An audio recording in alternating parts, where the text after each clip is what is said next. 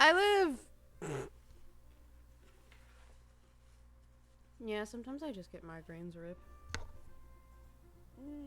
Hold on, my scarf is coming off a little bit. Okay.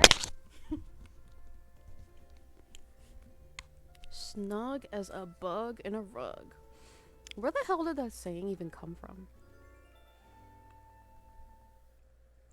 I'm surprised Magic Cat hasn't popped up yet. She might be I was almost said in another exam, but she finished her exam. She might be asleep, though. I mean, it's early for her to be asleep just because she always goes to bed so egregiously late. Um, yeah, she be going to bed at like 4 and 5, so I know 1 a.m. is not nearly late enough for her to be asleep, unless she's literally so dead tired and exhausted that she just like collapsed when she got home, which I can see. Or she might be in more pain because of her leg. I don't really know. I don't blame her for not coming on if her leg's bothering her. Hmm. I know I probably wouldn't be on here if my leg was bothering me. Okay. I'm trying to see which one of these looks good. There's a post on Our Paranormal that says, has anyone ever experienced anything paranormal during or after watching a scary video or show? And all I can think is, I don't even know if that would be a real experience, because wouldn't you just be hyper paranoid and vigilant at that point? Or even if it was real, wouldn't it only be because you were hyper vigilant and paranoid? And like more sensitive to those things? I don't know. That's what I would think. I would think that if you were actually scared, your brain might be in survival mode and just kind of blowing everything out of proportion. But, you know, that's my guess. Ooh, my fruit finally grew back in. Nice. We did finally pay the bill off. Thank fuck. But, oof, the price was a little steep.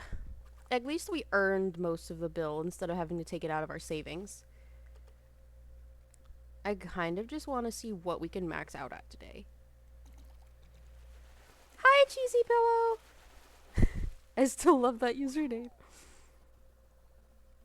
I'm honestly not particularly impressed by some of the new posts. Wait, do I have an axe? Oh, good, I have 3.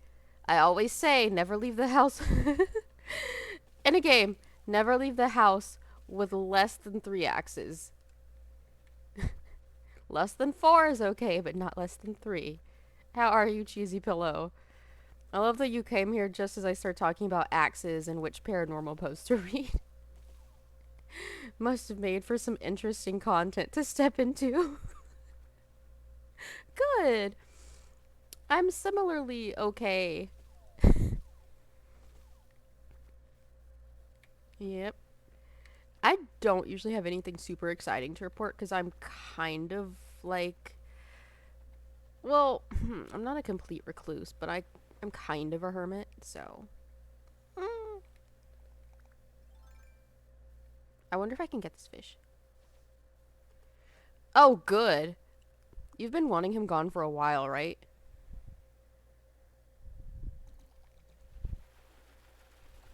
If I recall, you wanted him gone for a while. Unless that was someone else. Someone else was trying to get people off their island, too. I feel like hating the people on your island is such a common occurrence that sometimes when y'all talk about them, it runs together. Not because I'm not listening, but because so many people hate their residents. It's kind of funny, or at least it would be if it wasn't so awful for you.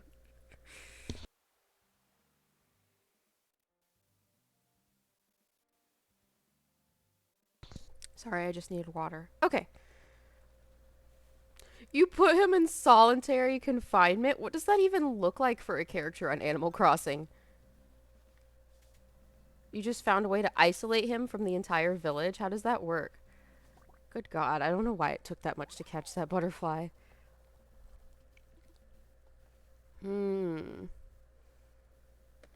What is it with people always finding handprints? I swear to God, every other day I see something about how there's a handprint. What are these ghosts doing? Finger painting? What'd you say? I really wish it would stop cutting your messages up into pieces, because it'd be easier to read. Everyone commits inhumane crimes in Animal Crossing when we don't like villagers. I love how you're like, Geneva Convention? I don't know her.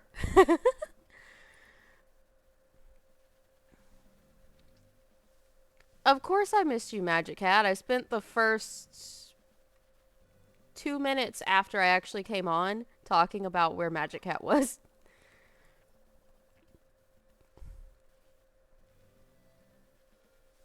Also, just for you, Magic Cat, I'm gonna read the little wet hand post. Who posted this? Downtown Loan? What on earth? That sounds like a loan shark handle. I walked into my kitchen around 7 a.m., found a wet handprint on the floor. That's kind of random. Why the floor? Everyone else is asleep. There usually is a heavy feeling in that particular area around 9 to 10 p.m. What could this mean? What on earth? That's so random. What? Just a random handprint. Okay. Ghost be finger painting. I'm curious to know what y'all do to your villagers, though, going back to Cheesy's comment. Inhumane crimes. Okay, I see. Indeed. Also, I'm sorry because I totally forgot to bring up Minecraft to my husband, but I'll do it. I'll do it tonight. I'll talk to him about Minecraft tonight. Just remind me. Today you got a lot of viewers and felt nervous. Yeah, that happens sometimes. I feel like we're the people who usually get between 3 and 5, and if we're lucky, 6. And then randomly 10 to 20 people will come on for a few minutes and you get really nervous. Yeah.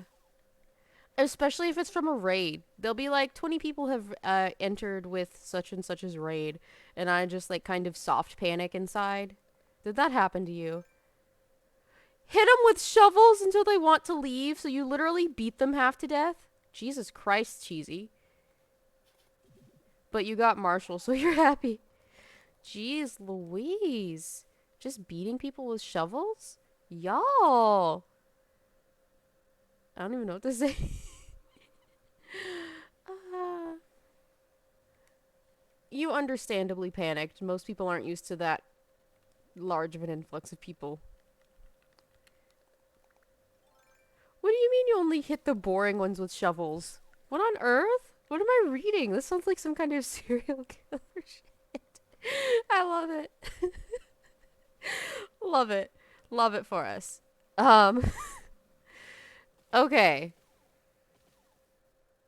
Mom wanted to go out and you have anxiety. That's normal. What do you mean it's Animal Crossing, so? Let's see. Wasn't there something on here I saw about a demon earlier? I'm sure Magic Cat would love that. Ah, yes. It's literally just titled "A Demon Attacked." um, by Zalexis 408 4 hours ago. This is for you, Magic Cat. I feel like I pick all the worst ones for Magic Cat. Rip, love Magic Cat. It says, I was asleep last night and in my dream a demon was helping my husband smother me. What the hell? Also, how do we keep picking up our workbench?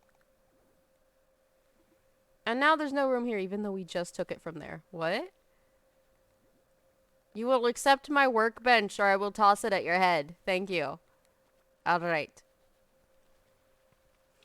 Wow, that's an intense dream already.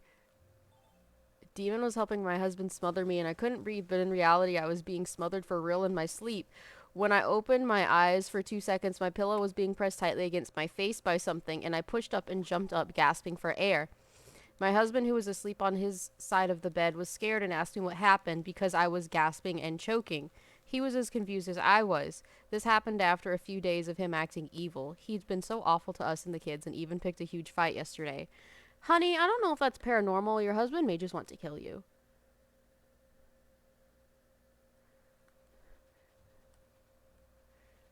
Hold on. What's it say? Took me a while for her to leave me by myself. Oh, your mom. Duh.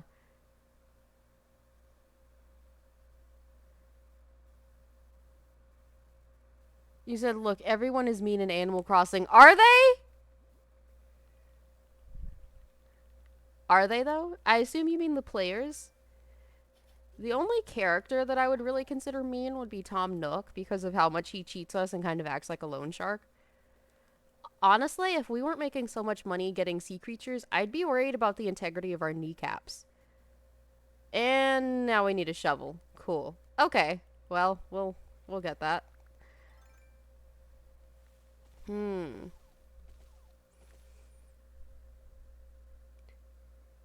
All right, let's see. I'm not reading the Ouija board one because I always think those ones are dumb. What do you mean we can't go home? Oh, I didn't see the one above it. Tom Nook won't let us leave. Exactly. He's technically holding everyone hostage, isn't he? You can literally never go back. Although, to be fair, considering that the amount of money that the person makes on the island is probably more than what they would make off the island, do we really want to leave? Like, yes, we have to live with Tom Nook, but also, as long as we pay our loans, he's happy to leave us with our money. Mostly because he's hoping we'll spend our money willingly on something of his. Honestly, he's not that different from any other capitalist, except he actually treats us better. I mean, we don't actually have to pay rent. We just had to pay off our house and then we were good. We didn't have to pay a separate fee for the land. We didn't have to pay a fee for planting on the land. We don't have to pay a fee for a fishing license. We don't have to pay a fee for a game license. Honestly, I think we're getting a deal. But also, we have to deal with the raccoon with serial killer eyes. So, you win some, you lose some. He does indeed still have serial killer eyes, and no matter how good island life is, it won't change that. Mm-mm. What'd you say? He's also a raccoon, that makes him different. And then Magic said, oh, leg's slowly getting better, I guess. Good. Good. I'm glad it's getting better. I was wondering if your leg was going to keep you from coming on, because I didn't know if it was hurting you. And Cheesy Pillow, yeah, he kind of did kidnap us. He kind of did take us here under a ruse. I'm not sure what him being a raccoon has to do with it, because they're not actually bad creatures. Let's see. Friend or foe, anyone with similar experiences. Oh, good, it's not that long. Let me just... I thought there was a locust over here, but... Oh, it's over here. Oh, nice, we actually got it. No, like, that makes him different from other capitalists. Oh, that's what you mean.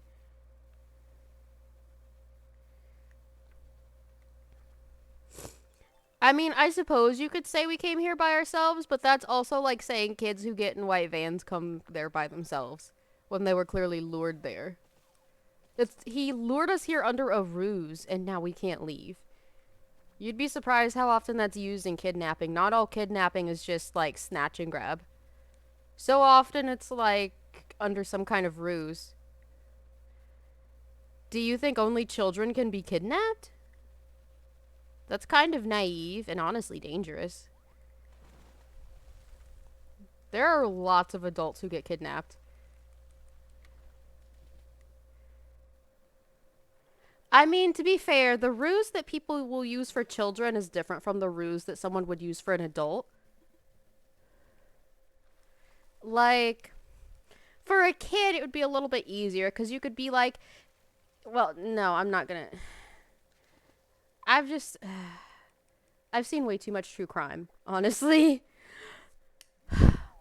I also watched a show where it was a parenting show and they did like experiments to see whether or not people's kids would actually stand up to whatever lessons they gave them about stranger danger and kidnapping.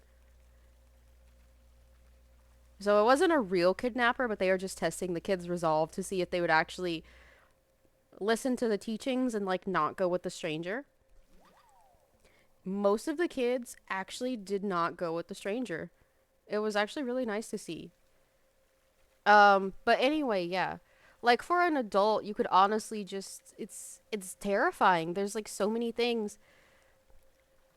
Like, especially for human trafficking, I've heard of people who will, like, act like they need help, and then once they get you alone, you're taken. And it could be any number of things like, hey, I can't find my daughter. Can you help me find her? Or them pretending to be disabled and like they need help. Or them saying they're lost. Or even a woman helping them and saying that someone's following her. Like, there's all kinds of ruses people use, and you have to be aware of them so you can avoid them. It's crazy because it's like, oh my god, can I talk to anyone?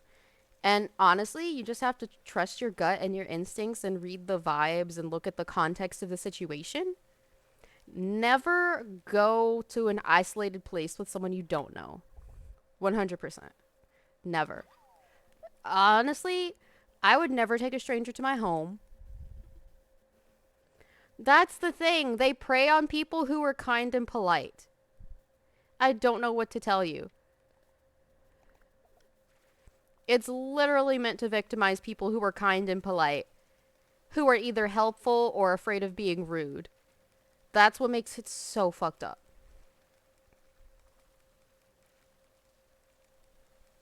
Like, there are literally people who have been like, hey, my dog ran off and I can't find it. Can you help me? Like, it's crazy all the ruses people have used. I'm not trying to make you paranoid. I'm trying to make you safe. Also, I just noticed the adult napping comment from Cheesy Pillow. It's a very serious subject, but I love the pun. Excuse me.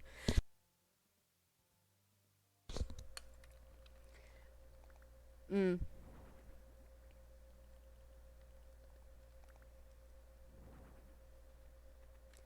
I don't think there's any country completely free of human trafficking unless it's very remote and like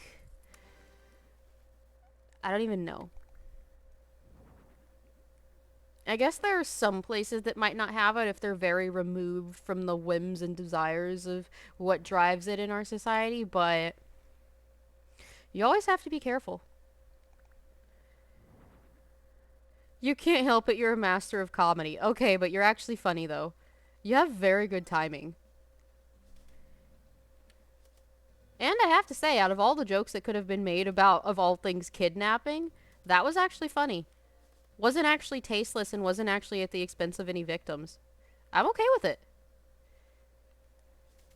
Jesus Christ.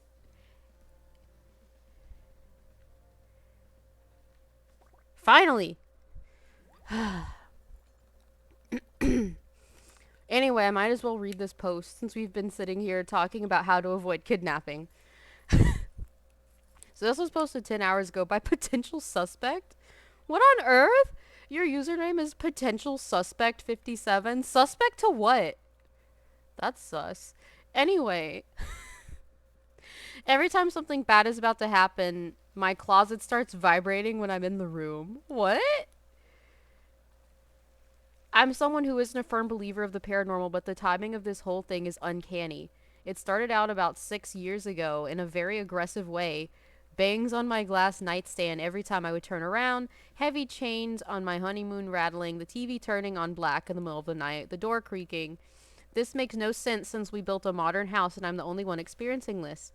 I made several ex-girlfriends terrified when staying the night, like it was always targeting them. These relationships ended horribly, BTW. Once these bad slash life altering events happen, it stops for a while. I don't feel negative energy when entering my room, and despite the inconvenience it brings, don't sense any ill intentions. What's the point of sending me warnings when I have no idea what's going to happen? So, I can't really answer the question of why are the warnings pointless. I don't know. Because I feel like so many times when people get warnings, they like, I don't know. It's like, what the fuck am I supposed to do with this vague ass shit? Because it's just like, this tells me nothing. This is nothing. It tells me nothing. What am I supposed to do with this? So, I can't really say that's an unusual experience. Just saying.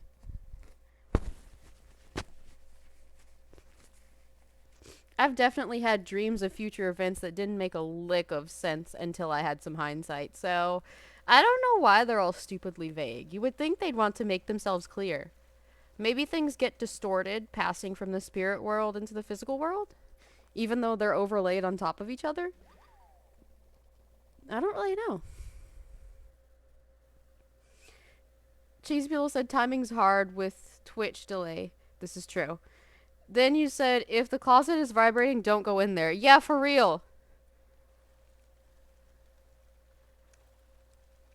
I don't have a specific reason of angel get possessed kind of thing. It's more like, well, that sounds dodgy as hell. I wouldn't go in there.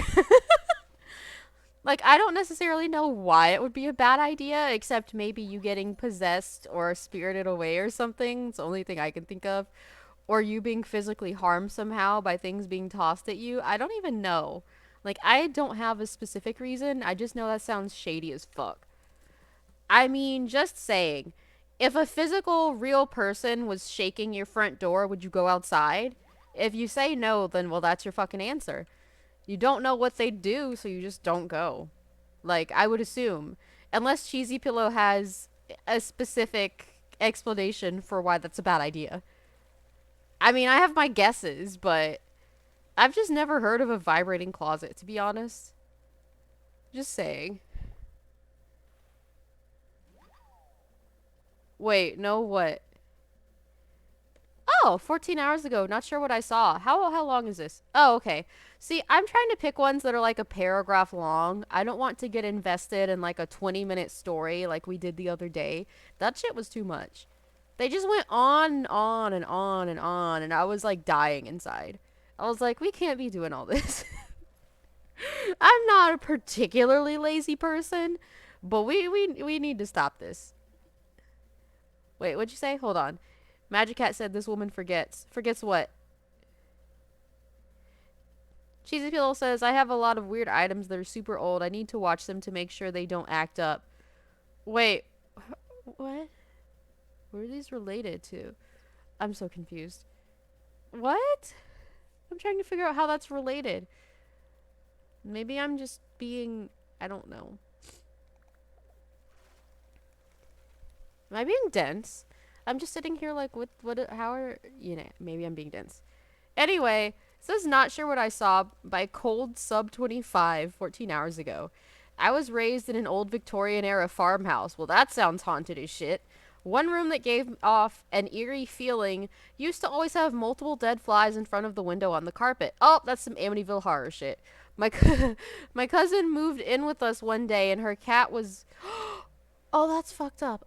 TW for animal death. My cousin moved in with us, and one day her cat was dead face down in the water dish while she stayed in that room, and it freaked us out. Yeah, that's freaking me out. My aunt and uncle stayed overnight one night in that room, and when we woke up, they had left our house at 5 because they felt extremely uneasy in the room, describing a feeling of something hovering and breathing on their faces. What the actual hell? I had to move my room into this room at age 14. Oh, hell no. One day I'm lying down on my stomach with my feet dangling over the edge of my bed. I feel the sensation of what feels like a dog's or cat's wet nose brushing against my feet.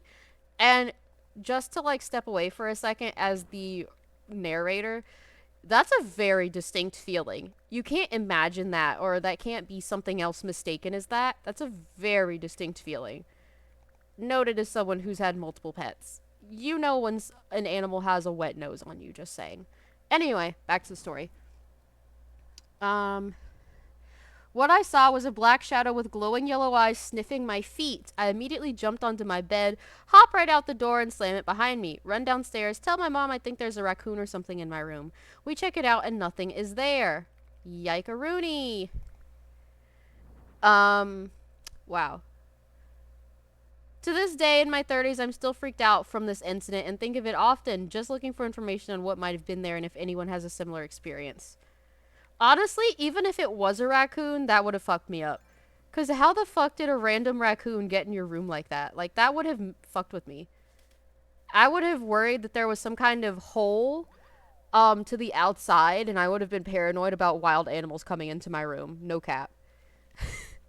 Like, that would have freaked me out.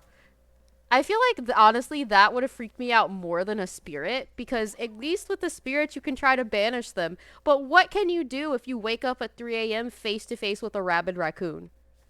Exactly. Just saying. Just saying. Cheesy Pillow said, IDK just thought of it and was like, a word soup. What?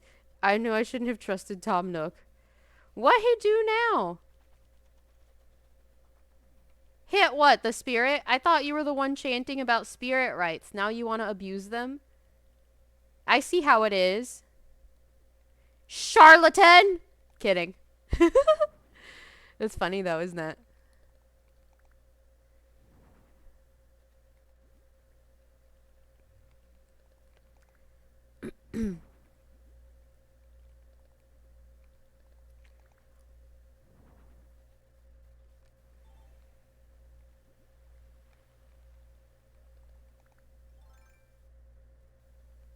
That story is just the plot of Animal Crossing. I... No? No, it's not. Tom Nook didn't literally drag us out of bed. Just saying.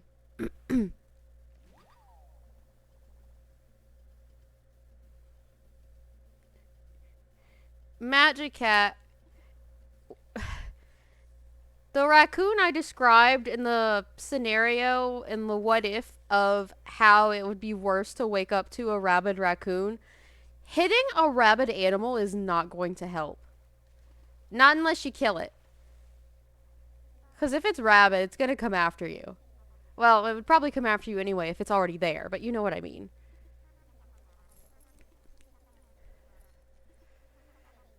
Wow.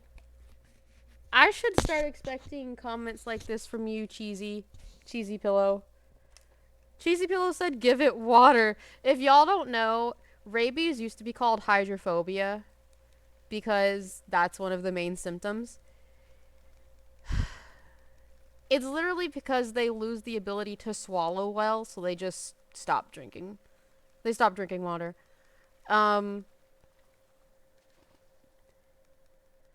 Wow, Magic Cat actually advocating for violence for once. Door to my sister's room keeps opening on its own. How short is this? Oh, good. Let's see. Posted by Crimson360, but it's Crimson spelled with a 1 instead of an I. Probably because Crimson was actually taken. You know how usernames are. Alright, so this started happening maybe 3 months or so ago, and has been happening in small phases. Usually when it happens a few times within a week, and then a few more weeks without anything. Okay? But basically, my room is across from one of my sister's rooms, and the other sister's room is near it, as well as the bathroom. So when the younger sister, the one this is happening to, falls asleep, she usually leaves the door completely closed, and there's no problem with the wood or latch or anything. And I can see the door and I can see the door closed because I often go to the bathroom or the kitchen at night after everyone has fallen asleep. However, there have been times where early in the night the door is closed, and later in the night I find that the door is wide open. After a few times of this happening, I got creeped out and asked the rest of the family if they are the ones doing this, and each of them promised they weren't. It just happened, and I'm likely going to put a camera outside the door to see what's happening. Is there anyone who knows what might be happening here? I mean, the things I can think of are not inherently supernatural, but some of them are way more horrifying than the others. Depending on how old you and your siblings are, my first thought is someone abusing her? Well, actually, my first thought was, is she sleepwalking? Second thought was, is someone abusing her? I didn't even think about the paranormal. Like, I suppose a ghost could be opening the door, because that's a thing they can do. But OP, you might find out some shit that you wished you hadn't found out if you put that camera up. But at the same time, it's definitely shit that needs to be, like, aired out in the light of day, so, you know. If it is something more innocent, like her sleepwalking, then you still need to know so she doesn't hurt herself. Because with sleepwalkers, they can accidentally hurt themselves. I mean, there are people who have eaten while they're asleep, people who've gotten ready to go to work while they're asleep, people who've driven while they're asleep. There are even people who started cleaning their house or killing people while they're asleep. Like, and you really don't want her to have to go down the stairs when she's asleep or half asleep either, because she could fall and, well, break her neck or something. Like, there could be a completely innocuous reason why it's always open. She could be sleepwalking. That doesn't mean it's a good reason, because sleepwalking can be dangerous for the sleepwalker. So, you said your cousin scares you when she started sleep talking. That's the thing. Sleep talking and sleepwalking are actually far more common than you think. And my very, very first thought was that she was sleepwalking. Before I even had the horrible thought of, oh my god, is someone abusing her? It was, maybe she's a sleepwalker. Because she could be. I've never sleepwalked, but I have sleep talked. I've also talked when I was semi-conscious and drugged, so... And that wasn't in English. Luckily, that didn't really scare anyone because they knew I was studying Spanish and Esperanto, so they weren't like, holy shit, this child is speaking in tongues. But yeah. What'd you say, Magic Cat?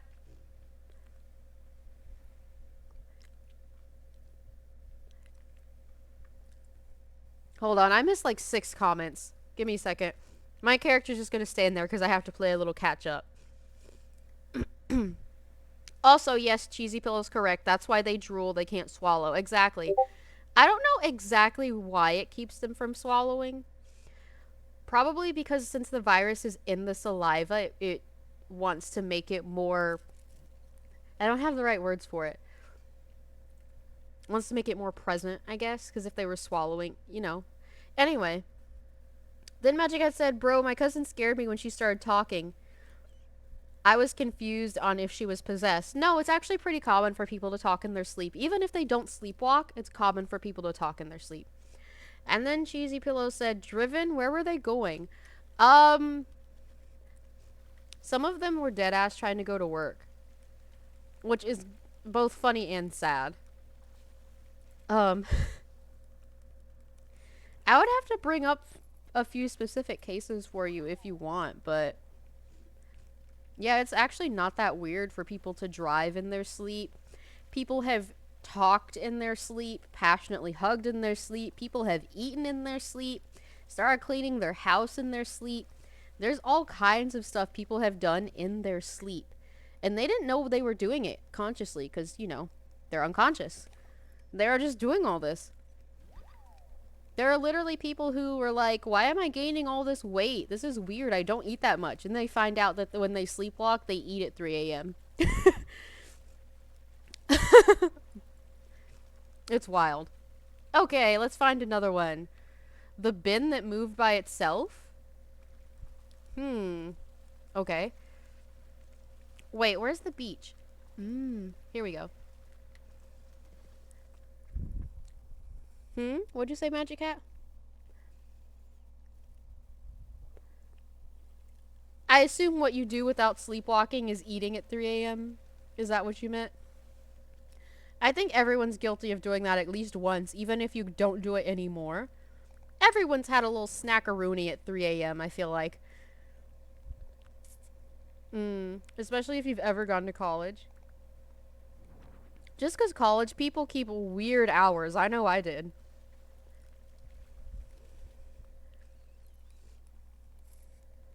Hugging, yes, hugging. Not really allowed to say what they were really doing. It really do hit different at 3 a.m., you're right. Okay, but yes, the bin that moved by itself by War Z14. Did they really name themselves after a zombie movie? Really? Sorry. Sorry. Being extra judgmental for no reason. A few months ago, I had an unusual experience that was completely new to me. Although I had always believed in the existence of ghosts and the paranormal, I had never encountered anything of the sort before. My room is fairly small, and one morning as I hurriedly got out of bed, my foot accidentally knocked over the bin, causing it to fall on its side. Pressed for time, I didn't bother picking it up and left the room. Later that evening, feeling a bit tired, I entered my room and lay face down on my bed with my head in my pillow. At the opposite end of my room, there was a radiator next to a large plastic tub. Okay, earlier I had stepped on the tub to reach something in the wardrobe, causing it to collapse and shatter. However, I had left the broken pieces there without bothering to clean them up. Okay, that sounds relatable. When you're so tired, you literally just can't be bothered. That's relatable. Okay, anyway, while laying on my stomach with my head buried, I suddenly heard what seemed like a cracking sound, as if something was walking all over the shards of plastic. I clearly heard it but dismissed it, assuming it was the sound of the radiators heating up and the plastic cracking. I didn't move and continued to rest as I was, but after the sound ceased, I reconsidered and told myself that if I heard it again, I would quickly get up to investigate. I remained awake and in the same position, and it wasn't long before I heard the cracking sound again. I swiftly turned around and moved towards the foot of my bed, where I witnessed the bin which I had knocked over in the morning right itself. I was shocked but not frightened, so I grabbed the bin and shook it. At the time, I didn't think much of it. There was another freestanding radiator near the spot where the bin had fallen. I rationalized the incident by assuming the bin had been squeezed by the other radiator and had somehow popped back upright. What in the physics? However, the more I think about it, the less plausible that explanation seems. I'm not well versed in physics or anything, but it doesn't appear possible for there to be enough tension between the bin and the radiator to cause it to spontaneously return to an upright position. Okay. Fair. What are your thoughts on this? Freezes because I don't know what to say. I don't know! I don't know what to say.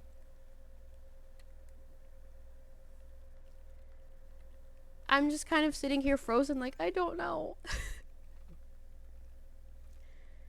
Magic Hat says nice ghost. Like, I guess. I don't know. You just imagine being haunted by the ghost of your grandmother and she's just literally picking up after you even in the afterlife. Bro. Or depending on where they are, I suppose it could be something like a brownie. You know, one of the little fairies that cleans your house. I'm sure other cultures have house cleaning spirits. Because I don't think physics quite works that way. I can't think of, especially if the pressure's not right and they're not even making contact, like, I don't know how the physics would work. You heard brownies. You are correct. I said brownies. That's just what they're called. We talked about them before. They're these little house cleaning fairies. House cleaning fae. Pretty sure they're fae over spirits. Let me...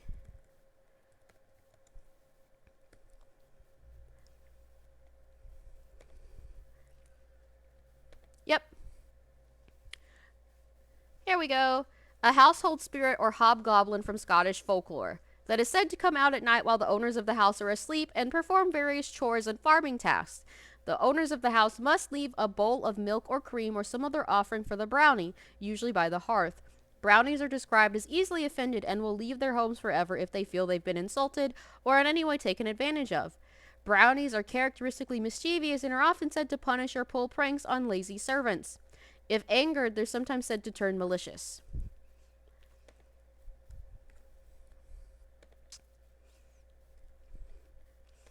I honestly don't know why you would snub it. Someone is willingly cleaning your house for free. All they ask for is some milk or food every once in a while. Why on earth would you offend them on purpose? Makes no sense. Anyway, here's a link to the Wikipedia. But yes, it makes no sense to offend someone who's willingly cleaning your house for free and doesn't really ask for anything in return. Yeah, it's a little strange. Couldn't be me. I wouldn't mind help cleaning my house. I don't really mind cleaning my house, but at the same time, someone's willing to help you for free? Come on. Come on. Especially if you have kids. Do you know how hard it is to clean with kids? Ooh, things in my house keep disappearing, this one says. It's from 7 hours ago. Ecstatic Jaguar? I absolutely love y'all's usernames.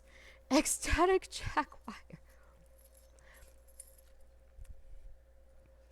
Things in my house keep disappearing. We moved to the house we're in now in 2020. It isn't a big house, just 2 bedrooms and 2 bathrooms. Okay, yeah, that's not particularly big. At least, I will say in the Americas, or at least in North America and parts of Central and South America, that's not a particularly big house. That's tiny. Especially depending on how big the rooms are and how much square footage the entire house is and how much land it sits on. That's really not a lot of space. Anyway, since we've moved here, several things have gone missing. The first thing that went missing was a bag of wooden ornaments that I ordered off of Amazon. I figured I'd just accidentally thrown it away. It's kind of weird. The next thing that went missing was a paw print on a postcard. It was from my daughter's dog that had recently passed away. I thought maybe I accidentally threw it away. You keep thinking you're accidentally throwing shit away, but I feel like this wouldn't happen this many times. There were a couple of other things that went missing, but more recently I had ordered some tiny clay pots for my fish tank. Okay. Now these had some weight to them, so I can't imagine I would accidentally throw them away. However, when I went to get them to fix my fish tank, I never found them.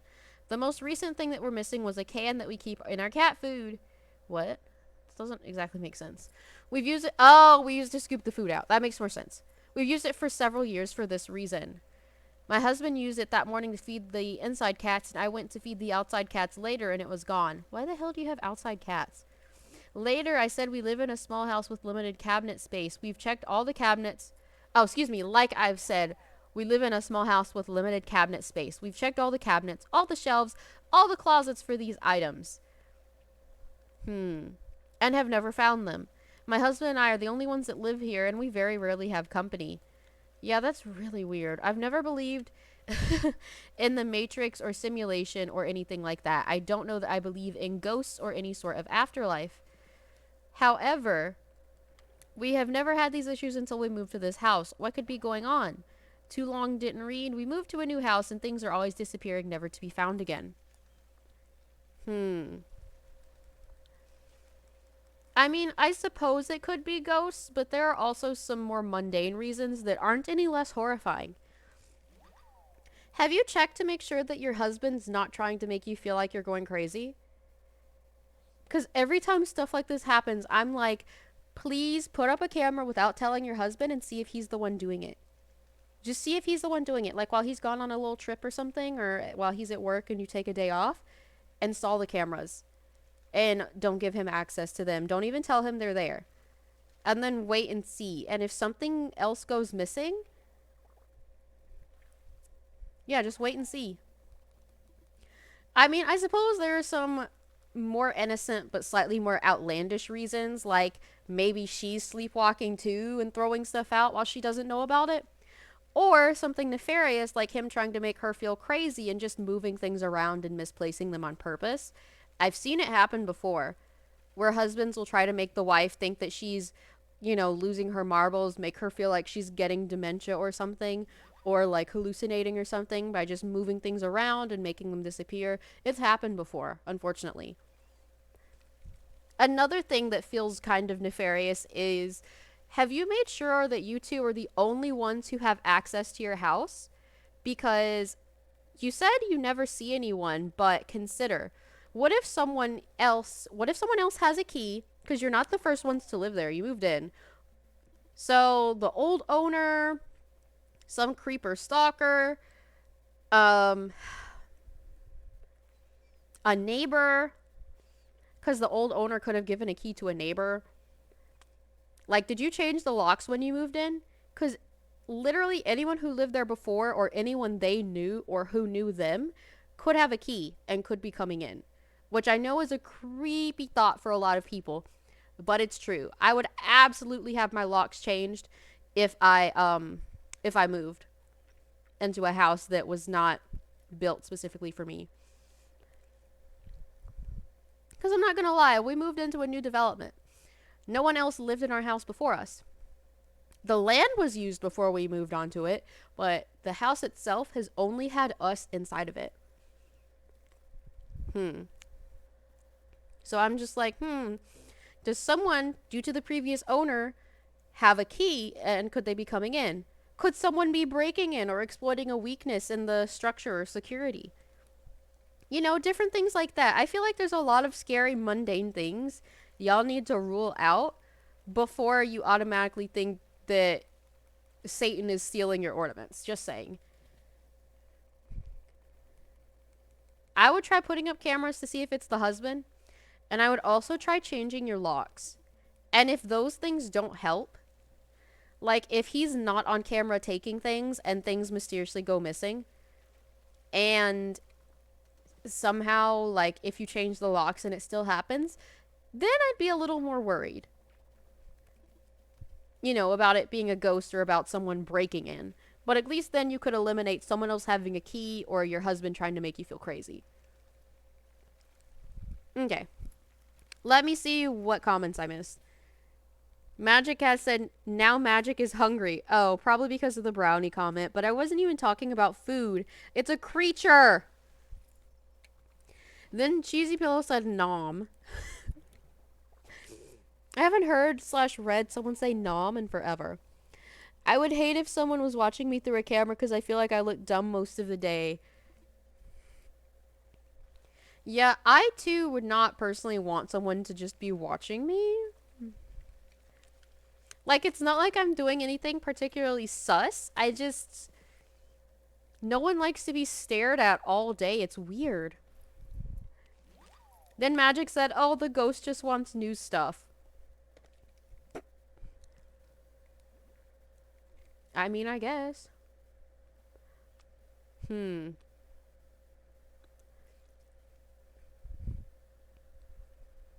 Doorknob rattling. How long? Okay, it's not that long. Verdi go go go. I really love some of y'all's usernames. So it says, I have a few stories. I've been dealing with paranormal experiences / entities for as long as I can remember. If anyone is interested after this, I can post more. Not my earliest experience, but one of the more prominent. I was around 11 to 13 and was home by myself late into the night. Parents were out for their anniversary. Wait, pause. They left you alone at 11? Huh. Maybe my mom was just being really controlling. Because she would, you know, do a bunch of weird, controlling, narcissistic BS. I can't imagine being left alone at 11. Anyway, I was watching TV in the living room when the front doorknob began shaking like someone was trying to force their way in. I ran to my parents' room and grabbed my dad's shotgun. You're Southern, aren't you? Or you live in the country. When I made it back to the living room, the doorknob stopped shaking. I opened the door and searched with no one there. With the size of my yard, no one would have been able to run or hide that quickly between the end of the shaking and me opening the door.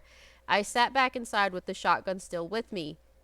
Almost immediately, a doorknob to a room in the house began shaking violently, and I grabbed the shotgun and opened the door, thinking someone got in through the window. There was no one, and the window was down and locked. This room had a door connected to the bathroom, and its knob began shaking. Are you really they're playing musical knobs with you and you're just following them through the house? The knob to the door behind me started shaking and so did the front doors and then the back doors as well. What the fuck? Every doorknob in the house was shaking at once. I was so freaked out I ran outside and sat at our picnic table for a while until the shaking stopped. I sat in the house only because the mosquitoes outside were horrendous and I guess fighting them for an hour made me angry enough to face what was inside. I was left alone for the rest of the night. But not my last story from that house. I love that they were like, I got so pissed off that I had no fear in my body. I love that. When you're so angry that you can't be afraid. Because there's too much anger in you for anything else. Love it. So, Leave Lex Alone said, I had a ghost that stayed at my house for a few months that would always jiggle the front doorknob. I ignored it, but my entire house started. I've left and let the mosquitoes have me. Verdi said, at this point I've already seen and heard so much that I wouldn't say I was used to it, but the shock and fear would eventually wear off. I love how at first they were anxious, but now it's literally same shit, different day, and they just don't care anymore. They're like, it's old hat by this point. Literally can't make themselves care.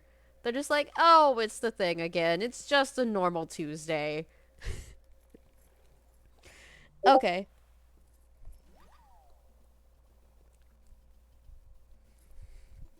What in the hell are y'all talking about? I love that you just went off on this tangent. So, Cheesy Bill said, yeah, maybe Satan thought your ornaments were pretty, you know. Magic Cat said, wouldn't clay melt in hell? I mean, first of all, the ornaments weren't made of clay. They specifically said they were wooden. Um, Second of all, why did you fixate on that? Cheesy Pillow said not if the ornaments are good enough. Magic Cat said wow. Then Cheesy said if it's too pretty it won't melt, because somehow that makes sense.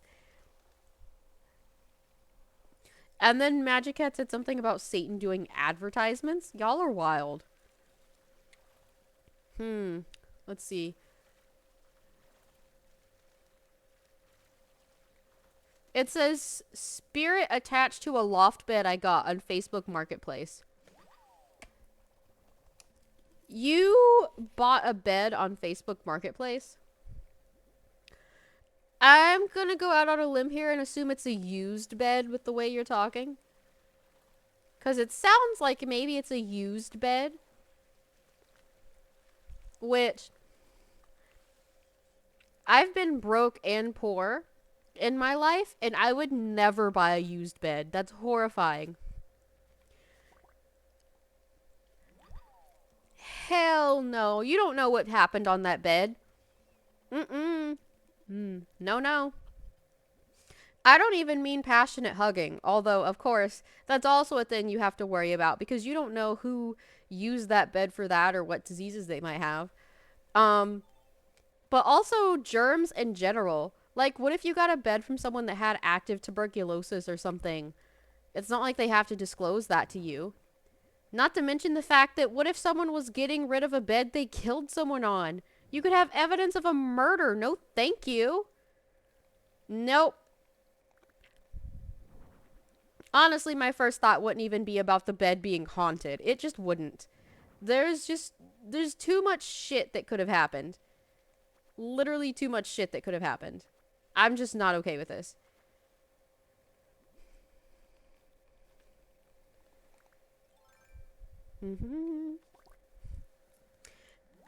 I'm dying over Cheesy Pillow saying Casper the extra friendly ghost after Magic Cat said ghost getting kinky. Stop. Y'all ain't right. Y'all ain't right in the head. Oh my god. Okay, let me just read this because y'all are adding extra spiciness to this that was not there. This story happened at least 6 years ago when I was 10 years old. They were 10 years old. How do you feel now? Anyway. I lost my place already. No, I lost my place reading. Hold on. I begged for a loft bed so I'd have more space for my things, and eventually my grandma gave in and bought one for me. One night I woke up drenched in sweat and with all my blankets removed. As I laid in my bed, I heard a deep growl coming from underneath me. I still have no idea why, but there's a possibility that my brain could have made that noise as I came out of a deep sleep. I suppose. I laid there staring at the ceiling in horror. Okay. I listened for another growl that unfortunately never came before I felt ballsy enough to investigate my room. I lowered my head over the railing. That's some horror movie shit. You never lower your head over the railing. See, that's how you get dragged underneath the bed and murdered. Nope. Anyway. Lowered my head to scan the railing below me, but there was nothing out of the ordinary. This is the point in a horror movie where it would get him from behind. Or he'd slowly raise up and it would be face to face with him. Or something. Like, y'all know what horror movies be doing. The next morning, I told my grandma about what happened. She handed me a rosary and instructed me to hang it underneath the bed to ward off whatever growled at me. I did, then went outside to play. I came back hours later to find the rosary on the floor. I knew I secured it tightly and there was no way it could have fallen on its own. I picked it up and put it back, hoping that it would stay this time, but it didn't. It fell twice more. I tried to find better ways to hang it, but I always found it on the carpet after I hung it up. Eventually, I came home from school to see it broken in half on the floor, two pieces at least a foot from one another. This incident spooked me for a while, and we sold the bed when I was 12. Jesus Christ, okay. They really went hardcore for this, huh?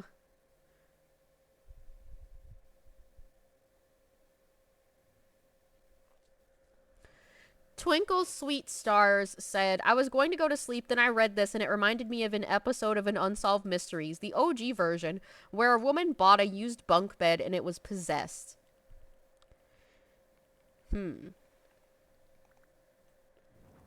Dying over Magic Cat calling the ghost rude.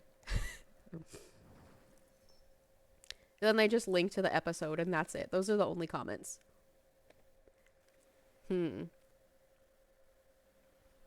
I mean, at first I would have thought it was a coincidence, but the fact that it continued to fall no matter how or where he hung it kind of makes it suspicious.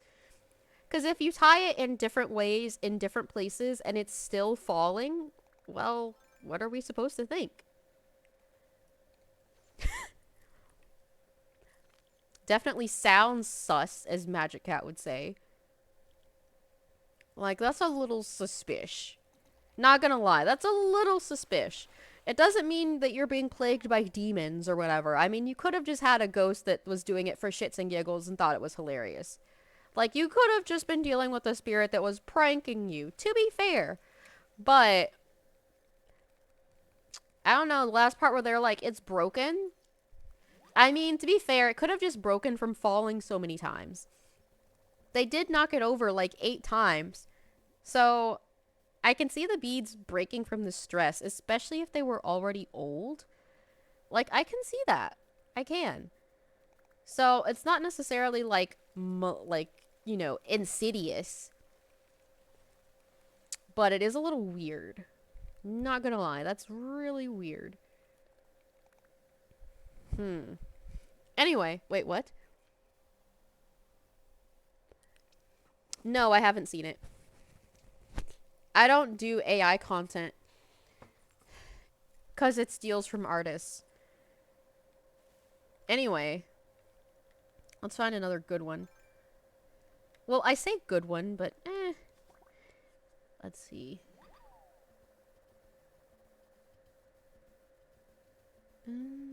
Float tanks in the paranormal? What?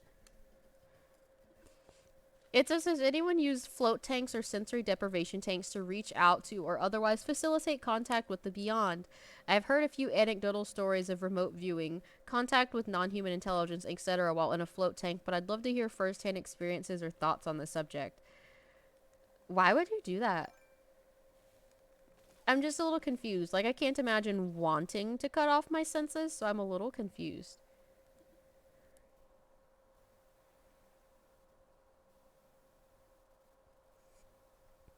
You said, no, not magic.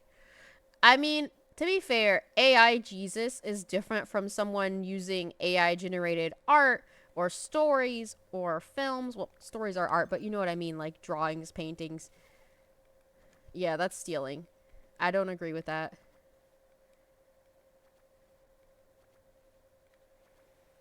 I would absolutely lose all respect for someone who uses that, to be honest.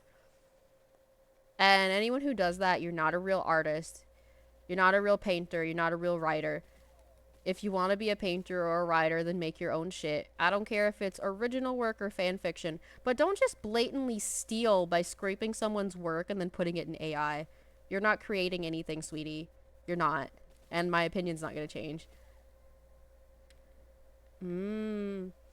I haven't even heard of it till you brought it up, but I definitely won't be watching. Not even Seinfeld deserves that kind of disrespect.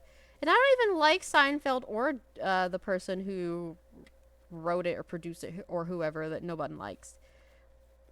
Like, I'm not even a fan of theirs. I'm not even, like, on their side or whatever. I just feel like not even Seinfeld deserves that respect. And I don't even particularly like Seinfeld.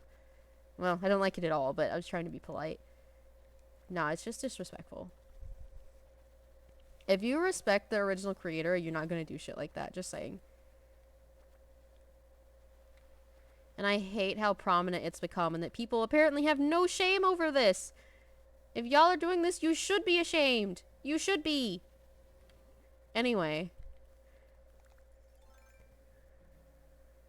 Kit was driving, wrote that last post, but like, what on earth?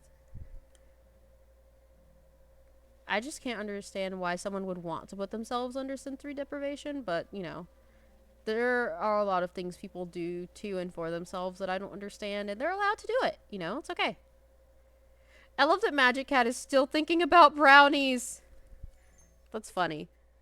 I guess it could be like a deep form of meditation, but a meditation that denies the senses. I have no clue. Why are ghosts in the bathroom? Ghosts are weird, apparently.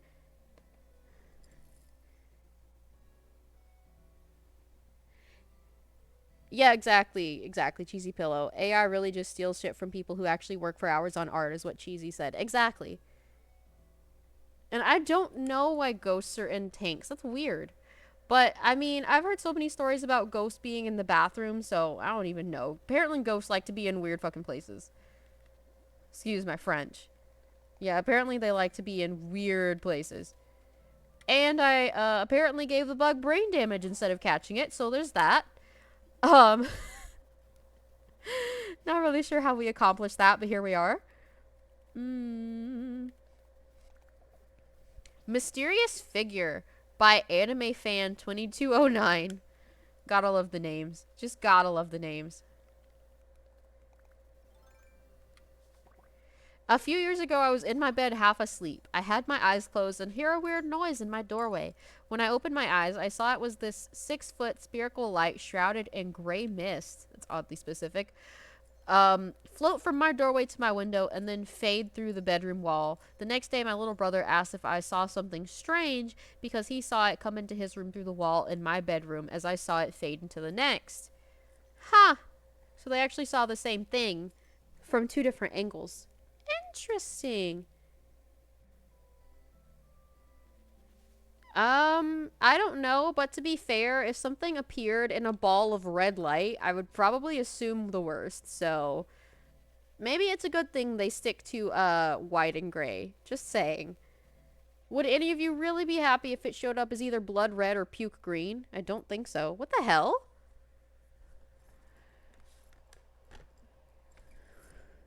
Why did it just randomly cut off?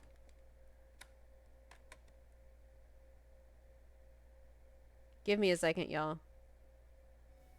There we go. I don't know why it did that. That's weird. Fuck off. Magic Hat said the ghost canceled me. I don't have ghosts at the moment.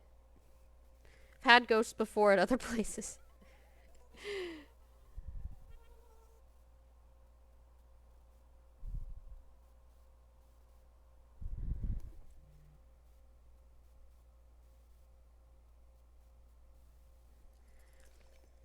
Also, what are you saying you already explained?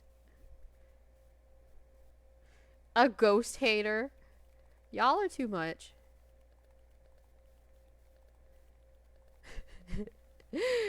Ah. I don't think I've said anything particularly offensive to the living or the dead, so I don't know why I would be targeted. Just saying.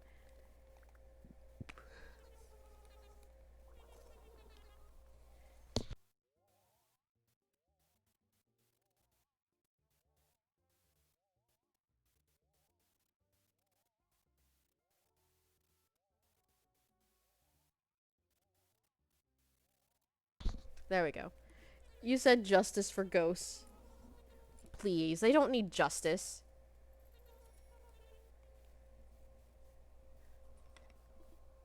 Ugh, itchy, itchy eyeball. Ugh. Cheesy Pillow said bathroom ghost heard me.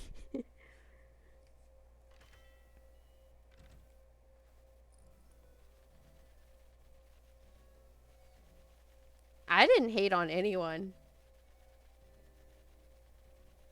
But this reminds me, I feel like everyone probably has this story about how such and such bathroom was haunted. But I remember being in an elementary and intermediate school. And I remember them saying that like this specific bathroom in this building or this part of the school that it was haunted.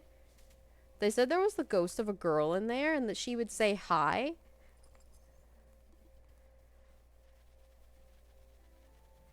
Yeah.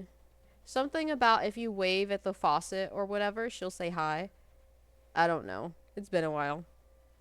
Child, that was so long ago. It really was a long time ago, though. I'm not even kidding. Well, for me, it feels like a long time. I don't think anyone particularly thinks of 11 as an age they remember well. Hold on.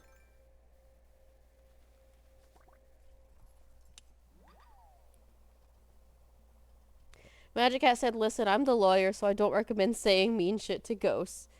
Pervert ghost is one of your mostly used words, so I mean, if they didn't want to be thought of as a pervert, they shouldn't have specifically chosen the bathroom.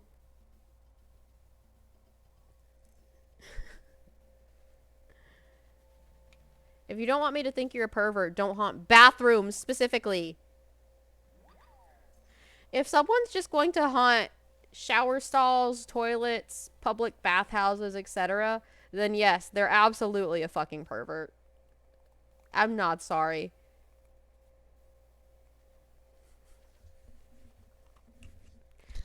What kind of ghosts only haunt bathrooms and changing rooms and such? I'm automatically going to think you're a pervert. Just saying.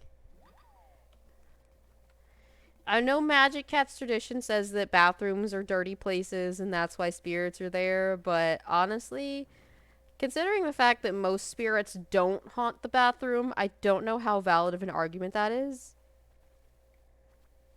Like, if you think about it, most spirits don't haunt bathrooms. Most spirits are in places of like trauma or pain or loss, grief, anger, sadness, etc. Or sometimes things can happen purely because there was a lot of bad energy in the house and there were spirits that gravitated toward that, you know? Cherry hat, really? I don't need a cherry hat, I need cherries.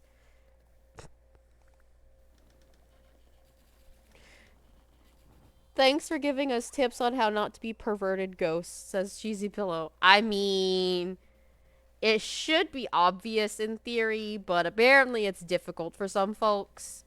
How was it sus? Wait, what is this? Ooh, nice. I don't particularly feel crazy about them calling us thirsty anything, but it said knowledge thirsty, so at least it's something innocent.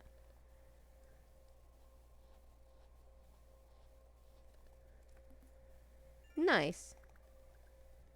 What's the next one? 100? Yep. The next one after that's probably 200.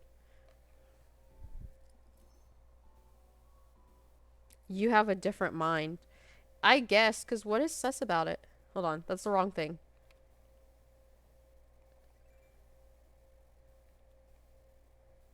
Honestly, at first I thought they were boxing gloves, which is still innocent. I was like, why are these weird boxing gloves here? Then I read it and it said cherry, and I was like, eh? Yeah, I guess I do, because I'm just like, what's sus about them? They look like they look. Are you saying my mind is more innocent than yours? Because I don't see anything wrong with it. It's just there, doing its thing. You know? Yano?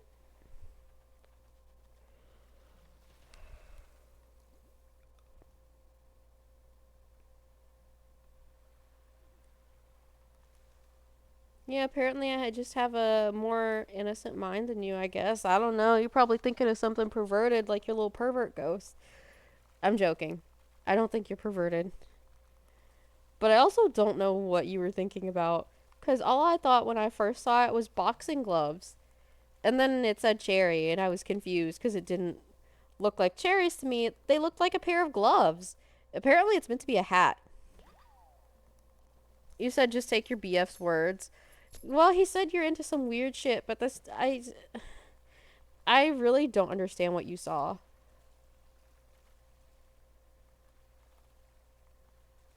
You might have to Discord me. I don't understand.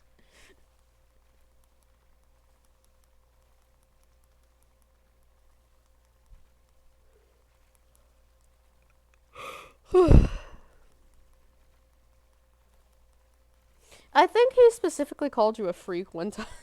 And I'm just like, don't talk about them like that. But I have no idea why he said that.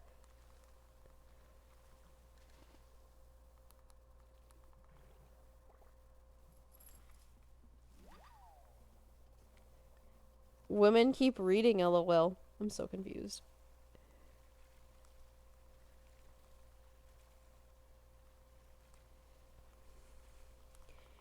Honestly, the people that usually talk are Aeon Razdani and Magic Cat and me and Mystical Dragon will talk every once in a while.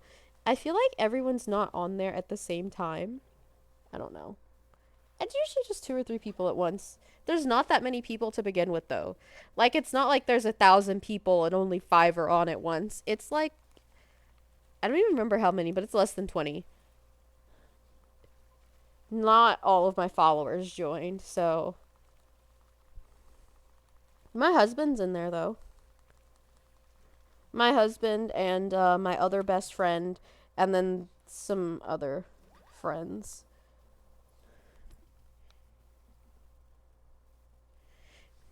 A rude devil. I say nice things, and he says I'm into freaky shit. I don't even know if he's serious or not, because I don't know those things about you. And frankly, I don't know if either one of us would be comfortable with me knowing those things about you. So I just kind of have to take one of your words for it.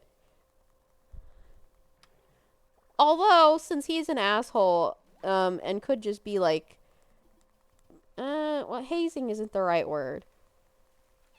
But he could be just making stuff up about you just to like tease you. So I don't really know. Oh, you said can confirm, lol. Oh.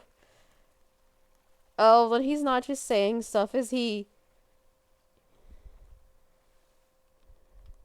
So he isn't just saying things, you're actually weird. Which is okay. It's okay to be weird. It's okay. You know, being weird's okay. It's cool. Um,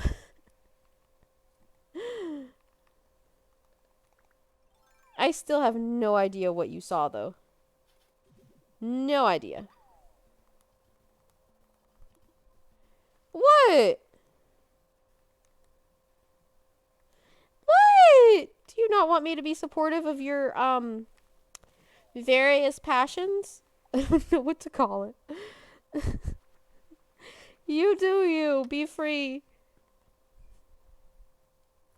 Be free. Are you not?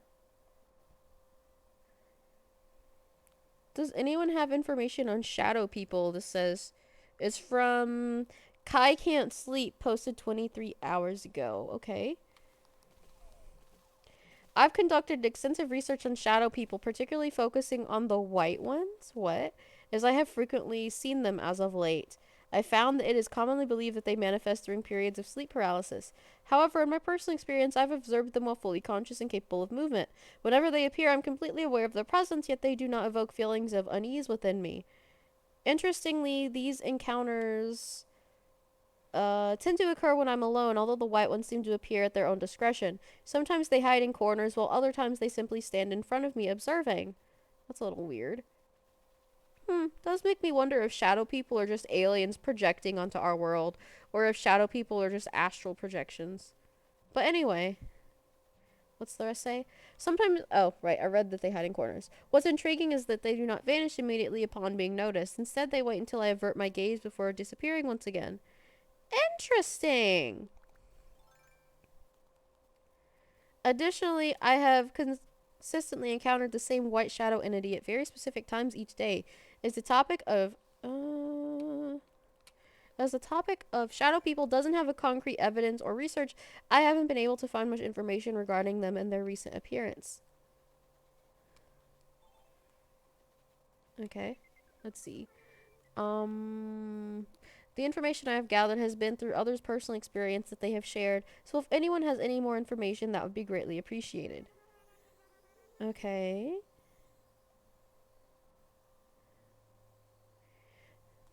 So Lima Bean said, I've seen several, but not a white one. Can you clarify what you're seeing when you see a white shadow person? Yeah, because that doesn't quite make sense. The Angry Joe said, all I know or heard of is that they don't like when you're angry. They want to scare you, so when you're angry, they get scared. Not sure if that's true. Holiday Narwhal said, it might be. I had one hovering over me once about 20 years ago, and instead of freaking out and being scared, I got mad and asked, who the fuck are you? It peacefully flew / glided out the window above my head. I felt kind of bad, but hell, don't hover over me when I'm asleep, lol. Lottie Cat said, I used to have a friend who would see shadow people everywhere. Started when she was in her teens. Once we were walking together and I saw a dark kind of blur across our path right in front of us. We both stopped suddenly in our path and I asked her what it was. She said it was a shadow person who just ran in front of us. It looked the height of a child, apparently. The fact we both saw something, me only seeing a brief dark color blurred, her obviously seeing something a lot more detailed, tells me it wasn't some sort of hallucination and that she was telling the truth of what she could see. They were literally everywhere living amongst us. She said sometimes when you see a miniature wind tornado swirling leaves around, there's sometimes a shadow person in the middle of it, and she thought they were somehow causing the wind. So maybe the shadow people are just fae, because as a witch, I've heard people talk about how that's something to do with the fae. Anyway, we're not in touch, so I don't know if she still sees them. I wonder what they are. Are they ghosts or maybe an interdimensional being? I really don't know, but I'm very curious about the topic.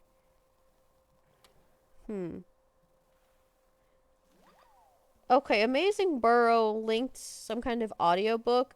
They said listen to A Walk in Shadows, A Complete Guide to Shadow People by Mike Rixicker on Audible. I have no idea if that's a legitimate link or a real book.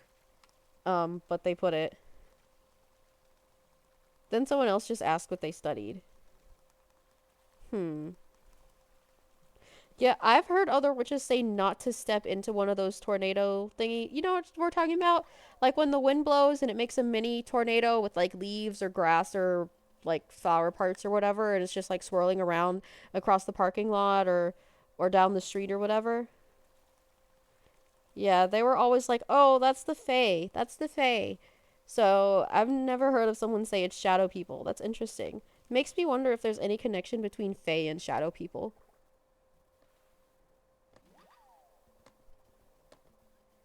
Hmm.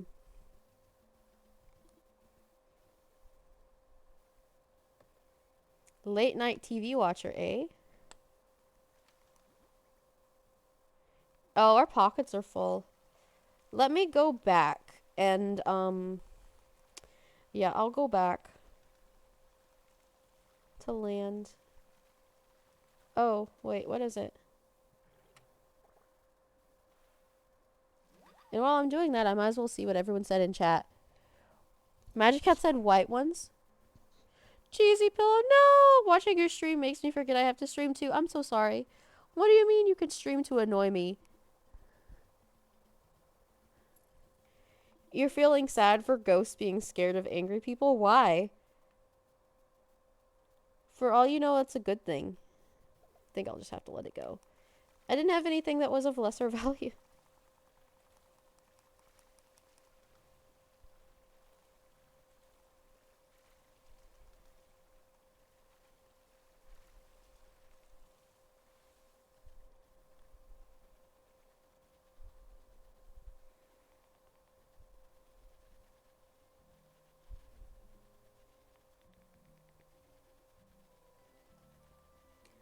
Yeah, I'm gonna go right over, sell this, then go back, get the other stuff, and sell that. Let's see. It's under the debunk this. Posted by One Travels Far 1 day ago. Okay. Years ago, I lived in a cute little spot in a benign, safe neighborhood. The spot was recently built, 1 to 2 years old, and I was thrilled to sign a lease in the area. Okay. My residence was basically the size of a studio, but with a walled off bedroom. All the neighbors were great, everything was excellent, but from the day I moved in, I was not at ease. Oh, okay, Cheesy Pillow. Well, thanks for stopping by anyway. I really appreciate you being here. Have a good stream.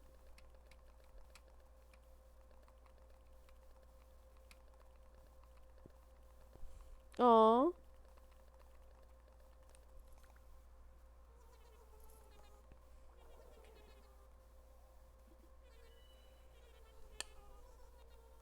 Nice.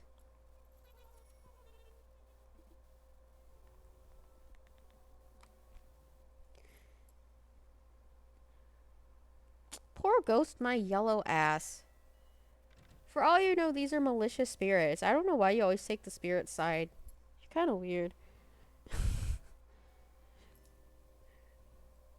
Okay, late night TV watcher. Alright, I read the first paragraph. I've always been solitary and lived, stayed, and camped in some more questionable places. Questionable. Does that mean illegal or just like vaguely haunted but nothing happened? Some questionable. Yes.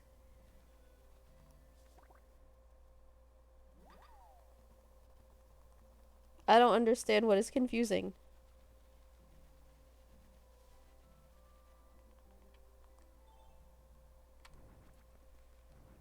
Let's see. Questionable places. So I couldn't put my finger on why a trendy, well-built new residence would give me a feeling of dread and discomfort. Perhaps gentrification? I don't know.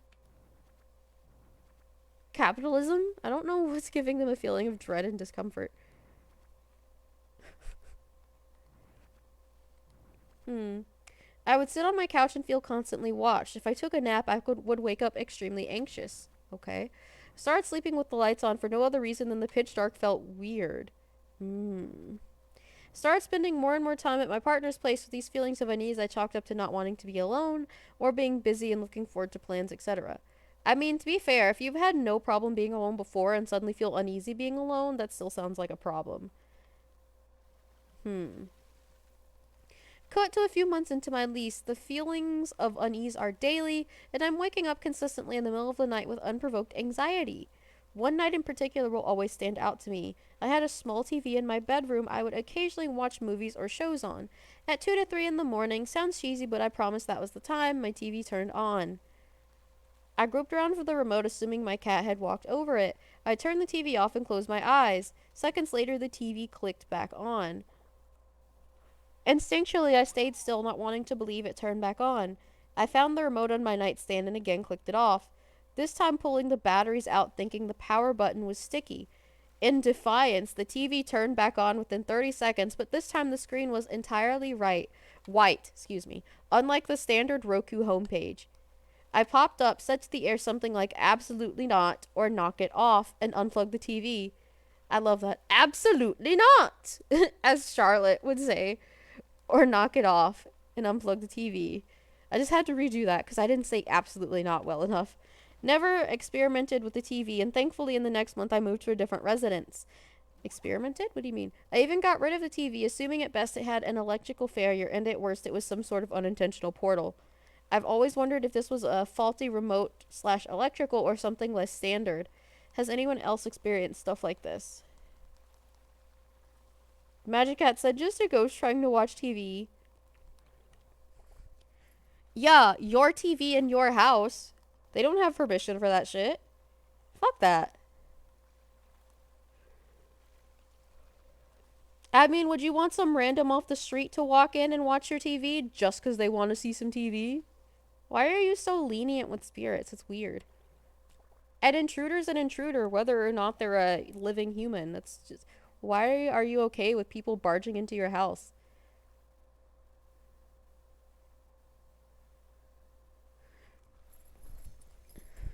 What do you mean you want to play? I'm only being half joking, but you're gonna get possessed someday talking about wanting to play with random spirits. Just saying.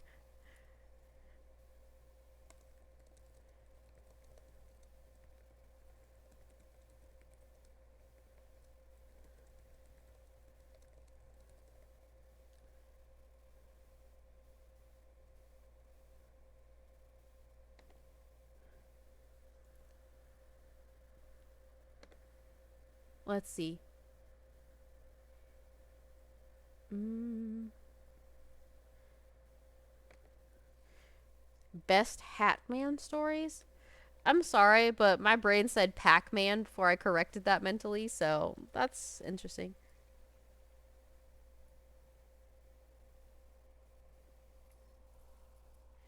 Oh, I thought you meant you wanted to play with ghosts because of when you inserted that into the conversation. Because the last thing you said was the ghost was just trying to watch TV, and we were talking about ghosts, not anything else. I assumed it was related because that's where it was inserted. You said, no, you want to play. I'm talking about games. What games? Sorry, it just felt a little random. Then you said, you called yourself a puss again. Is that just by hearing random stuff? I guess you mean the stories make you paranoid or something, maybe?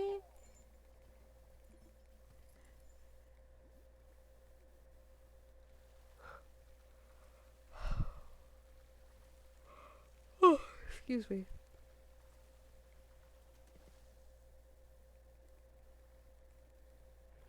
Hmm.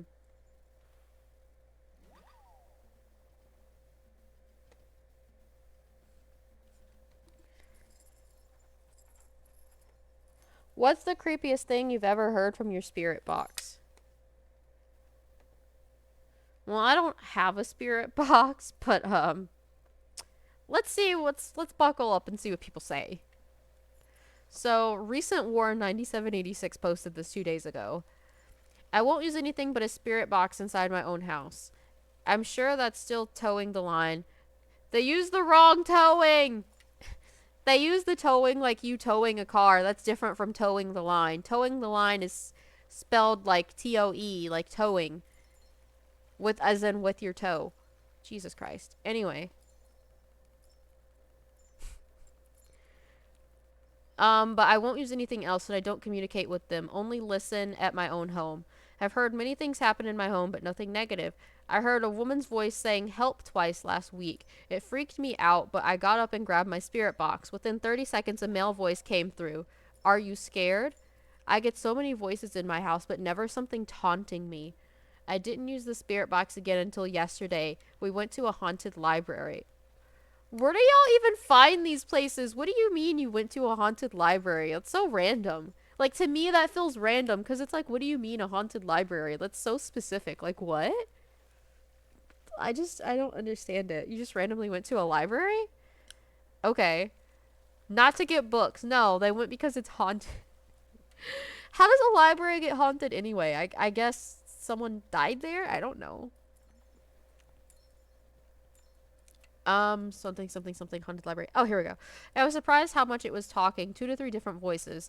It sounded silent for a second, then the creepiest giggle like a horror movie toy, and you burn the toy box instead of checking it. I don't understand how my spirit box was dead silent until the giggle ended. I've never had that happen where I was confused if the sound was around us or if it came from the box. Even if something is saying a sentence normally, it will still have the switching sound a little bit. Has anyone experienced this? Magic Cat would have pissed their pants, or excuse me, her pants.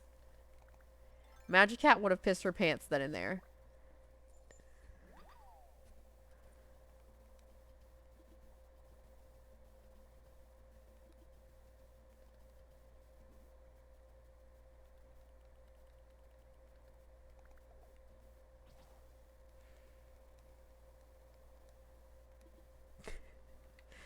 What? So your boyfriend's allowed to say that you're into weird kinky shit, but I can't express the true fact that you're literally terrified of the smallest, most benign spirit. And then you flip around and try to protect them even when they might be malicious. I really don't understand you. You flip between all spirits need to be protected and, that sounds evil, I'm scared. You can't make up your mind.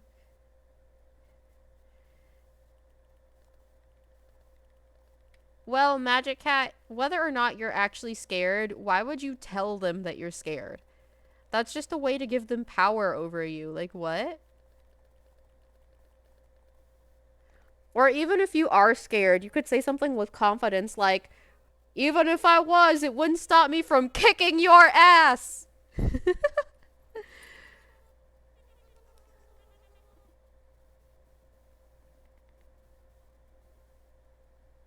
You don't know if you'd be able to say anything. Fair. I feel like that would freak out a lot of people. No one's commented on this post, actually.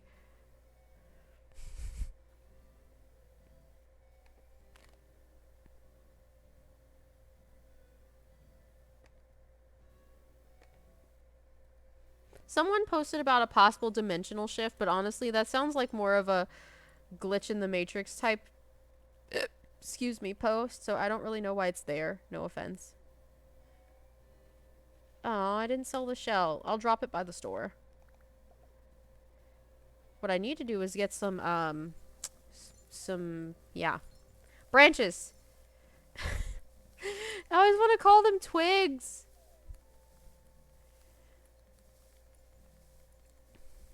Ghosts in the ocean?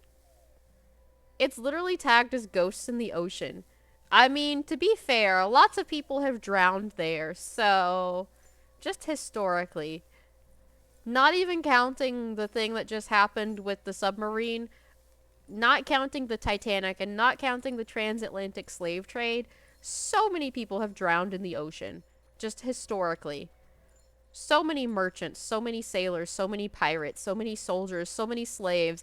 So many people have drowned in the ocean. Yeah, the ocean probably is haunted. Just saying.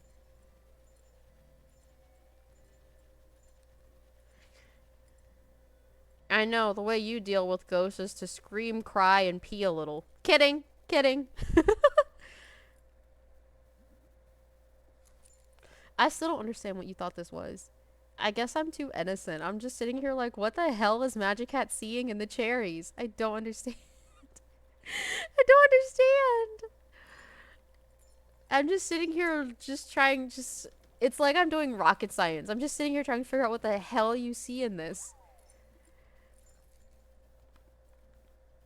It says, with this submarine disaster, I think of the Titanic and all of the unrest and disturbance that occurred there. Okay. Okay. Do you know any stories about ghosts living in the ocean or any paranormal ocean-related activities? I don't know about the ocean specifically being haunted, but I can definitely see why boats would be haunted. Just saying.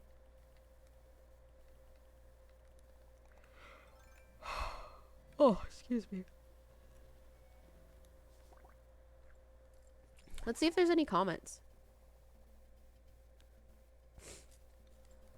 The Feels 97 said, look up sailor stories. Sirens, ghosts, banshee. As long as people have been sailing, there have been these stories. Fair.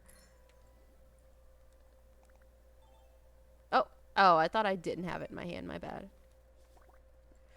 Cubel says, there are scuba diver stories about ghosts and or black masses shaped like other divers in the distance. Interesting. Reach Legitimate said, where can I find these? No luck on YouTube and Reddit. Cubel said, unfortunately, I don't have any good examples for you, but I've come across these stories a bunch of times just looking around the net. Search for stuff like paranormal scuba diving or saturation diving, creepy diving experiences, etc. Basically, any combination of the usual terms to find paranormal stories combined with diving, scuba, and or saturation. Oh, crap. I meant to run, not cast. Nope. Didn't get either one. Cool. The Titanic site and now sadly... Wait, what? Oh, the Titan site. Okay. Are most definitely haunted. Underwater graveyard, miles underwater. Fucking scary shit, they say. There have got to be a lot of underwater graveyards. And y'all, let's also not forget the fact that there are places that are probably haunted because they used to be oceans. Like, there are so many deserts that used to have water filling them. Used to be oceans or lakes. And there are a lot of places covered by ocean water that used to not be. Which means, yes, sections of the ocean are definitely haunted. If not the entire fucking thing. Yeah, despite how much I swear and how much I talk about witchcraft, I'm actually pretty innocent. I was sitting here like, what the hell is Magic Cat talking about? It's clearly just cherries that look slightly like boxing gloves. Like, apparently I'm innocent. I don't get it. Anyway, Woodstock Zanetti said, I never thought of that. Someone said, what about ghosts of fish on places that used to be underwater? Right! I just talked about places that used to be underwater. And places that used to be above water that are now under it. Someone said, someone just said, awesome, really? I live in a small lake town and some of the things that happen here are creepy AF. I truly believe there's some strange shit happening in waters everywhere right now. Something's just off. There's always weird stuff going on in the sky here, too. -9 points on being a villain. Really? So, I will say, I have heard people say that lakes, I've heard someone say once before that a lake was like a portal between life and death. And I've heard lakes described as, quote, black or blue mirrors. Um, Obviously, there are also cultures that used to do water burial only. Like, I hope y'all know that. Sure, some people did sky burial. Some people, um, actually buried people. Some people would build pyres, but some people would bury you in the water. Yeah. So I'm just like, I mean, the water could be considered a liminal space as well, since it's not the land or the sky. I don't know, there's just a lot to unpack with the water.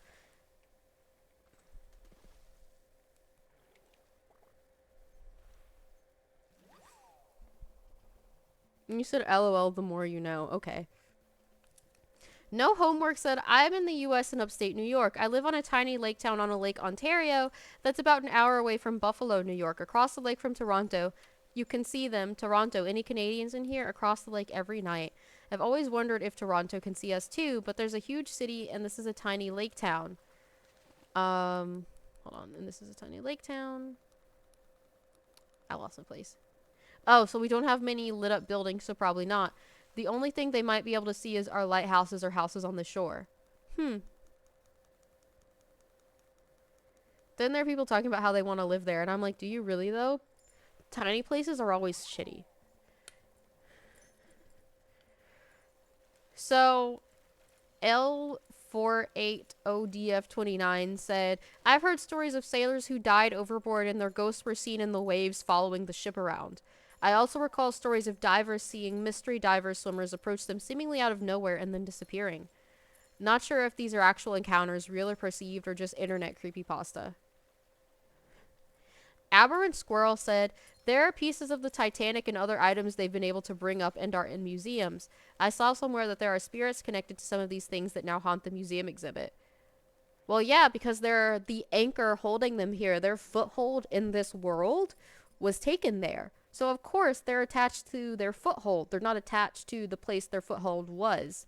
So, for instance, if you took that item into your house would be haunted then. Like, not really, because they're not attached to the house, but they would be haunting that area because the item is in the area. You found a Dobby story? This is so random. Did I miss some messages? I must have missed some messages. I'm like, where is this coming from? No, you literally just said found a Dobby story after the more you know. What on earth? What? How do you just go to random topics? I'm so confused. How did we get on Dobby? Are we talking about Dobby now?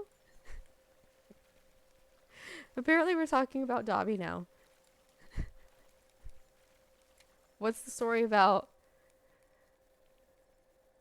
Are you sure you don't have ADHD because you act like it? And that's not an insult. You just remind me of my husband. He will do the same shit. So I'm just like, are you sure you don't have ADHD? Because you act just like my ADHD husband.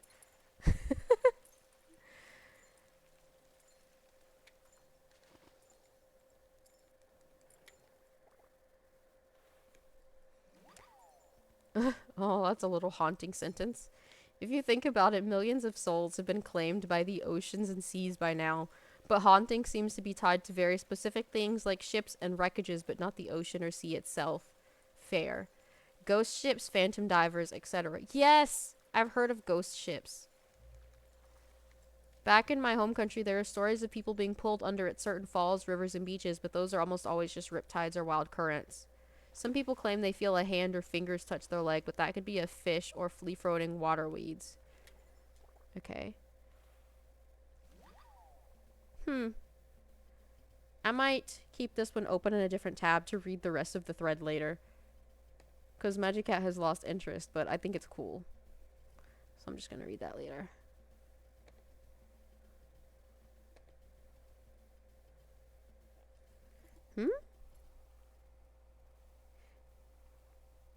You said if I do, that's fine. IDK, I haven't checked. Anyway, let me check it for you if it's friendly or not. What do you mean?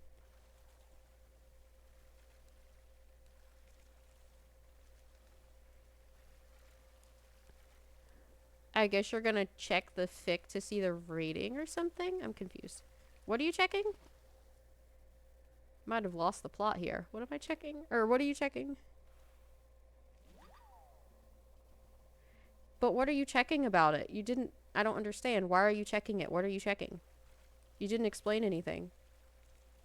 Checking it for what? Warnings? Tags? Pairing? I don't understand.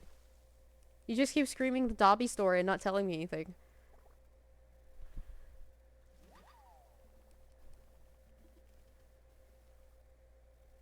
Haunted location map? How can a map be haunted? What? Hey everyone, want to get straight to the point. There used to be a site called Ghosttober. This is a map where people can post paranormal encounters they had linked to the location where it happened. Unfortunately, this site is down, and since it has been down for years, I think that it's safe to say it'll never come back.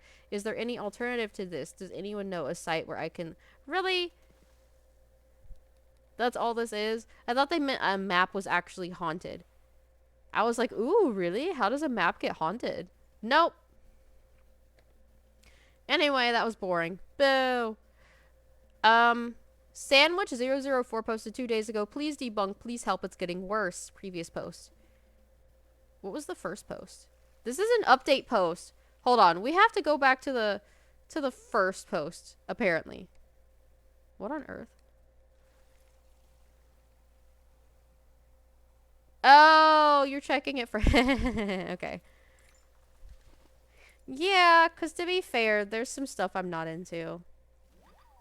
I mean, that's true of everyone, but...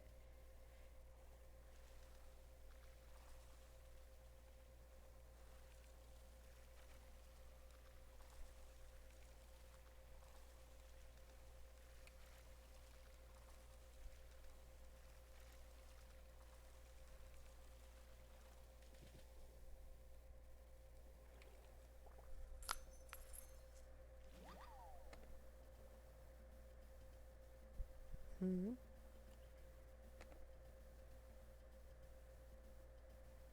Wait, I'm so confused. How many God help us all. Why are there 3 posts? Okay, so the original post is from 8 months ago. Please debunk. I think an entity of some sort is in my house, the post says. Written by Sandwich004. It started when my family moved into our new house. The attic had a sigil sprayed on the door.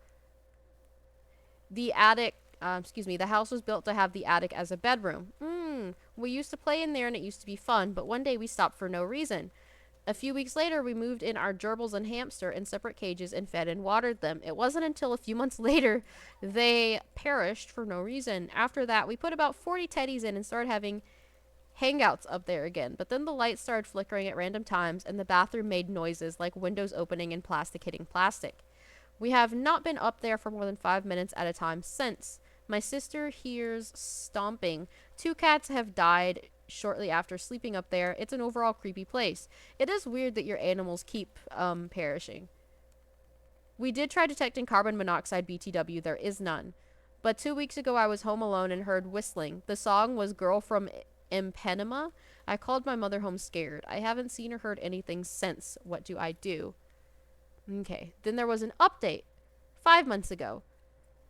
Please debunk. It's getting worse. I posted here a while ago and it's just got worse. Original post linked, which is the one I just read. My dad is a believer in the spirit world. After that post, we've started heating? Maybe they mean hearing?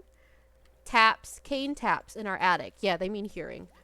My dad also reports there's a woman who stands in the back garden looking into the kitchen. So we conducted a seance. Why? BTW, not with a Ouija board. Those are fake. Okay, they're not fake, but I do think it's funny that they had to specify it wasn't with a Ouija board. We lined up 5 candles in a cross with 2 yes/no cards on each side. We asked it normal questions, and then my sister's friend did something very stupid. She asked whatever we contacted if we were going to heaven soon, and it said yes.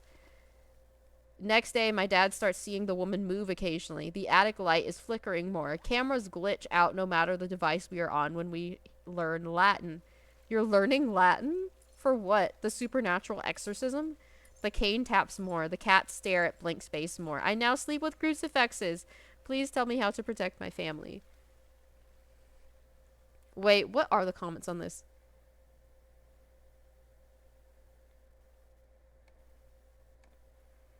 Okay, now there's a post from 2 days ago. Same poster, also labeled, please debunk, please help, it's getting worse.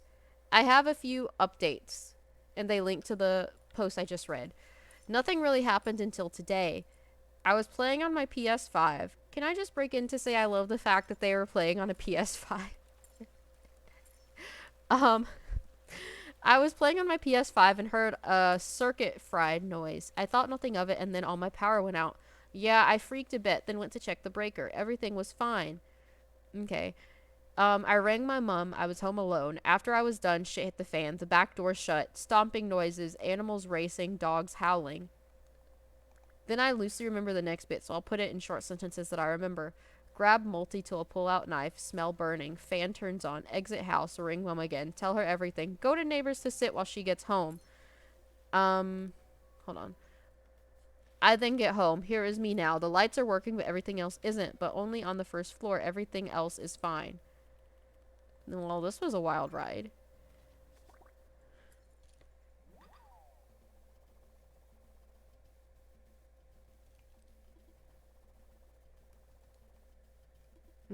First comment says, call an electrician. This is not a paranormal event, and it could easily do serious damage to your home if it starts a fire. I will add that my mind also went to electrical fires. I mean, to be fair, just because it's an electrical fire doesn't mean that it wasn't caused by something less than normal. However, regardless of what caused it, an electrical fire is very serious, and they're correct. Please call an electrician. We have called them, but what about the animals and stomping noises? I mean, to be fair, the animals freaking out literally could have been because of the electromagnetic impulses, the fact that you were scared and they were picking up on your fear, or just the fact that it got dark suddenly. It doesn't mean anything malicious was going on, per se. Let's see. Jack Shid said, wait until you get your electrical issues fixed, then think about other issues. None of it will matter if your house burns to the ground for an electrical fire. Thank you. They're correct. They are completely correct. Joe Bookish said, breaker can be fine while an outlet is still fried. Look at the outlet. If it's sparking, call an electrician. You could be pretty close to a fire. I'm so glad people are telling them about the electrical fire. If it's in front room, dining room, and half my kitchen across 8 outlets, though. Jesus. That sounds way serious. I love that an electrician who investigates the paranormal said definitely sounds like an electrical problem. Usually if something paranormal is messing with the electric, it's the whole house. Okay, that's fair. Yeah, to be fair, a lot of spirits are kind of go big or go home types if they're gonna do anything at all. The footsteps or stomping could be a wire that fried, went loose, and started banging on the wall for a minute. It does happen. The back door could be a coincidence. My advice, get an electrician to come out and take a look, and it's never a bad idea to burn some sage. I love that they're like, get an electrician, but also cleanse your house. I mean, yeah, there's no reason you can't attack this on 2 fronts. Whether or not there's anything paranormal, you definitely have an electrical issue. And you won't have to worry about being haunted if you're all dead because you died in a house fire. So, fair point. Call the electrician. Just saying. If you don't call the electrician, you're the one that's going to be haunting your house. Not to be dark. I'm dying. This person says, wait at the neighbor's house until your mom gets home from work to beat up the ghost. That sounds like something Magic Cat would object to because they're talking about beating the ghost. Magic Cat's always like ghost rights.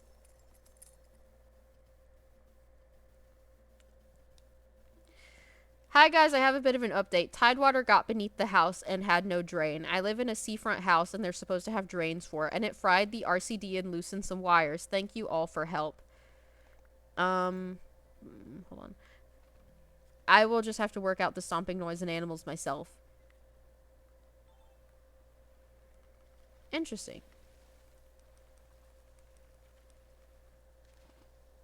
Yeah, I feel like if I said that, Magic Hat would say I'm abusing spirits again.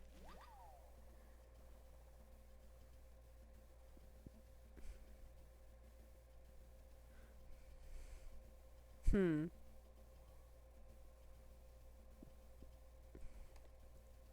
This is from 2 days ago. It literally just says, "It's Monday and I hate Mondays. Does anyone have any good ghost stories they want to share?" By Ball Like Sandler. I personally don't have, excuse me. I personally haven't experienced much apart from a slight activity where I've been in my bedroom alone and watched the cupboard door open from being completely shut. It was like a boring part of watching Paranormal Activity in real life. I can't believe they really said their ghost was boring. Jesus Christ. I got up and closed the door and continued watching Louis Theroux. Interested in hearing if anyone else has any interesting stories to help everyone's day go a little faster. Edit. I'm not sure why it's gone NSFW. May have misclicked it. Sorry. No, they just randomly changed the rules. Magic Hat claiming that she's a sweet person. You sure about that, hun? Also, did you Discord the story to me or no? Like, should I be checking my Discord?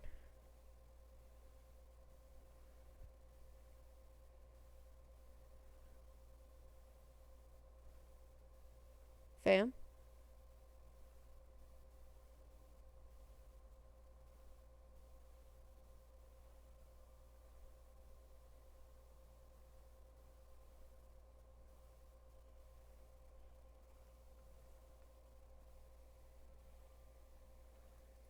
Hmm? Is it bad that I forgot what I asked you? Fuck, what did I ask you?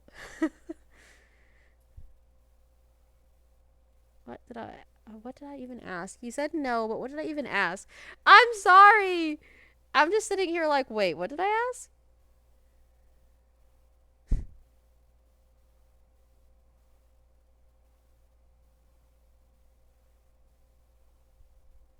Oh, duh.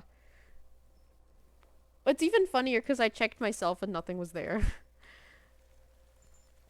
Yeah, I don't mind if it's not safe for church. I don't mind.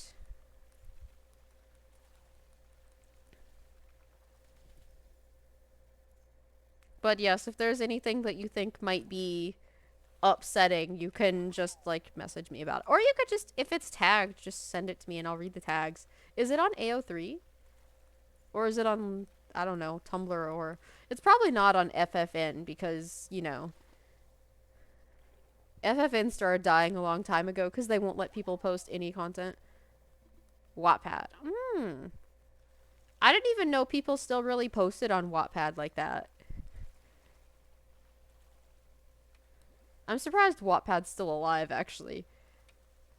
I don't know why, but when I was younger, I always had the impression that it was a lesser site. I mean, technically, I still have that impression, but um, I've heard that people steal stories more often on Wattpad as well. Some freaky shit still? What kind of freaky? You know what? There's some shit we can't talk about on here because of Twitch's policy. You can always Discord me. I'm honestly just surprised you read it because you're religious. Well, you said you're not particularly religious. You're not strict.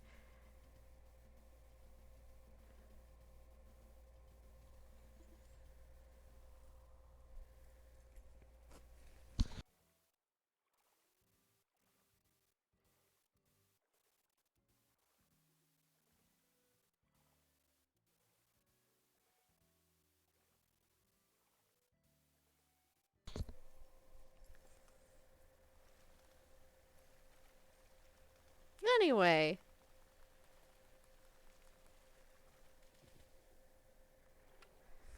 You said wasn't you saying smash a hint?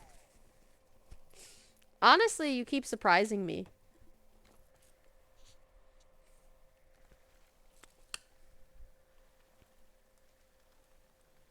Yeah, but I didn't know how far you would go. Anyway, you can send it to me. Just send me the link on God. Discord. I love how I just completely blinked on the platform. I don't know.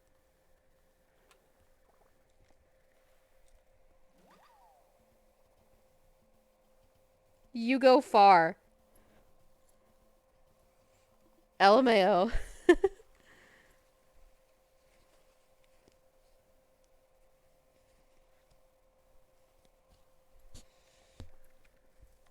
I suppose you do. I suppose you do. I mean, after all, there are more religious people who don't even date. They just court people for marriage. And you have a boyfriend. And, like, yes, it's probably more chaste than Western relationships, but still.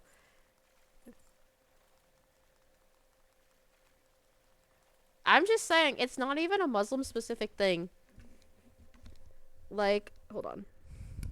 I've met several Christians over here, for instance, who, they, like, wear promise rings and, like, chastity rings and, like, swear to wait until marriage and they won't date anyone and they only court.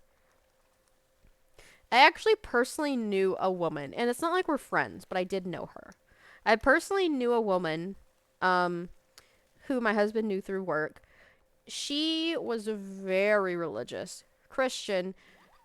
She courted her husband for a month, and then they got married.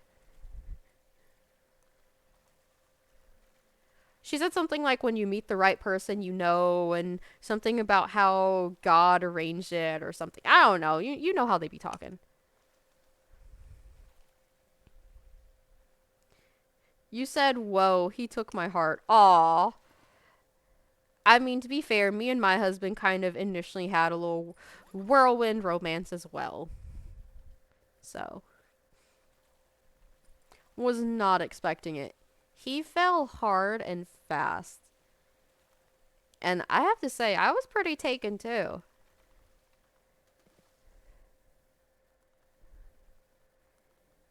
Honestly, I just never met a lot of guys who were that sweet.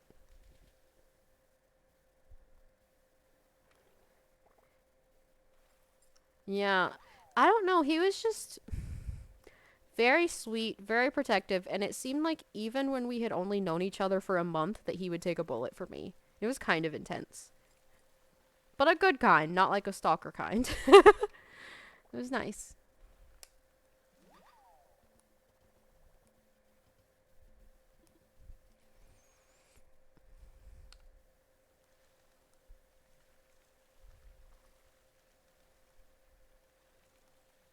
Hmm.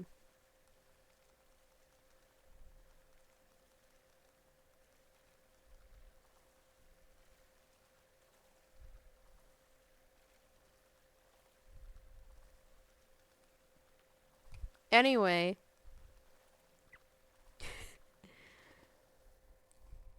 hmm.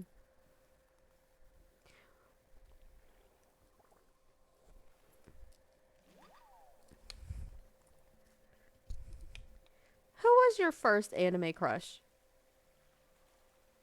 Since apparently we're talking about romance instead of me reading about the creepy office building this woman had to clean and how she felt uneasy in it whenever she was cleaning inside. Wait? What are we waiting on?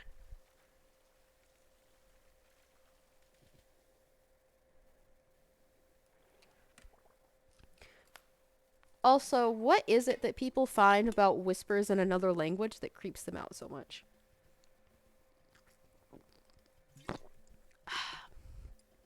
I mean, to be fair, some people like listening to whispers in other languages because they use it as like ASMR, but apparently it creeps some people out a whole bunch,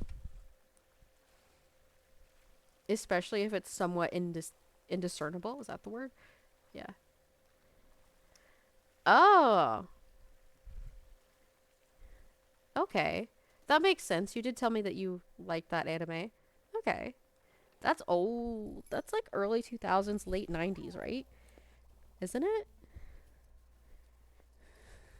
Or was it even earlier? I don't actually know. Hold on, let me Google. 2004. Although that could just be for the anime. I don't really know when the manga and or light novel was done. So it was serialized in a magazine from 1996 to 2008, and its chapters collected in 56 volumes. Okay.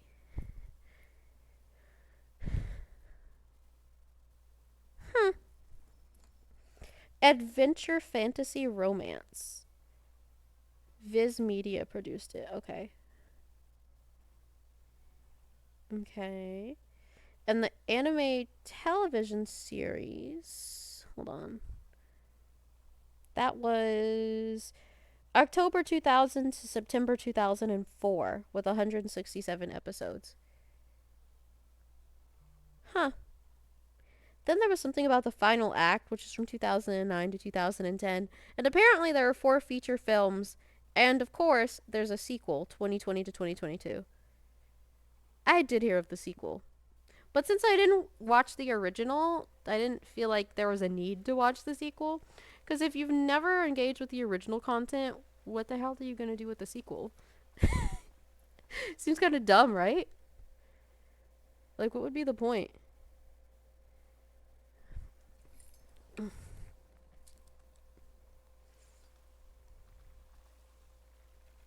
Hmm.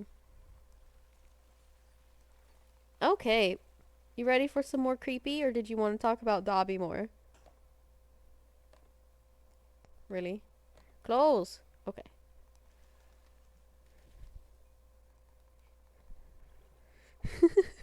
I'm not even sure what the yeah sure is for, but let's go. So green is for, and that's it. That's the name. Green is in for. I used to clean commercial buildings at night in my early 20s. Okay. I came across an offer that was 2 nights a week. I accepted and started cleaning. Every time I walked into that building, something felt off. I often get scared cleaning at night, but that's because I'm a woman. Oftentimes, I have to take trash and recycling outside by myself at night. But at that building, I was scared inside.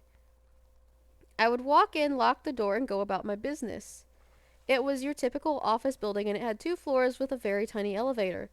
When I would clean, I always had to have my back to a wall or a corner. If I kept it open, the hairs on the back of my neck and arms stood up. I felt someone was behind me. The bottom floor felt safer. The cafeteria was okay. I would love cleaning in there because I didn't have to be near a wall. Upstairs, however, on the main floor, it was horrible. Hold on. I seriously questioned quitting because I was so uncomfortable. The last night I worked there was a Wednesday. It started out the same, hairs on the back of my neck, so I decided to clean quickly. Once I finished cleaning, I made sure to turn off all the lights. The hallway light was the worst because it was at the end of the hallway and you had to walk back in the dark. I turned it off and walked sideways with my back facing the wall, then grabbed all my trash and my recycling and went out the back. Walking outside, I felt relief. I exhaled and threw my trash in the bin. Then it happened. The hair stood up on the back of my neck and I felt uneasy. I turned around slowly and saw the window of an office.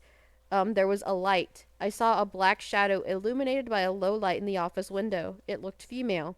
I felt like I was being electrocuted. I couldn't move. I watched the shadow reach up a hand and turn off the lamp, and the office went dark. I quickly ran around the building to the front parking lot to see if anyone was parked. Maybe I saw an office worker that snuck in, but nobody was there. I quit. The thing is, I turned off every light and I knew every office. The fourth office that I saw into that night didn't have a lamp by the window. It had one on the desk out of the view of the window. I've seen all kinds of things cleaning at night, but never that and never again.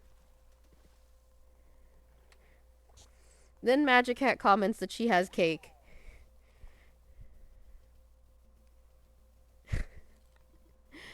Technically, I have access to some cake too if I go over and get it. I don't know if I feel particularly inclined to get it, but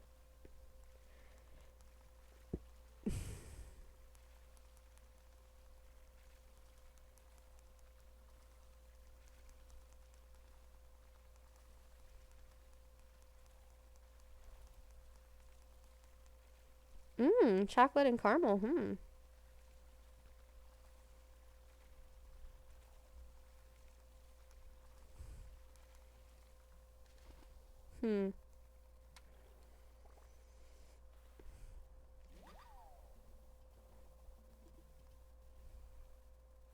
I love that OP comments and says, well, the original poster of the story I read, I'm a huge skeptic besides that. I tell the story to people and they freak out. I say maybe I was tired or maybe I'm crazy, but that's to deflect from how genuinely terrified I was. It certainly stayed with me. Chocolate and caramel cake sounds delicious, by the way. The Kate Magic Hat was talking about. I'm just sitting here like, yeah, that does sound good.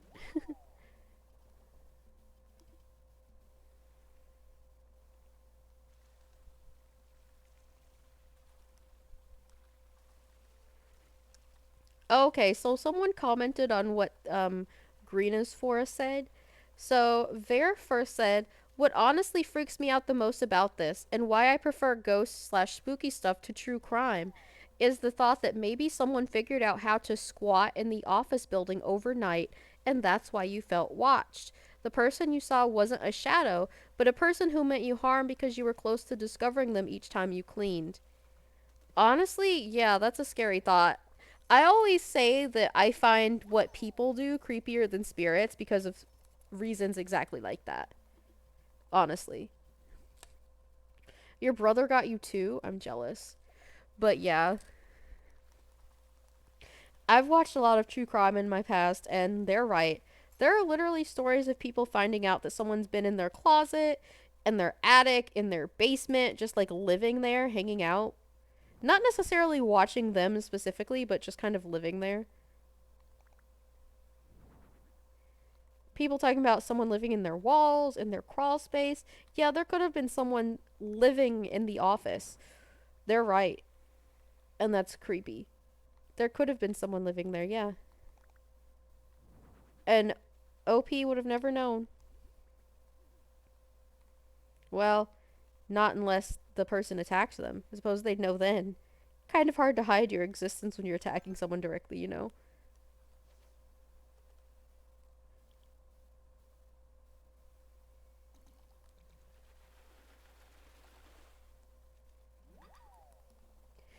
Okay, OP commented, "Oh yeah, that's 100 times scarier to me. Some woman living in the ceiling. Horrifying." Alright, let's look at the next one. Well, let me catch this butterfly first, because sometimes I feel like when I try to catch a butterfly when I'm reading, I just fail more. There we go.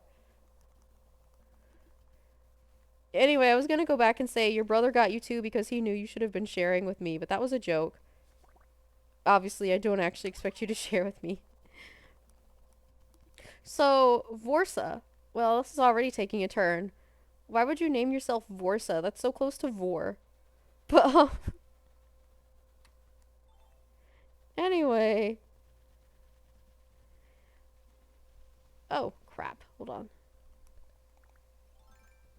Vorsa said, "I've experienced some weird stuff, but this one was the most personal.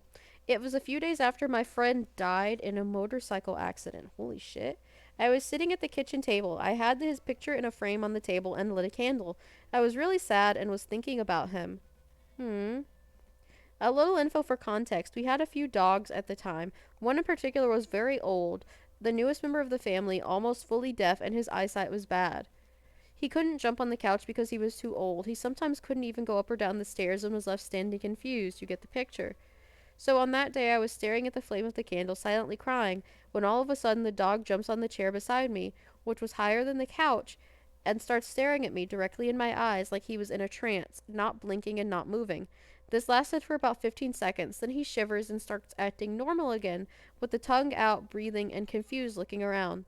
This was the only time I've seen him jump on the chair and behave like that. It was like I knew it was somehow my friend. Later that night, when I was laying in bed on my stomach, one arm under the pillow and the other by my body, I felt like someone would lay their hand in my hand.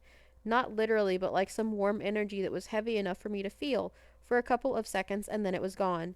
It's been 12 years and I'll never forget it. Aww. It's like your friend knew you were sad about them, expiring and wanted to be there for you. That's so sweet.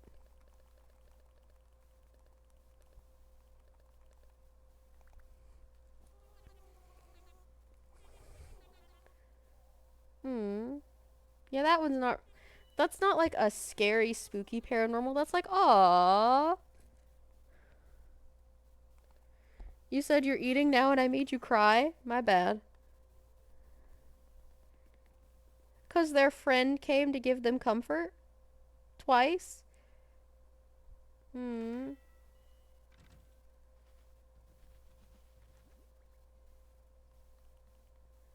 Somehow we didn't sell these? What on earth?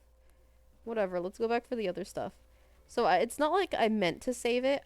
I guess I either somehow it didn't actually click onto it or it clicked on and clicked off because it be like that sometimes. Anyway, Shall Stardust said, I've been having subtle experiences here and there, and it's usually when something bad is about to happen. For weeks, I started having horrible dreams that one day I was in the common dining room at work and I was reading an ebook while eating my lunch. Not a fan of small talk with coworkers. I had a little salt shaker next to me and suddenly it slowly started moving. It moved like half an inch. My rational brain immediately thought maybe water under the shaker and some vibrations that made it slide. Okay. I took the damn thing to check and nothing. It was dry. I turned to see the person next to me, but he didn't seem to realize. I obviously didn't say anything. He would think I was crazy. A few days later, my uncle and his son were shot, and my cousin lost his life. Wow. My uncle was left in critical condition. The next day that happened, I found drops of blood on the floor. I waited for my husband to see maybe if he hurt himself or had nosebleed, but nothing. He couldn't explain either. Next day, my sister told me that dad was very sick with typhoid. He's better now. Typhoid specifically? Jesus. What the hell? Then again, I don't know where they live, so maybe it's common there. I feel like something's trying to warn me, but I don't know why this is. Not like I can do anything about it. I had other experiences, but I'll save them for another time. Hmm.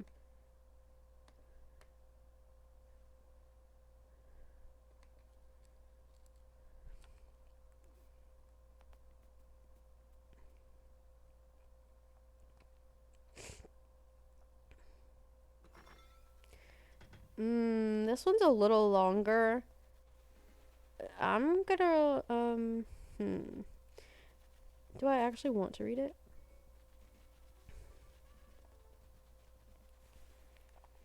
I feel like if I read it, I'm gonna need to get some water first because I'm getting scratchy. I don't know if you can hear it, but I'm getting scratchy. I'm thirsty. Let me catch this fish first, or at least try to.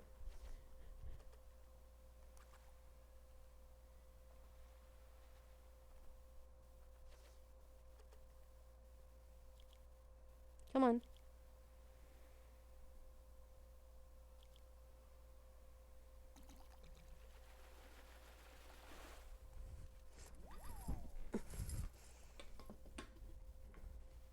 Hold on.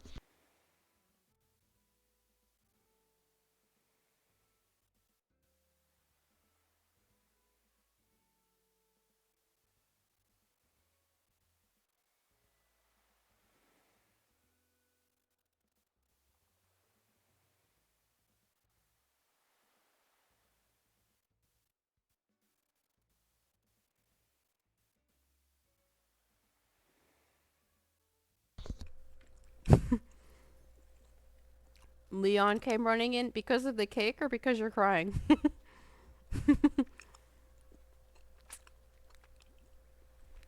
Wait, is he the one that always begs for cake or not? No, that's the little one. Never mind. The little one's the one that's always begging. Wait, do all your cats ask for your cake? I'm confused.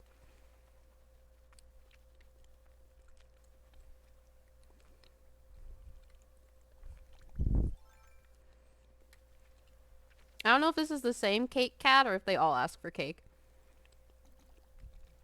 Oh, they both like cake? You did this.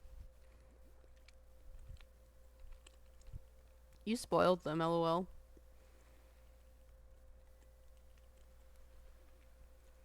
He's more what? Persistent? Spoiled? Hmm. Okay. So this was posted 3 days ago by Small Philosopher 949. Series of weird occurrences. I don't know what to think. Hello everyone. So just to kick off, I'm normally super duper skeptical of anything paranormal and I don't believe in ghosts. But I moved into an apartment 10 months ago and strange things won't stop happening.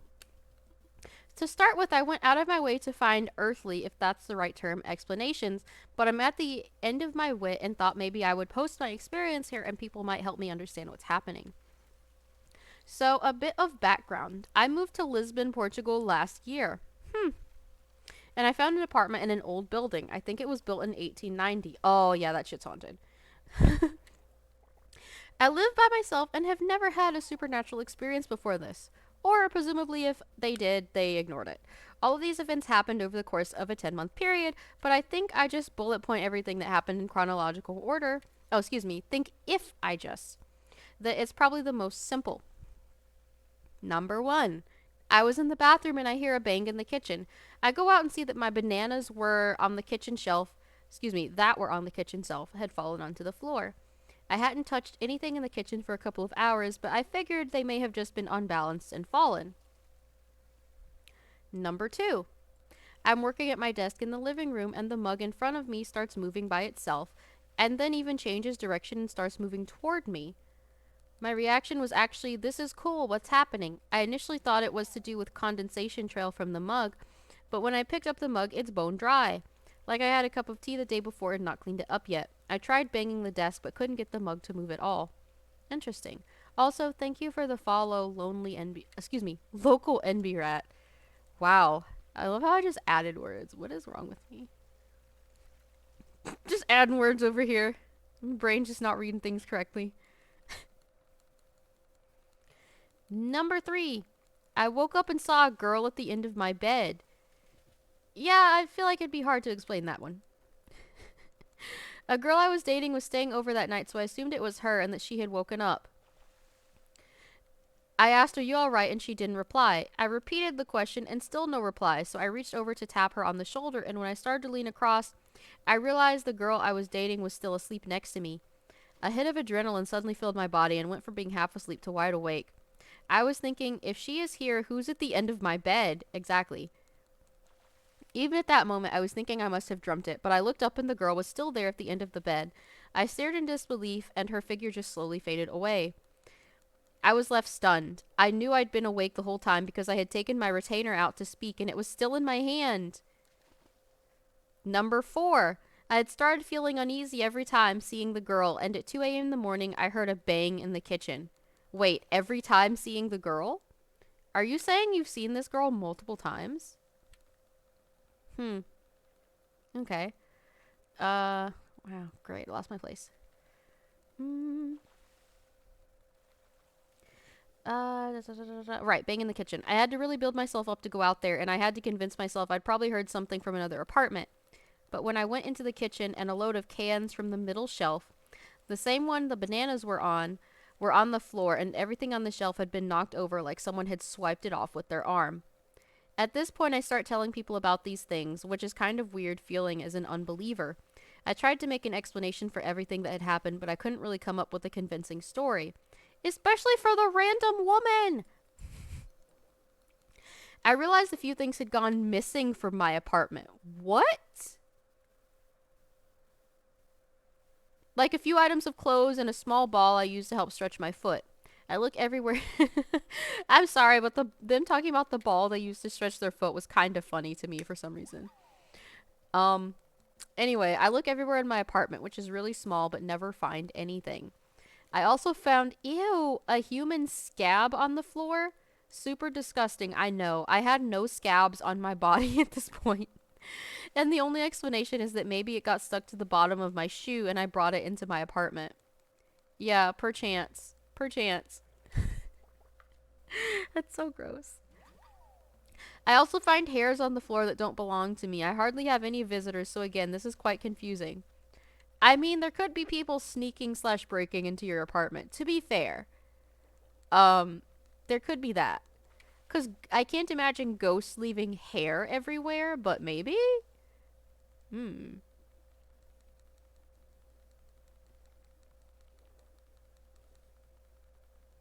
Really?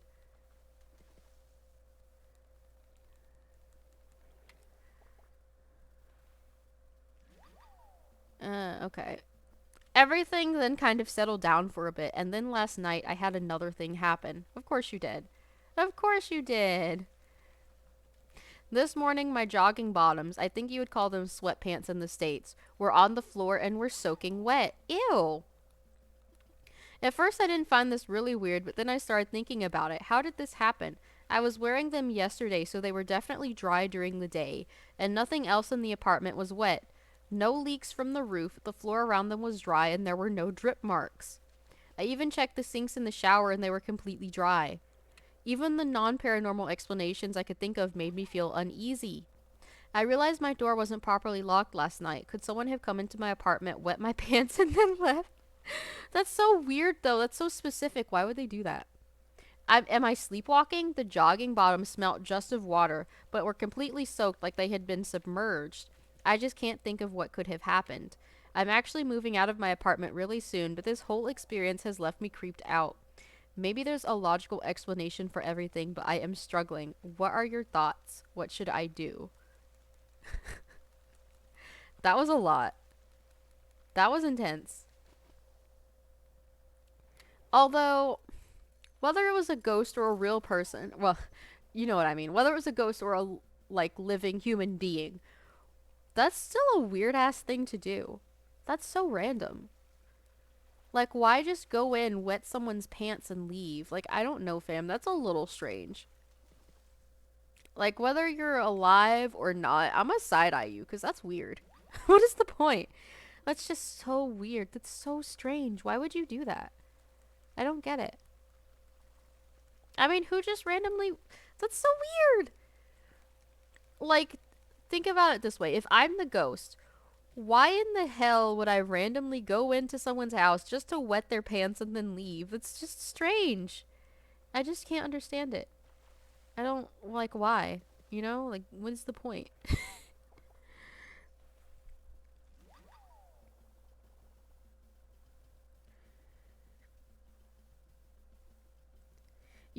So you said dot dot dot. Oh God, I'm imagining it. Just a lady sitting at the end of my bed made me scared to think. Excuse me, scared. Thanks to my imagination. Yeah, that was a lot. That was a lot.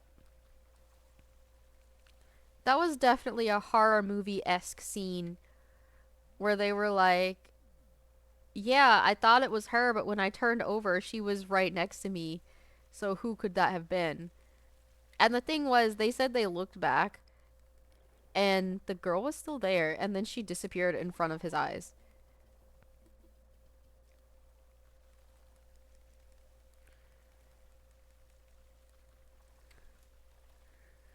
I'm just still tripping over the pants because what is the point? I just don't understand.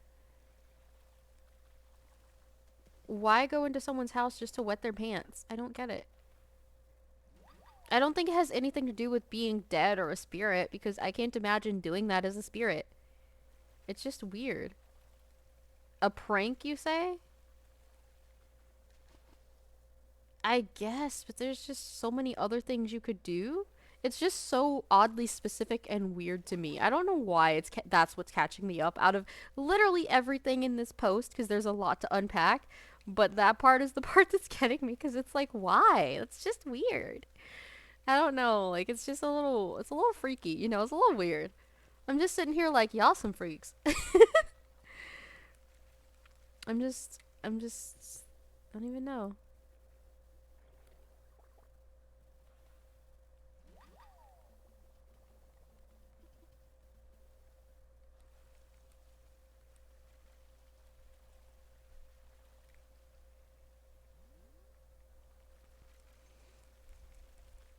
I didn't say it was scary. I said I was fixating on it. Not everyone's like you, Magic Cat. jumping at their own shadow. I never said it was scary. I said it's weird. You're not listening. I just don't get it. I don't understand going into someone's house just to wet their pants and leave. Whether you're a ghost or not. That's just weird. I'm just saying.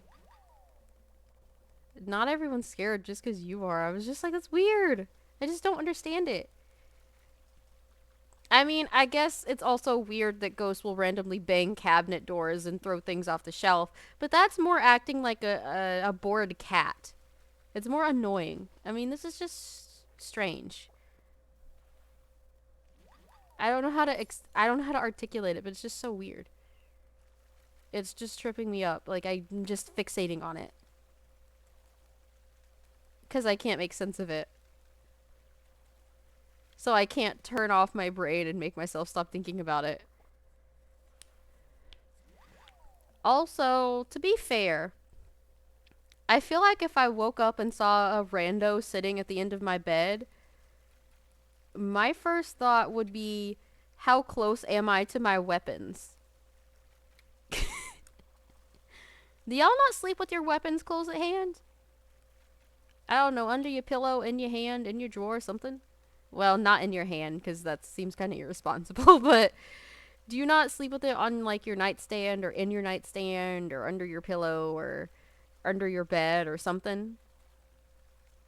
Under your mattress? I don't know. Is it not somewhere close to you? On a shelf on by your head? I don't know, something.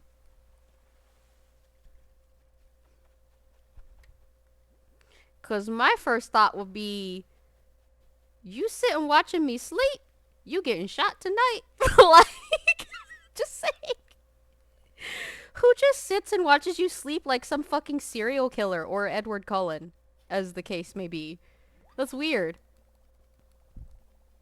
No weapon, I'm not American. I mean, it doesn't have to be a weapon that you can discharge. It could literally be a brick or a knife or a taser or pepper spray or something.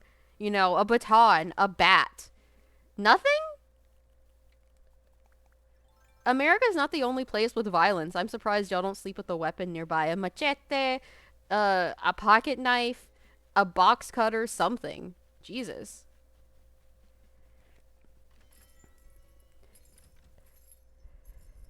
Because how would it not feel threatening? I feel like that's an inherently threatening gesture to just sit over someone while they're asleep or defenseless. Just watching them like that. Like, that's weird. That's creepy.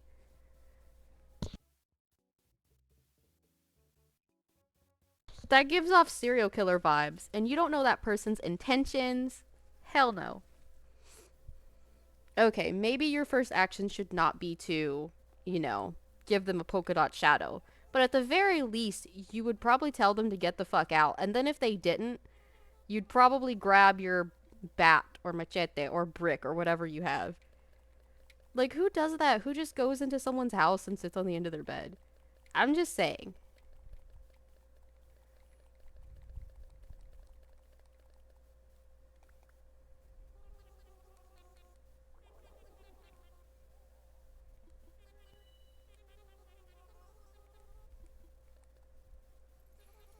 I mean, if push comes to shove, you can whack someone with your cane if you happen to have a cane or crutches or a walker.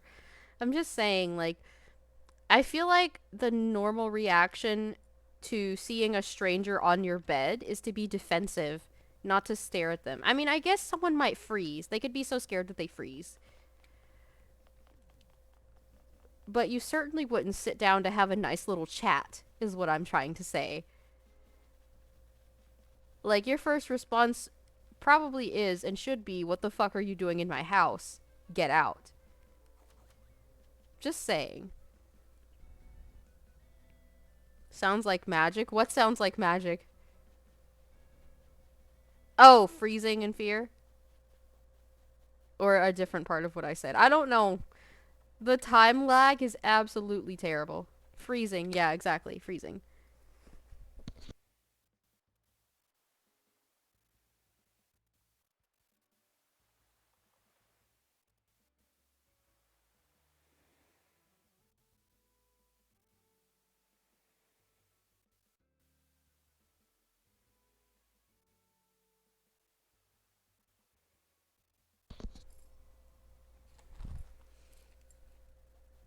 I mean, I can understand being in a state of shock and just kind of just kind of looking at each other for a minute. Because I can also imagine the person that was watching being so shocked because they didn't expect you to wake up. And you're just both sitting there staring at each other like, well, isn't this awkward? What an awkward situation. But yeah, my first response to someone sneaking in my house is not going to be kindness, especially if they're creepily watching me, my husband, and my kids sleeping. That's just weird. You know,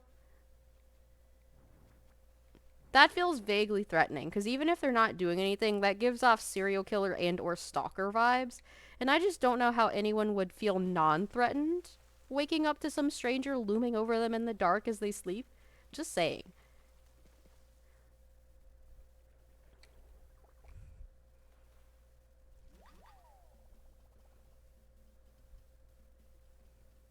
Hmm? Might look at it for him, then try to speak. No, don't look at me. No, goat. I'm so confused about that sequence of events.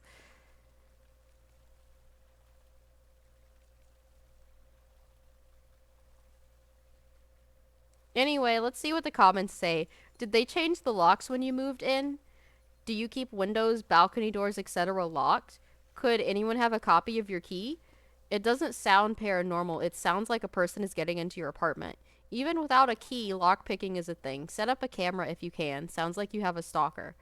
Okay, I wasn't going the stalker route per se, but I was like, it does sound like some actual real living human being is sneaking into their house somehow. I mean, that it's like the thing I pointed out with the other person when they were talking about the stuff going on in their house. I was like, "Are you absolutely sure no one else can get into your house? Are you sure no one else has a key? Did you change your locks when you moved in?"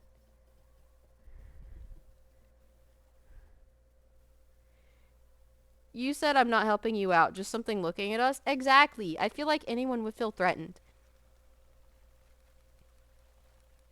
Because it feels like something's preying on you. It feels like a predator about to pounce. It feels like something that is watching for the right moment to come after you. It feels overtly threatening. And at the point that someone has snuck in and sat on your bed and watched you sleep, I don't think anyone's checking to see if they have a knife in their hand. You're just reaching for the bat to hit them first. It's not like you're just going to have tea and biscuits. You know, have a little midnight chat about the weather. You know, I can't envision a friendly situation where someone sneaks into your house to watch you sleep. Can you? That sounds very murdery. That sounds very like assaulty. You know, like that does not sound like they're here to be best buds and blaze it with you. I'm just saying. Just saying. And if they're not overtly attacking or anything, I'd worry if they were having some kind of mental break, if they're on drugs, you know, if they have something like rabies. Like, I would be, if they, you know, I would be worried about so many things. Especially since when someone is hopped up on some of that shit, they don't even need a weapon to mess you up. I'm just saying. Like, it is not a friendly situation. You are not here to hold hands and sing kumbaya. They are there for a reason.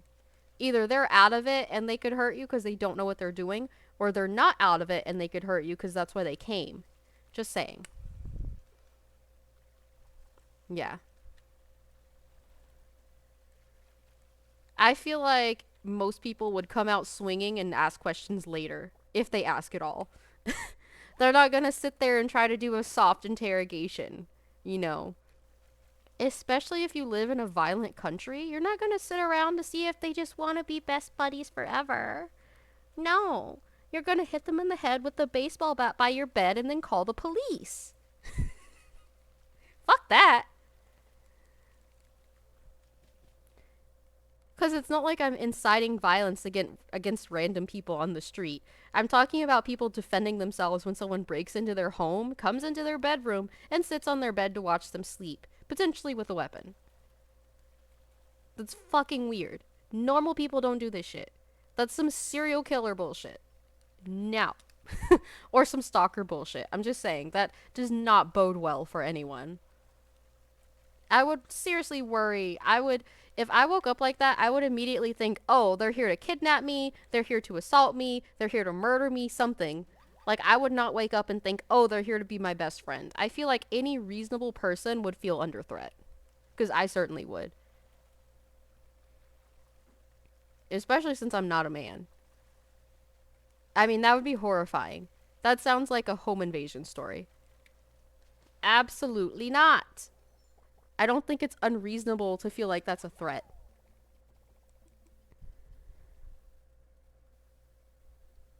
You said if it's not Dobby or Hawks, you're freaked out.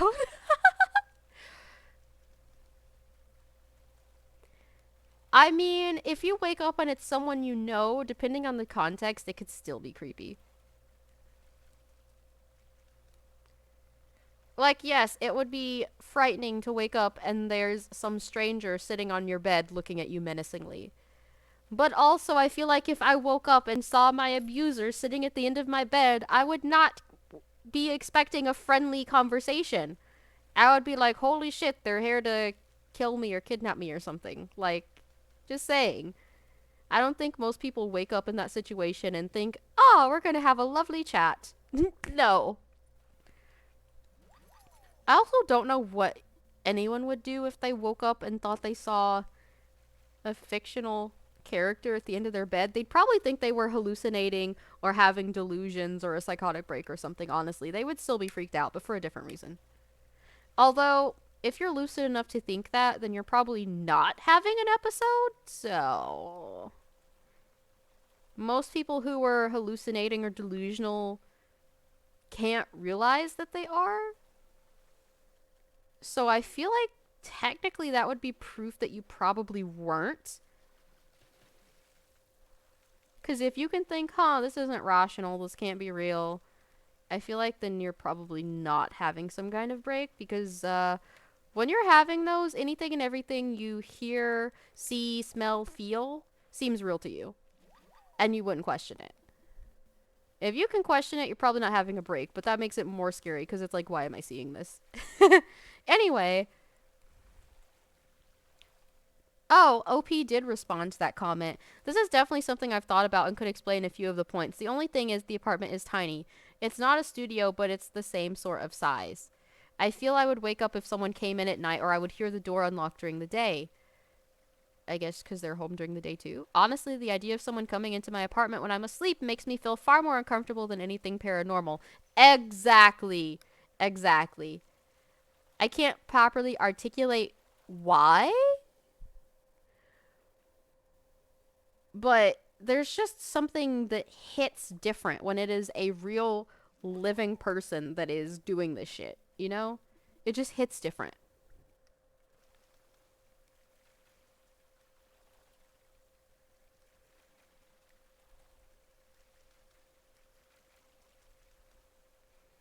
I guess part of it is that even when spirits scare you, whether it's intentional or not, 99% of the time they're not doing something dangerous enough to actually hurt you.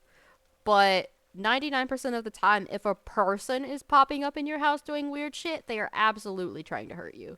That's probably why. That, and I feel like true crime is worse than any horror movie I've ever seen.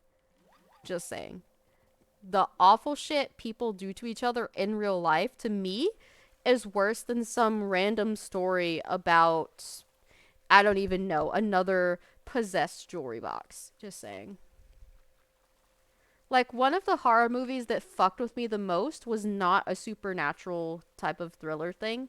It's called Hush, and it's about this deaf woman that moves into the middle of the woods, and there's this like serial killer slash stalker who's like creeping around, going in and out of her house, watching her and shit, and she doesn't know it first because he stays out of sight and she can't hear him. So shit like that gets to me more than someone being like, I think I saw my granny's ghost in the attic, you know? Because there's, especially since there's so many stories of people actually hiding in someone's attic or basement or walls or crawl space or something, you know? I feel like that's way worse. And I feel like, at least for some people, that it would be far easier for them to get rid of a spirit if they, like, banish or exorcise it or whatever properly than it would be for them to get rid of a home invader. Especially if you're very weak or disabled.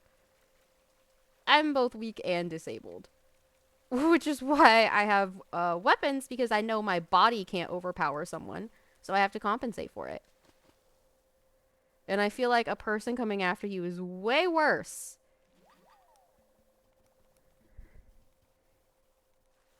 You struggling to not feel scared? Wait, why?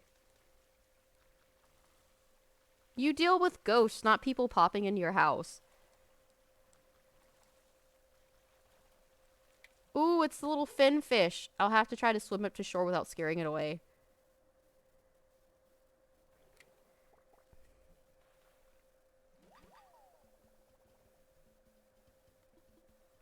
Kingly Kangaroo said, "It's more terrifying to me too, but it seems more likely. Hair, scabs, things falling down, a door that was left unlocked. Some people learn to move very quietly, especially if living this way is their only way to survive. Likely alternatives for a homeless person, but they may not feel that way."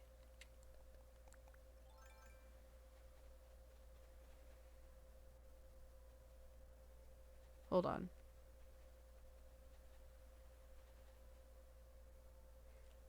Okay, there it is.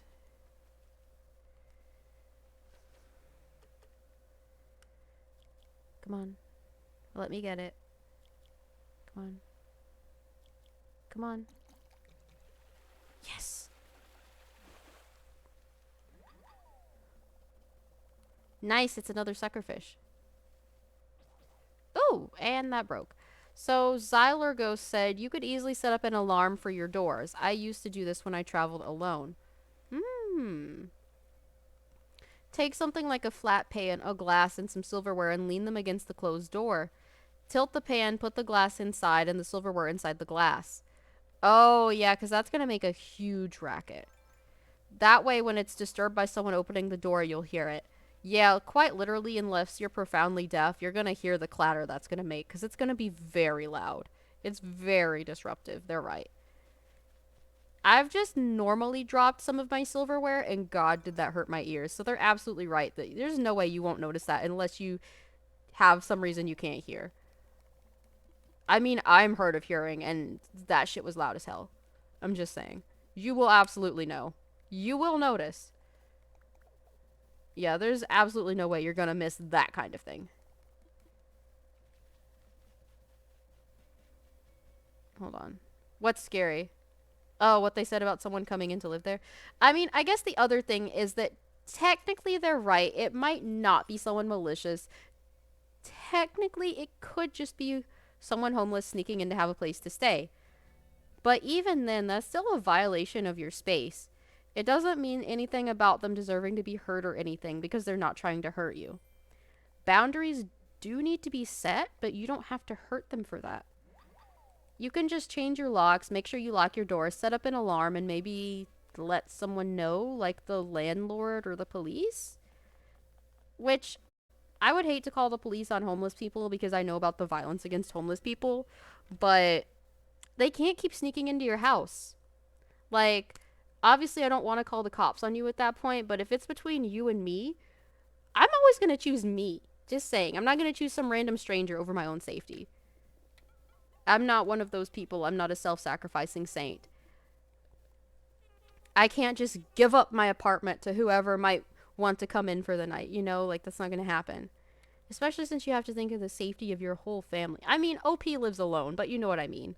Like, if it were someone else with, like, siblings or children or pets or a partner, or maybe they have a roomie or two. Like, you have to consider everyone's safety. You know, it's not really...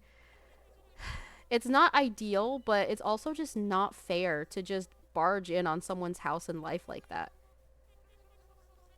Like, obviously, I believe everyone should have a chance at housing and healthcare and food, but that doesn't mean you steal it. Like, it doesn't mean that you, like, steal inside someone's house and just, like, hang out there. I mean, if it was a foreclosed house, I wouldn't have any problem with it. But the thing is, it's a place where other people actively live, and you're scaring the crap out of them. You know what I mean? Like, you can't just do that to people. It's not fair.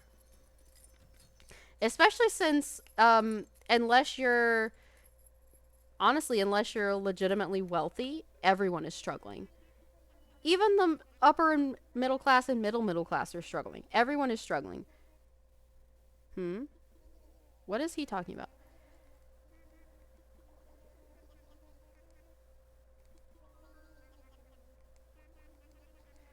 Tom Nook.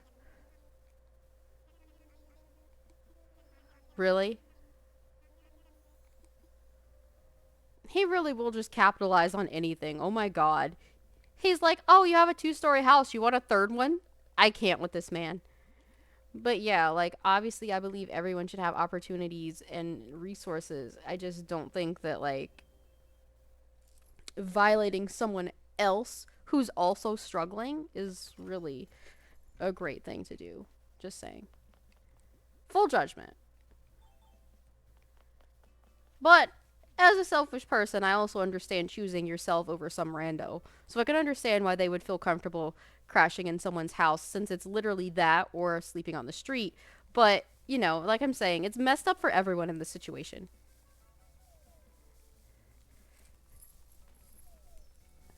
I feel like you bring this up every time.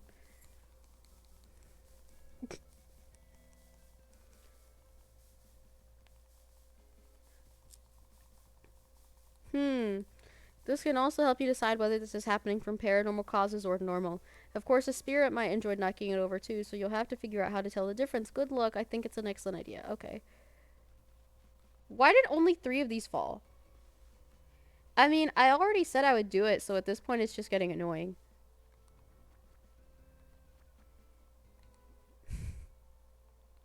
Wait, where did the... Oh, the fence went here.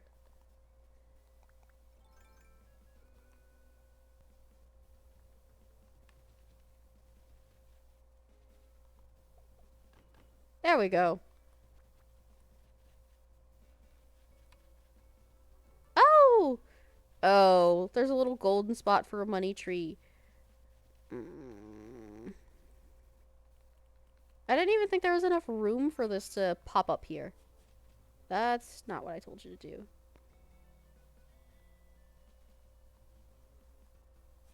There we go.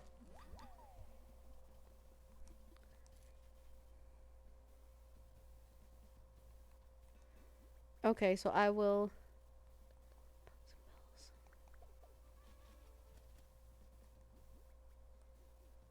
And then I'm gonna dig it up because this is not the place for a tree.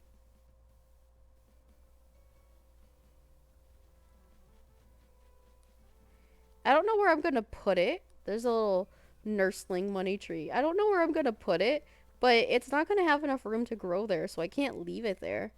I had to replant it so it would actually turn into a money tree, but I can't just leave it there. Maybe I could put it over here somewhere? Is this enough tiles away for it to grow properly?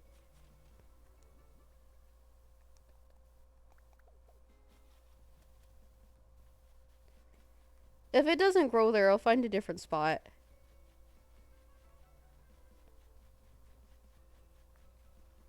Although right now what I need to do is shake down a tree for its branches.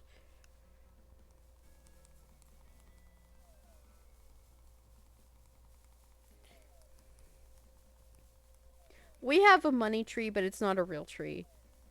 Or I suppose it's real in the sense of we're not imagining it, but what I mean is it's made out of Legos. It's not a living tree, is what I should say. Or it's not a natural tree. I don't even know how to phrase this. I don't want to hurt its feelings. Because all money trees have spirits, even if you build them out of Legos.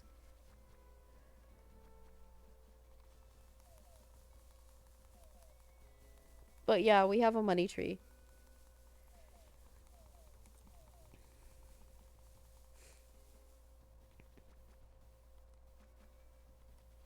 Let's see.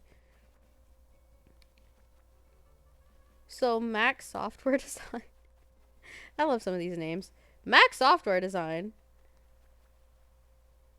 Ooh, actually, wait a minute. Pause. Oh, our fishing rod broke too? Damn it. Oh, well. Wait, did I see something spitting? I did. Okay. Let me grab this first. Damn it. Hold on. There we go. There was a poltergeist at my ex's house. Okay. Really? Hold on. Give me a second. Ow. Really? There we go.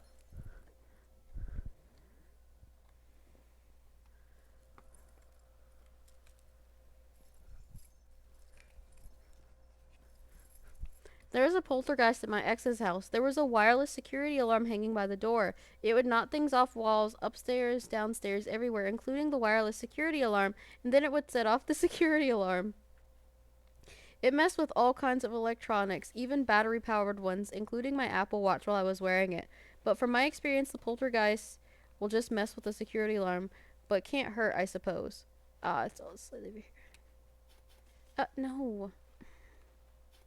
There we go.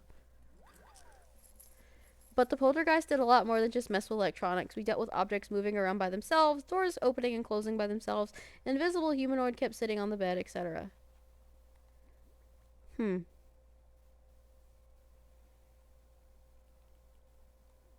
Interesting.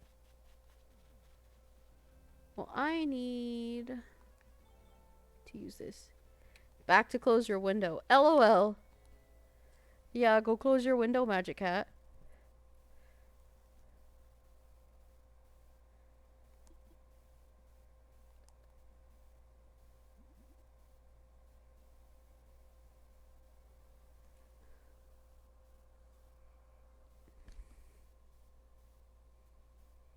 One a.m. when the ghosts fly. Kidding. It's not usually 1 a.m. specifically, but anyway. Premonition or creepy coincidence? Why not both?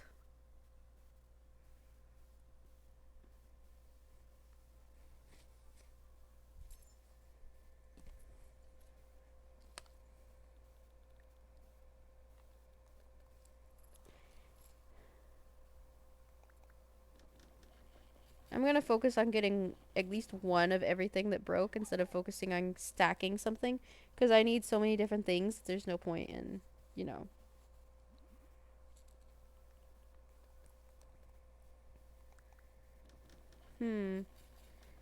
Wiggly Neko posted this 3 days ago. So, I heard this creepy story that I still can't wrap my head around. Okay. This one's from a Tudat user? What the hell is that? It's about what happened to his godmother during the 90s. Okay. What the hell is Tudat? What is this? Shellfish pache? Aw. Wait, what do you need to make it? A giant clam and 2 summer shells. Okay.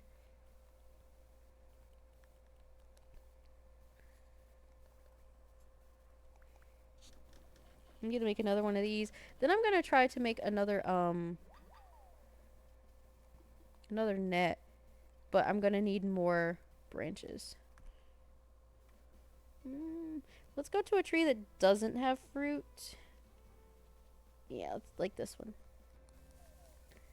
Anyway, so she was driving home from work one day, turning into her regular radio station when she heard this report of a deadly car crash. It supposedly happened on the same route she was on, but she didn't see any signs of an accident. Even more unsettling, the victim in the report shared her name. Creepy, right? Well, it gets weirder. A few weeks down the line, she tragically gets into a car accident on the very same road, and it cost her her life. Can't help but feel there's something more to this, but at the same time, I wonder if it's just a coincidence? Here's the original post if you want to read more into it. Have you ever experienced anything like that, and what is your take on it?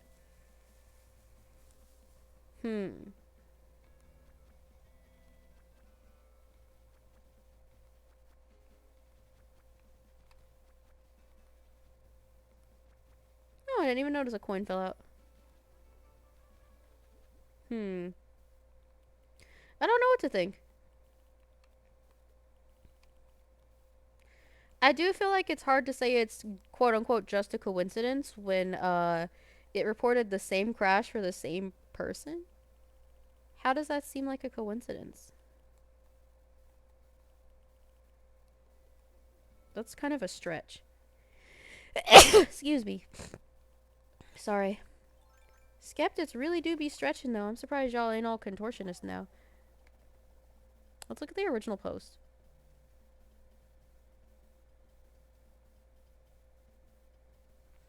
Oh, they think it's a glitch in the Matrix.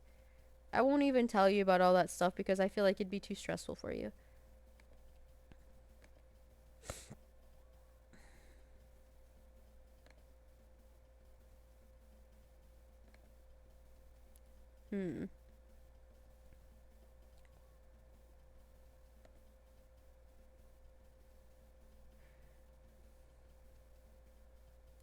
I feel like this would make Magic Cat super paranoid, so I'm not gonna read it.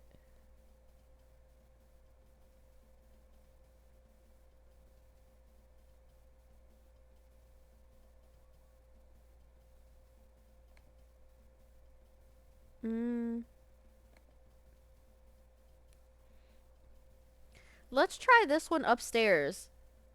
Let's try this one, the upstairs bathroom. What I meant was let's try it instead, but I said upstairs because I was reading. Dags read it 3 days ago. Haunted house. Okay.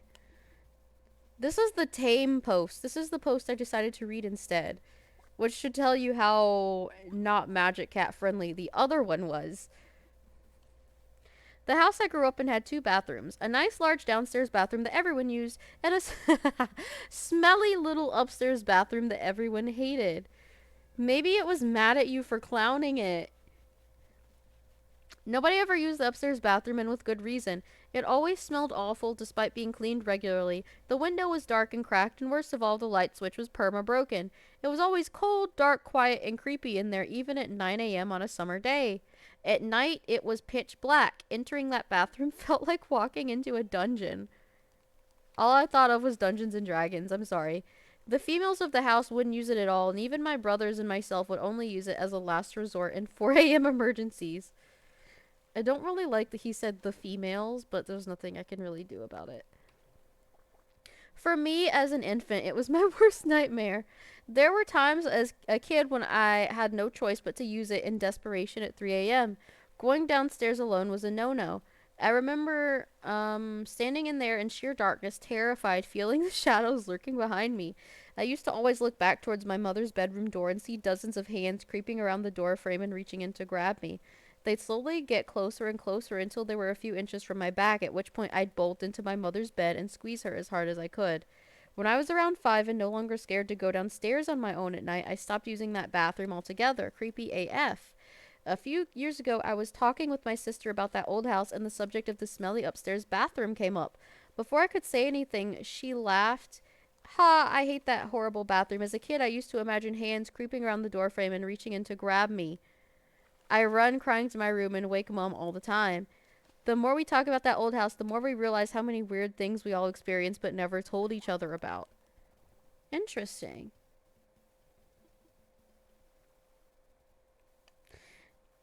The first comment has my sentiment exactly. So you were too scared to go downstairs and decided it was better to use the guaranteed haunted bathroom? Right? That just sounds stupid. They're like, downstairs was scary, so I used the bathroom that's clearly haunted and or possessed. Like, what? What? That makes no sense.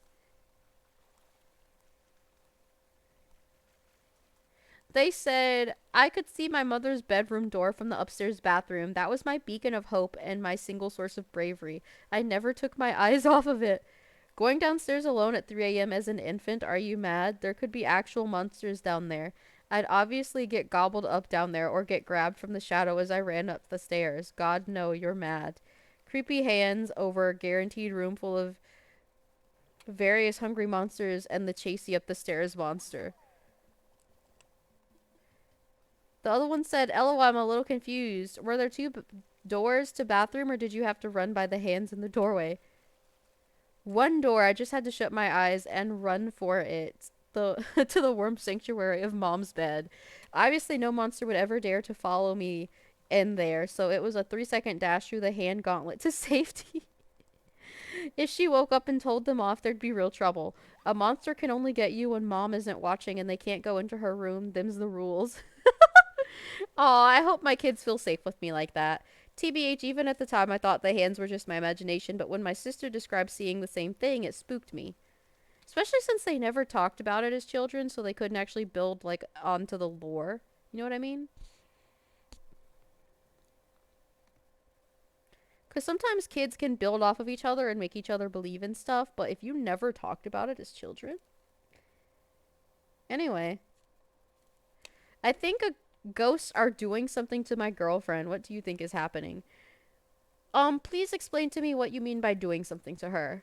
Like scaring her, hurting her, scratching her, bruising her? Like what? Anyway, it says graphic content as a warning. And Damien in the house posted this. Every day at the middle of the night, my girlfriend goes into the guest room and begins to make moaning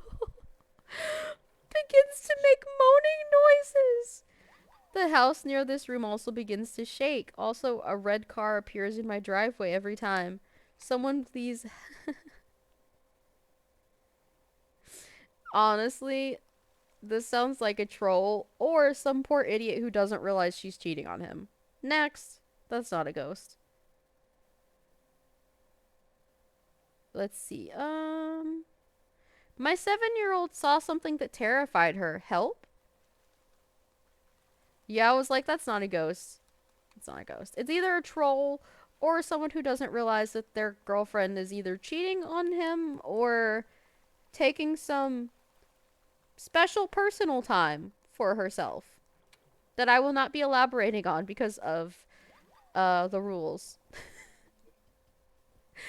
I I feel like if you're actually aware of what it is, you will understand what I'm talking about. Anyway,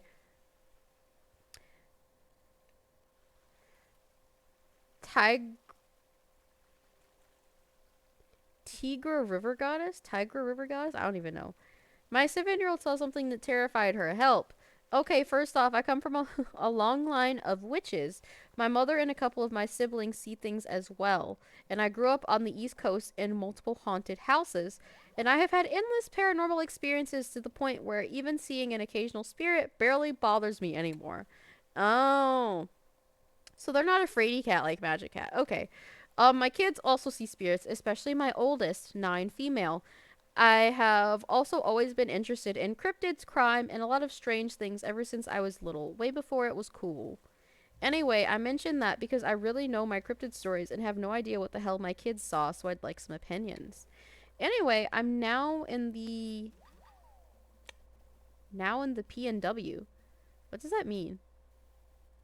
And I've seen weird things here, but less spirits than the East Coast. So tonight my daughter went across the house to the bedroom I keep as my office, which has tons of clothing and stuff to list on eBay, mailing supplies, etc., and it's a mess right now. I threw clean comforters in there that I washed so my cats and dogs don't lay all over them or knock them onto the floor. I mean, you could also just close the door like a normal person. One wall is made of two huge windows facing outwards. Ah, more windows that Magic Cat can't look out of. Anyway, my youngest 7F went to grab a comforter out of there to bring to me for my bed because I was changing the sheets for us to go to bed soon. She was gone for like 15 minutes or more and I was getting annoyed because I wasn't sure what was taking her so long and why she wasn't saying anything when I kept calling her. Just wanted to make sure she was grabbing the comforter. I finally was about to go check since I put all the sheets and stuff already, and she comes screaming and crying into my room, absolutely losing it, crying so hard. She's shrill and red in the face, and I couldn't even understand what she was saying. I asked if she was okay, and she said no. I thought she got hurt and asked if she fell down, but she shook her head. She finally told me what happened after trying to calm her down for 3 minutes or more. She said she saw something watching her through the big windows. We have had 2 break-ins before, and it's not a very safe area, so I immediately started to freak out and asked if it was a man because I'd call the police or get my gun. Love it. She said no, it wasn't a man. You can tell they're American. She's like, was it a man? I'm gonna get my gun. I love it. She said no, it's not a man, and I asked her again who was looking at her. She said it was as tall as a man, but reddish pink, like it had no skin and had no face, and had hands but clumps for feet. She kept telling me he had no face and no ears, not even a bump where his nose should be, and he was staring at the window, standing and twitching, and that she got tangled up in the comforter and was on the floor crying and scared to move or yell until she finally jumped up and ran, got her headphones tangled in the door. The thing ran by the window and she abandoned them. I checked, they're tangled on the door, and she ran for me. I asked her if she wanted me to go check. She started crying and freaking out, screaming at me not to go in there, so I didn't. I ran across the house and got my 9-year-old and brought her into my room to sleep as well because I was unnerved. She was 100% serious about what she saw and would never make something like that up, especially not with the kind of terror she had. Does anyone know what the hell looks like that? A raw a raw hamburger. I'm dead. A raw hamburger, Slenderman. Raw hamburger? I'm sorry, that's the part that killed me. I'm weirded the hell out. I don't really want to sleep now.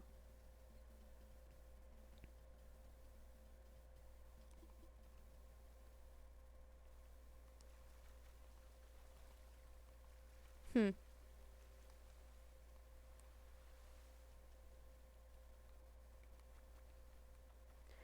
I'm sorry, Magic Cat. Magic Cat needs a hug now. Apparently, I've scared Magic Cat to death. Again. Somehow. I don't know how I keep doing this. I feel like I pick the tamer stuff, and then it's still too racy, I guess.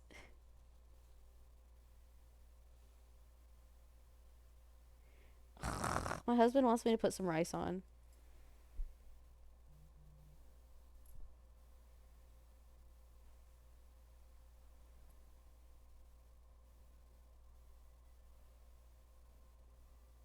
Hold on.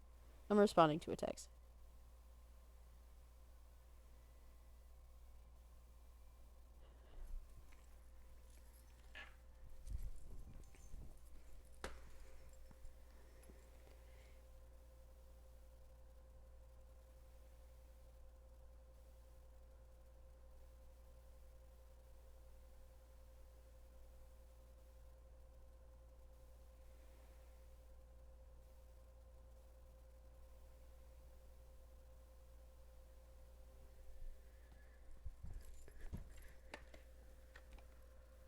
Okay, what'd you say?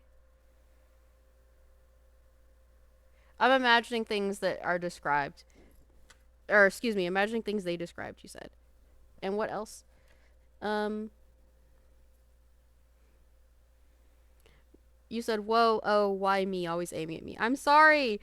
It's kind of just a running gag. You always talk about yourself that way, too. You always call yourself a puss and talk about how scared you are of everything. So I just kind of go along with it, because that's what you say. But if you want me not to mention it, I won't. You said, girl, why are you reading it? I need a hug. Because this was the tame story. The other one was worse. Believe it or not, the other one was actually worse.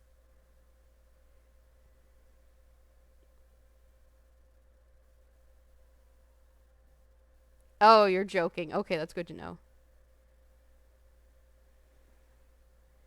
Oh, LP says they're part Indonesian, so it was even more unnerving for them.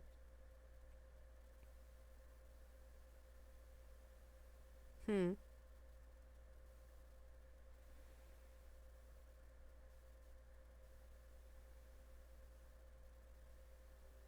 Hmm.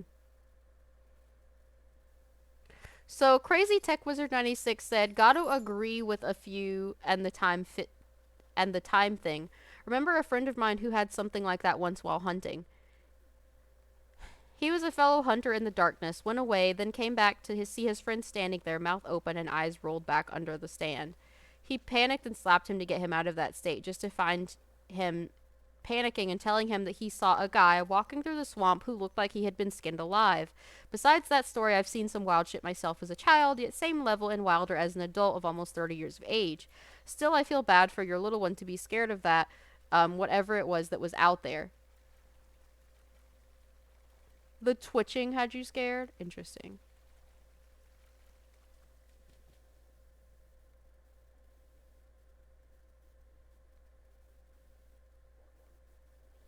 There we go. But the one above that I didn't read, Science of Fish said, not an expert, but I think I've heard of a similar story from a friend who had a family history with um, quote unquote black magic, and that's a racist term actually, calling stuff black magic, but I guess I would say baneful magic or malicious magic instead. Indonesian stuff, they say in parentheses. It also involved a skinless pink horror face with no ears or nose thing haunting his brother. It would be everywhere, broad daylight and night. He would see it standing in a crowd, in a window, doorway, anything for a month or two. They found out it was an unhappy entity that was denied its payment after the great grandmother double crossed the entity and used it to get rich. It was sealed in an old box which he had opened when they were cleaning out the old family house. It was finally appeased when they approached a Bomo to help it cross into the afterlife. And that's when OP said they were unnerved because they're actually Indonesian. The twitching got me scared, lol. Why the twitching specifically? Okay. Treacle okay says, you want to fight me sometimes? Okay. I definitely agree with some of these comments. Personally, I think it was a demon of some sort. Kids were extremely perceptive and sensitive to the other side. Ooh, it's one of the little the suckerfish. Hold on. Hold on. Because I'm just reading the comments now, so it doesn't matter as much. Okay. Let's see. They're extremely perceptive and sensitive to the other side, whatever you want to call it, because they haven't had time to be taught that stuff doesn't exist.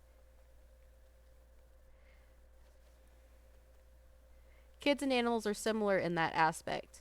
Animals don't have the you're being ridiculous or you're just imagining it with the animal kingdom when it comes to this sort of thing. They're not wrong.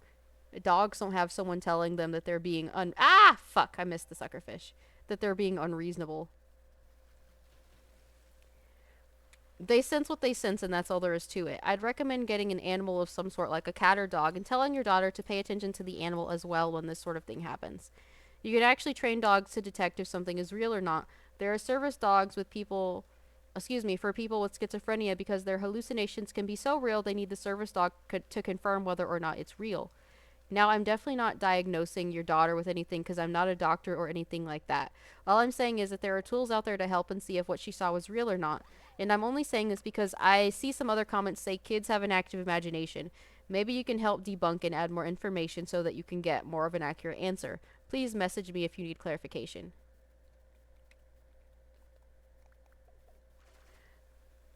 OP responded saying, I see things as well. Long witch line. Neither of us have mental issues that would cause that either. I'm a foster and also own animals. We have 5 dogs and currently foster 13 cats. Jesus, that's a lot. Definitely observe when the animals see spirits we see. Sadly, none of them were in there with her. Cats were asleep in my room and on the couches, and there's a gate so puppies can't go in that part of the house because they're still potty training. Fair. I wouldn't want potty training puppies in my office either, just to be fair.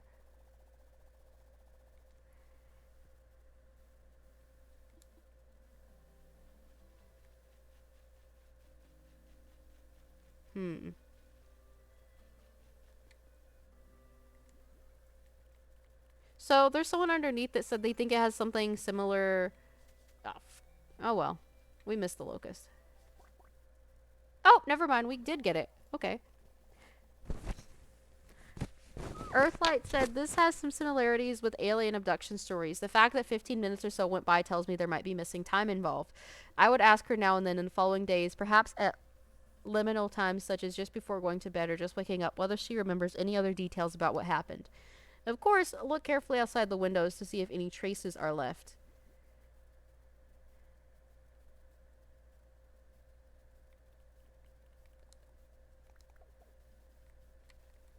Someone said, I actually like this theory more than the others. Even if she were terrified, she'd probably still run away after a couple of minutes. The fact that it took her almost 15 or more may be indicative of missing time and what's known as a screen memory. A memory that is implanted in abductees to put up a screen behind which the real memory hides. I'd recommend following this advice. And then OP answered, she was cowering in the corner, stuck and afraid to get up the whole time. Story never changed, and I honestly don't blame her. Yeah, for real. I feel like most adults wouldn't handle seeing that well, just saying. Although, I really do need to get up and put some rice in. Mm. You said you love me, but sometimes you want to fight me. You imagine the description with weird eyes and twitching, and that's a no for magic. Fair. Okay. Let me just make sure I sell the right things.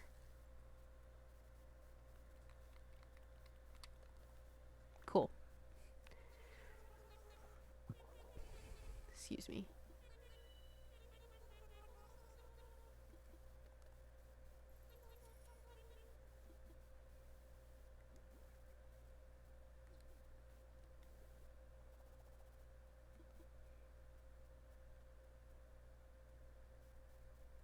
Mm-hmm. So I'm not ending, but I'm just gonna save it so I can go put the rice on. I'll be right back.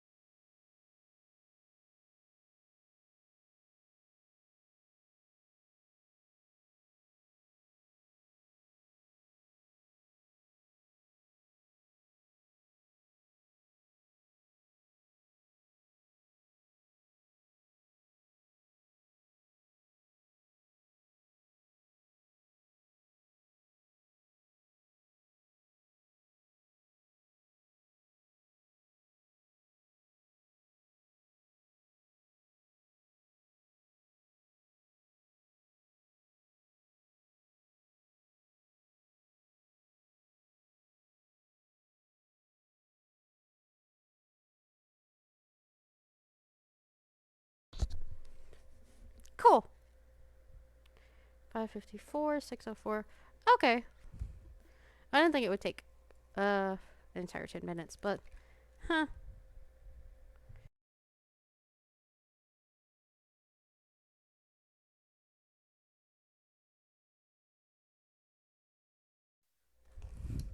Hmm. I'm just waiting for Animal Crossing to come back up. So Bakakami said, I'm sorry your daughter and you had to go through that. That must have been horrible, especially for her. Children tend to have some psychic awareness of the other side, which normally but not always gets closed off when they get older. I've heard of entities with no facial features before. I can say for certain what these things are, but like What's Up said, probably some kind of demon. Why does everyone assume everything is a demon? Everything is not a fucking demon. Someone told her to get security cameras. Then someone decided to be the grammar police, even though she typed this at like 1 a.m. and in a stress episode. Go fuck yourself. Really? Anyway,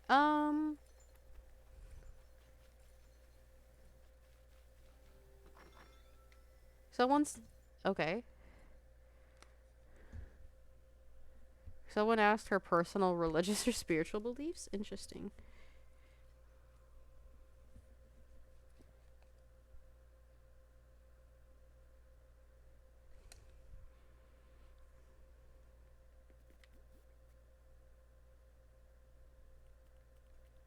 Okay, I'm dying over someone calling the thing an evil hot dog, but they were madly disrespectful to OP and OP's family.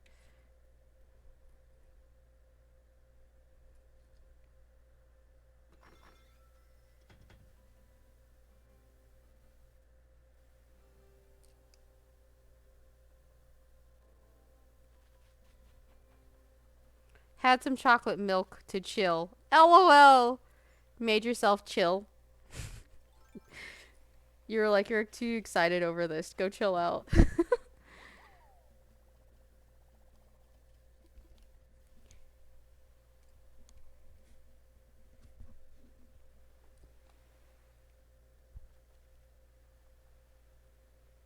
Okay. This is the same person that says the same goddamn thing in every post. It's so annoying.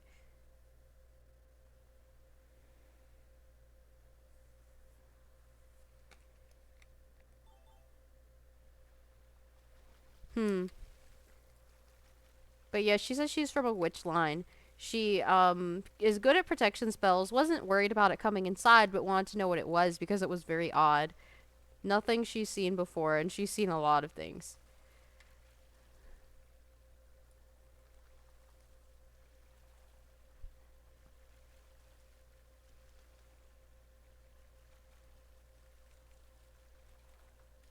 Hmm.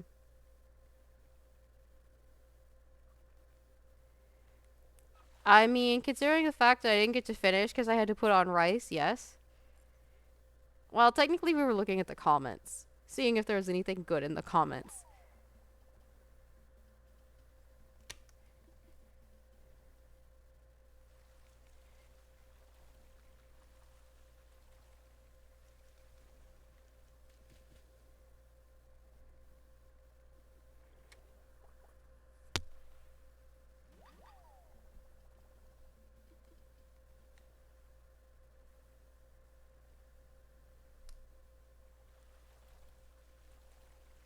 Hmm.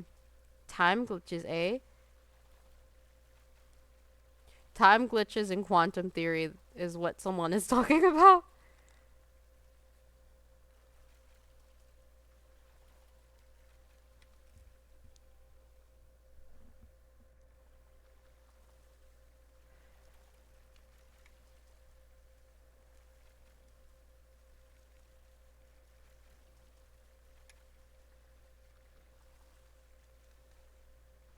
Hmm. I love how someone said, well, what if it wasn't paranormal? What if it was a weird guy in a weird suit? Ah! You are tired. Are you ready to sleep? What the hell is, what do they mean, a rake?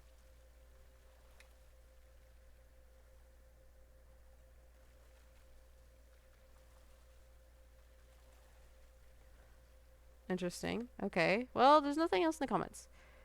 Mm, this was this a demonic experience or a spirit that died negatively? Posted by East Dog 3 days ago. I was doing a late night walk and ghost tour, really, and on my way back to the motel I was staying at, I felt a wave of dread throughout the evening to the point I cried for a few minutes when I was walking to the motel. I have nausea all night ever since I used a spirit box, I believe, the one that shows the words that spirits speak. During the tour, I want to know if I'm dealing with a spirit or something dark in nature. I honestly don't understand people going on these tours, especially if you very much do not want to be haunted or followed home. Not that I'm blaming the victim, it's just, it's very interesting. I personally just wouldn't go there, but, you know. Or if you're gonna go there, why not go there with protections in place? I don't know. Anyway, that's all there is to it. It's literally like a very short paragraph. That's it. And no one commented on it.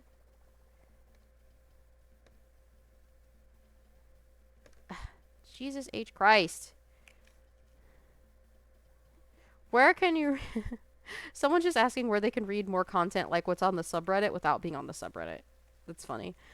Mm, was a skeptic. Can someone explain this? Good enough. What's good enough? Awareness number. I don't know if they're saying no or if they're shortening the word number. And then they say 80 through 29. Was a skeptic. Can someone explain this? Debunk this. I was laying in bed with my girlfriend who had just moved to a new apartment in Venice Beach. We both go to bed and she's cuddling me and she falls asleep quickly. After about 20 minutes, I'm having trouble falling asleep because I keep hearing noises in the cupboards like something moving around as well as a dragging noise on the floor. About 5 minutes after that, I felt like something had touched my shoulder and this had scared the crap out of me. At about 1 a.m., I woke up yelling from a cold sweat, and right after, some pots and pans had fallen from the wall. It was the most terrifying experience I've had in my whole life.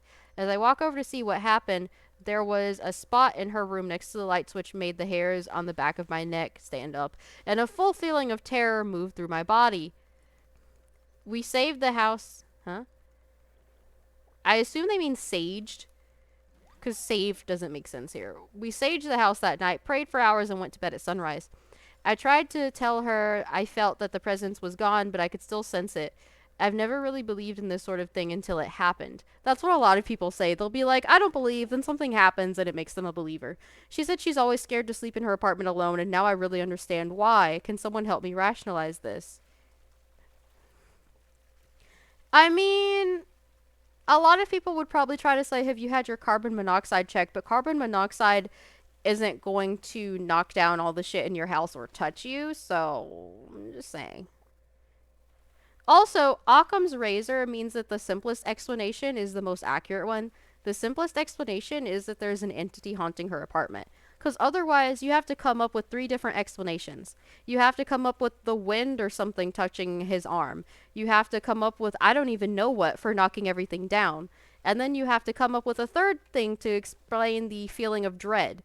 It just seems more likely that the simplest explanation is correct. Occam's razor.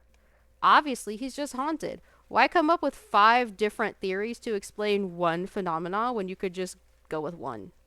Like, why make it unnecessarily convoluted?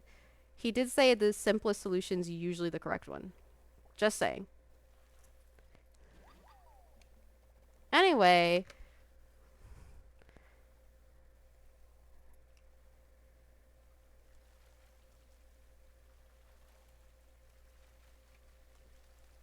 Someone said there could be rats or mice in the cupboard. Okay, but that doesn't explain what touched him at the same time or the feeling of dread.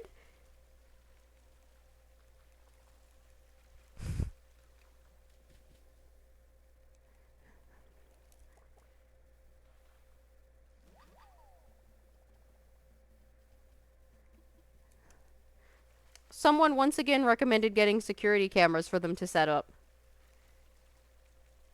They said they're a firm believer, and it may be what's actually happening, but if not, you'll have documented video evidence of what is actually occurring. This is true.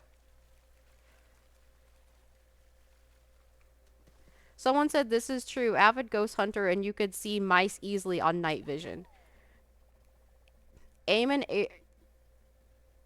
aim an IR camera at the problem areas and watch the floors and cabinets for mice. If there are no mice, then move out.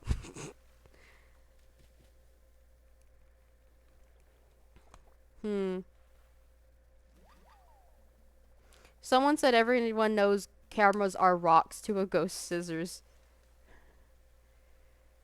Someone said don't move out and don't call a priest. Find a witch. Find a witch, a Wiccan, a ceremonial magician, a shaman, medicine person, etc., who's willing to help the spirit out and you. These experienced individuals have a far deeper understanding of the spirit world than most Christian priests who view everything as evil and only throw Bible verses at them to exorcise the evil. It is usually a confused person. This is fair. This is true.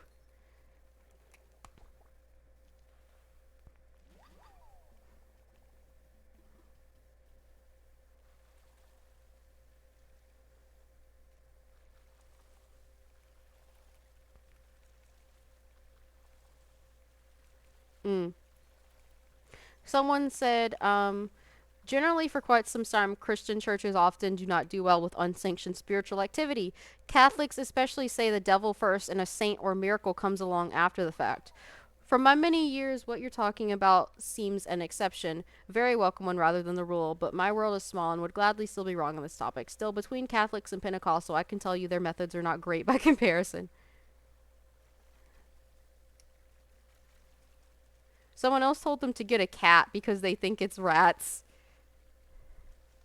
And then someone said, so the rodent reached out and touched his shoulder and also created a spot in the room that made him feel terrible. That's what I'm saying. Skeptics are always like, yeah, these 8 explanations make way more sense than your simple theory of ghosts. Like, what? Occam's razor, people.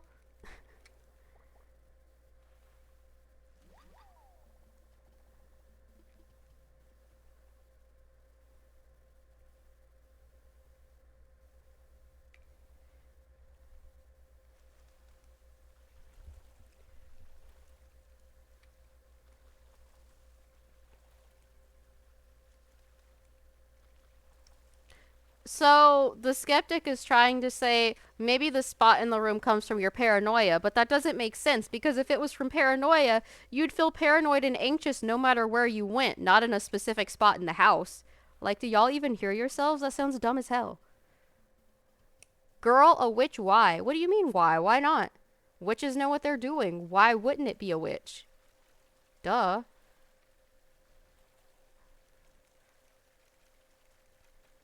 Why would you not go to a witch for spirit things? Most non witches don't know what they're doing. Unless it's someone else, like they said, like a shaman, medicine person, etc. Someone who's well versed in spiritual matters that isn't just going to throw a crucifix at it, because that honestly rarely ever helps.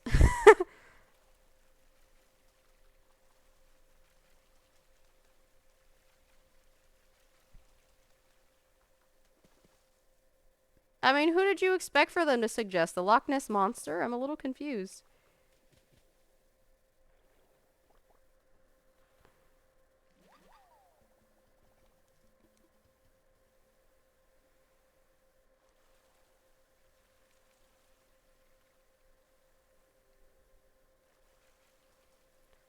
Water dino? Wait, I'm confused. What?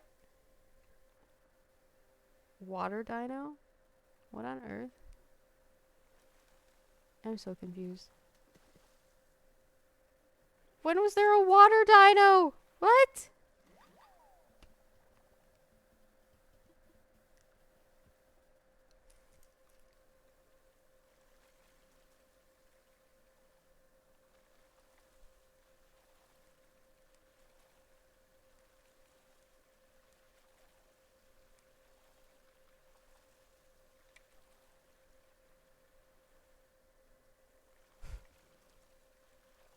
Hmm.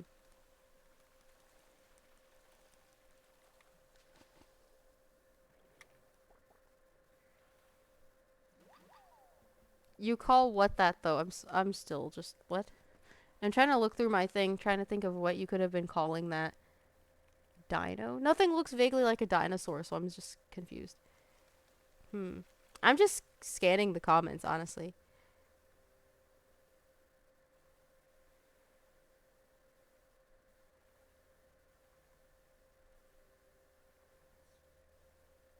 Hmm.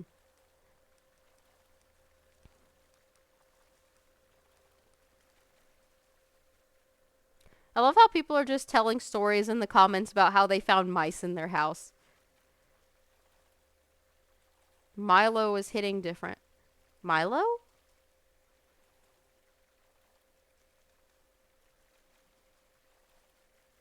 I'm just sitting here more confused. You said Milo, didn't you? Yeah, Milo was hitting different. What are you talking about?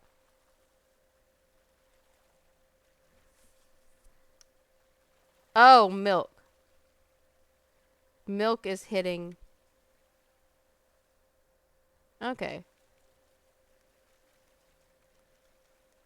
I was wondering. I was like, what does Milo mean? I was worried that you mentioned something or someone called Milo that I couldn't remember. I was like, what is this?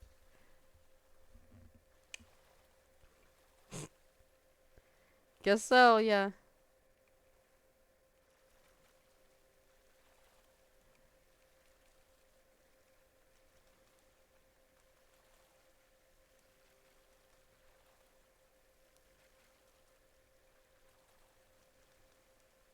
Oh, over here.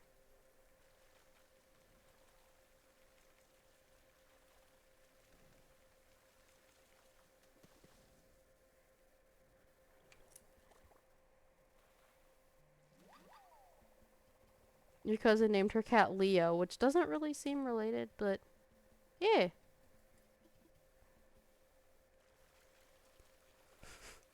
Interesting you bring up cats since everyone was talking about rats and mice.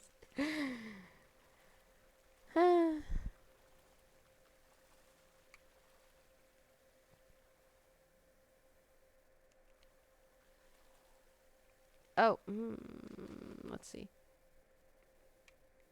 I hate when she just completely goes past it. Hmm.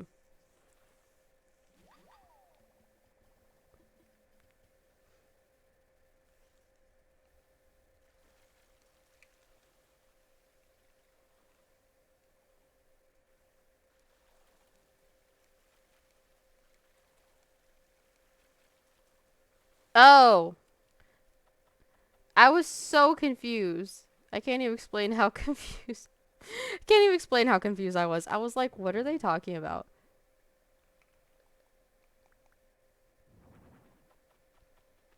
Okay. See, that makes more sense. Okay.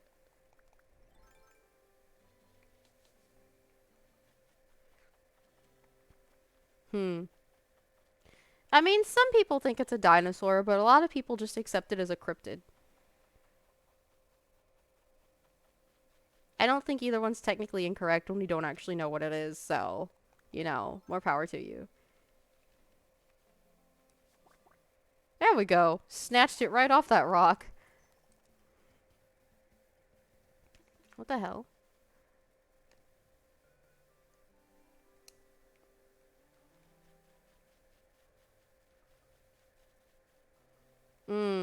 Someone else was telling them to buy a carbon monoxide detector and set up cameras. And of course, if that proves to not be an issue, then yeah.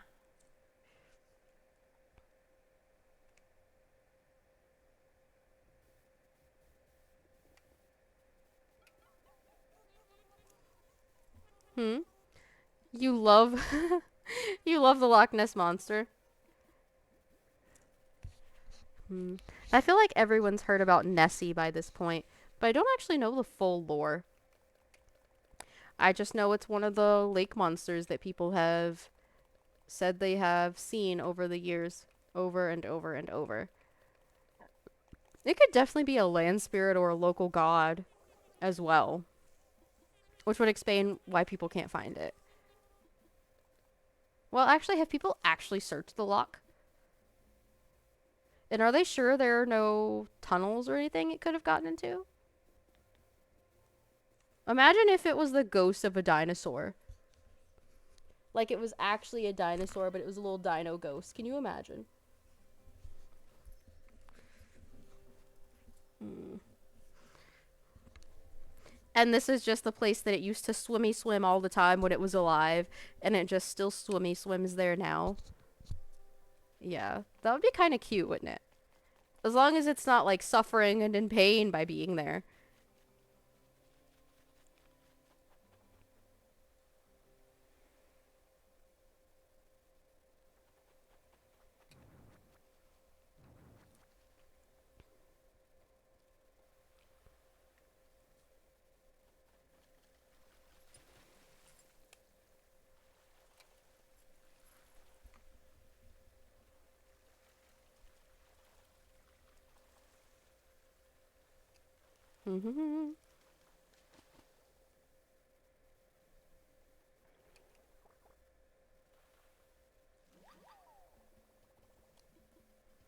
I love how someone said cats are the best exorcists in existence.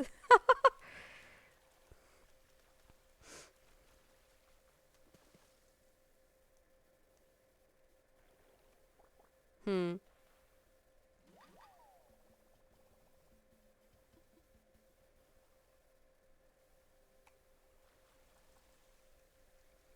You like some monsters, but not others.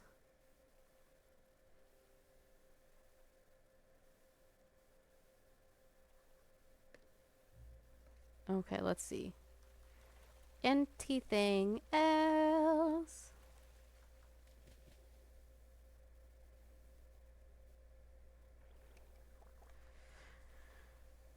Hmm. Breathing sounds that switch location at night. That sounds like a good one, don't you think, Magic Cat? Yeah, let's read this one. By Get Off Reddit Read a Book 4 days ago. Breathing sounds that switch locations at night. Now, I don't believe in the paranormal, and I still don't. I just thought you guys would find this cool. Okay. I'm not bullshitting like those guys in the Lego video are. Lego video? What Lego video? Really? A toy turning its head? Really? That's just Lego robotics. And absurdly easy to fake. Anyway, I'm going to bed during the night. Everyone else has already gone to bed. As I lay in my bed, I hear breathing sounds. Heavy, very human breathing sounds. They're coming from right outside my window. After a bit, I get up and look out, opening it. Why? Now the breathing sound is coming from much further away, from my neighbor's house, like 15 to 10 meters away. It's the same human sounding heavy breathing.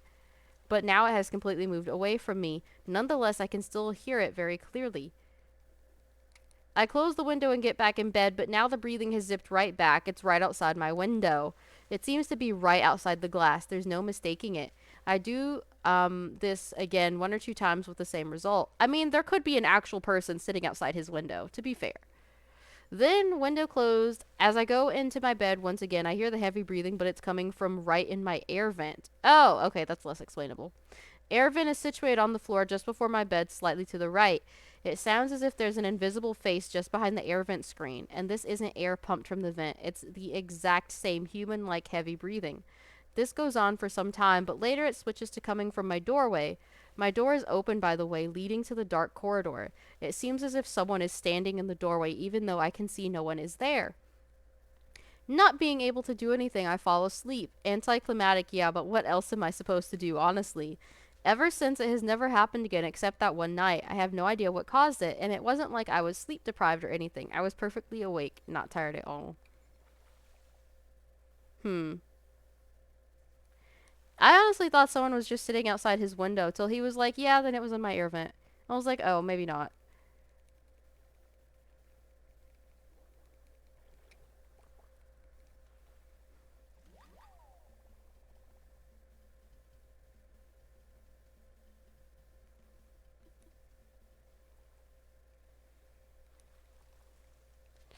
My ear itches.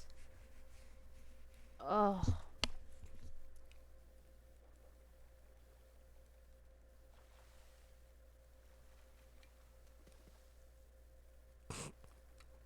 It's probably a lobster or a clam, right? Probably.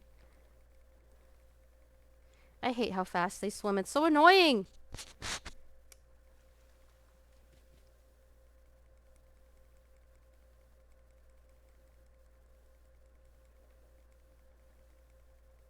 God damn it.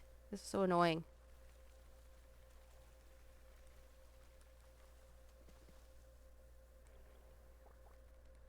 Hmm.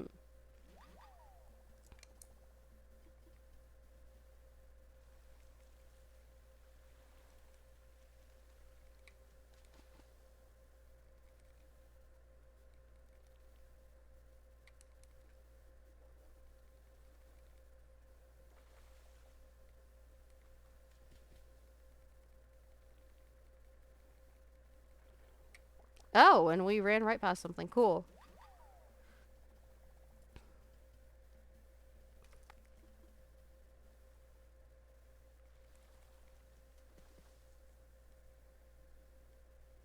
God, this is getting annoying. You're tired, but your body's filled with adrenaline. I'm so sorry. Although, anytime I offer to read something else, you always say no and that you can handle it, so I don't really know what to do. Like, I can't really feel like I'm at fault if I offer an out and you're like, no.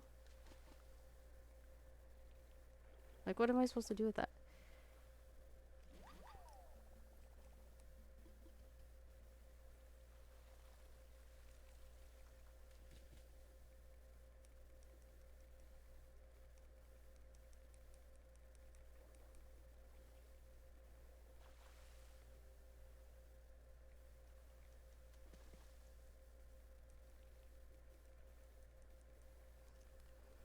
Wow, this thing is driving me nuts.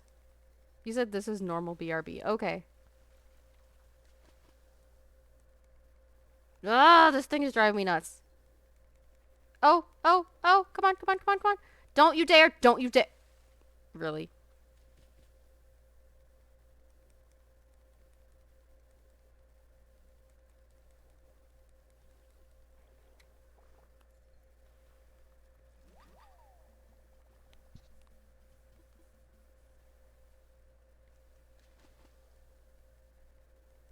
Come on. If it stopped like that, it's probably a clam. Yeah, because the lobsters don't ever stop. I don't know why, but it's like the clams need to rest. I can't explain it.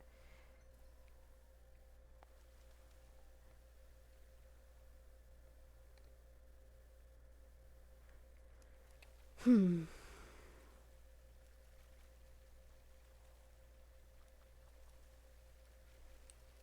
Hmm?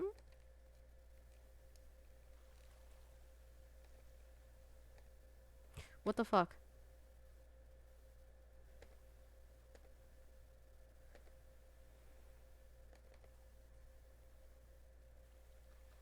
Why would you want that?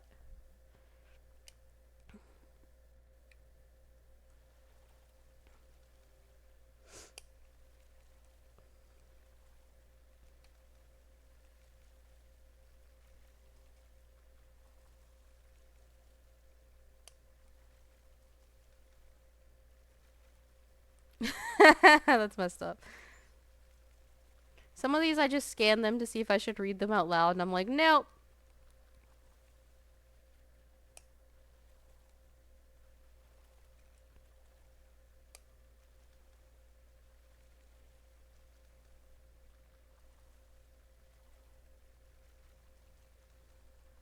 Bubbles, bubbles. Gotta get them bubbles.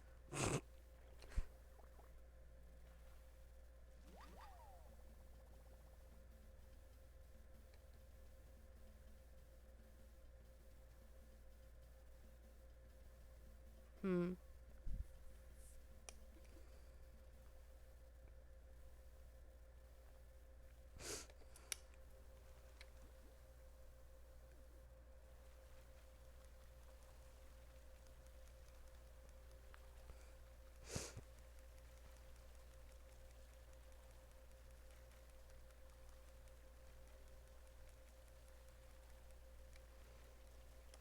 Hmm.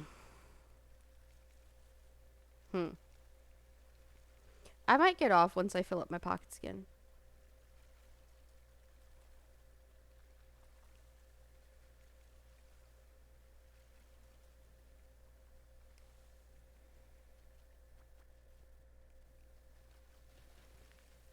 Maybe I'll try to stay around this spot. I'm tired. Boop.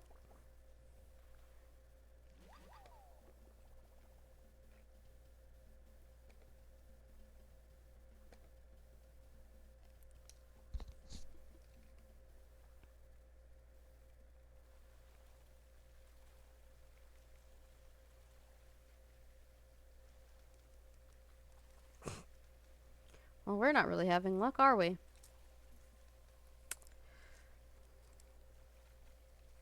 Magic cat, probably either in the bathroom or asleep. Oof.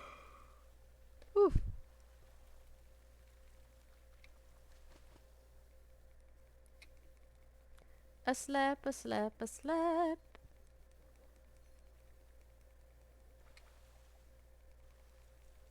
Okay, let me just go get this and I'll go back, because this is irritating.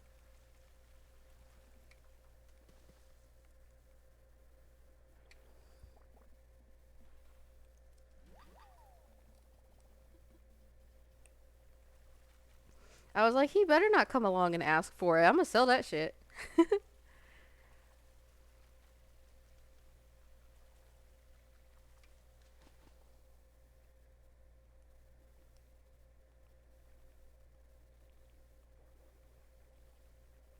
Went to get water and found the parrots making a mess. Rip.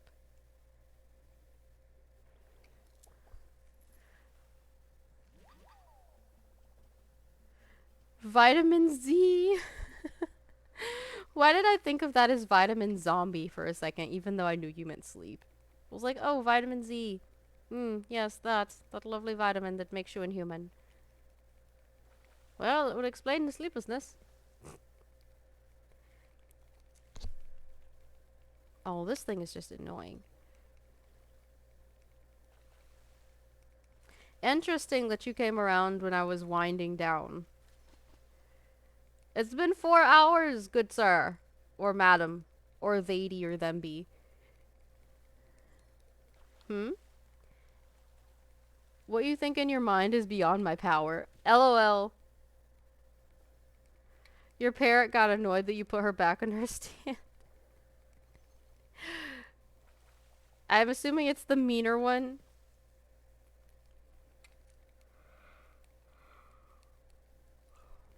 Well, now I'm torn. Well, this one's not really moving. Let's go after this one. Yeah, for some reason, Sammy is always ready to throw hands. You want to wind down too, and then you sent the little sad goat ram thingy. Aww. Wait, why can't you?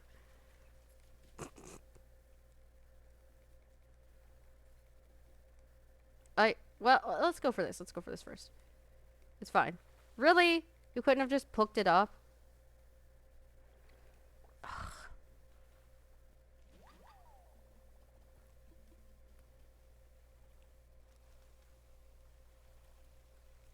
Hmm.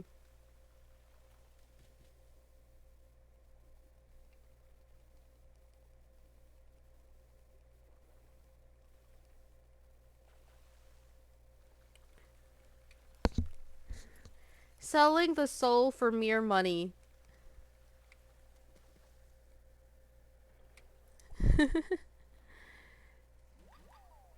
Oh, it's 1:30 a.m. and you're at work. I see what you mean. What sounds like me? Magic Cat? What sounds like me? Are you bullying me again? Oh. Oh, because she's ready to throw hands all the time? I guess. I'll allow that. I'll allow it.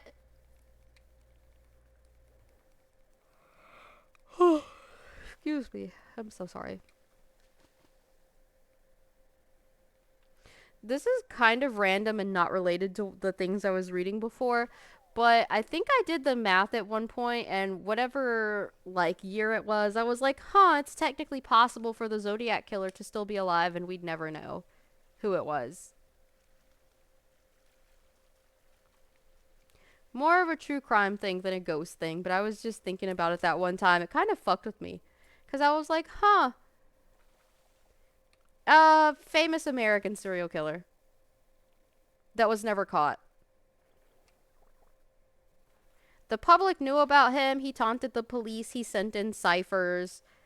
Yeah, never caught. That we know of. I mean, they have suspects that they've named as like possible or whatever, but nothing was ever confirmed. No one was ever captured or charged, you know. For all intents and purposes, he got away with it. Yeah. Lots of people have researched him over the years. I think they only just recently managed to crack one of his remaining ciphers.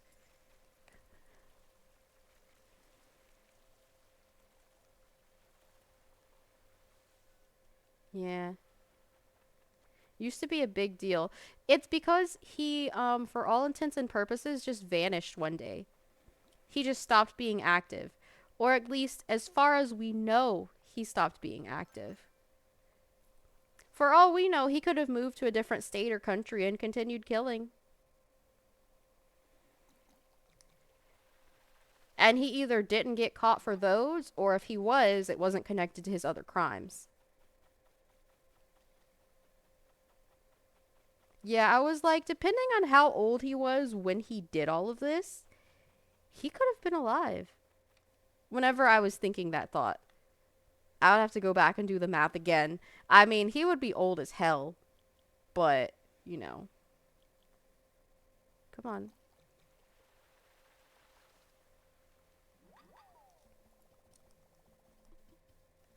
Let me find the wiki.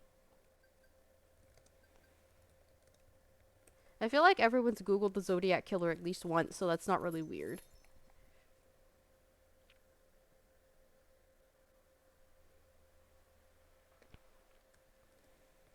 Yeah.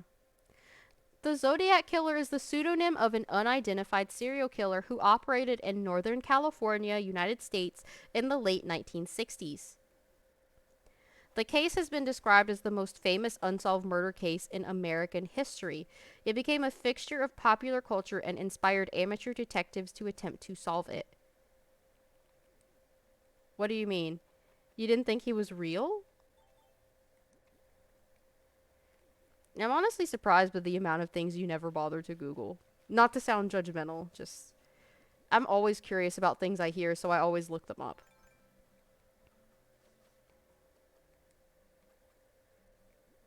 No, statistically speaking, there are always at least 30 active serial killers at any given time in the United States. Just food for thought. That's also probably the reason most of us have weapons, just saying. Not that it helps everyone, but, you know, it's better than having no way to defend yourself.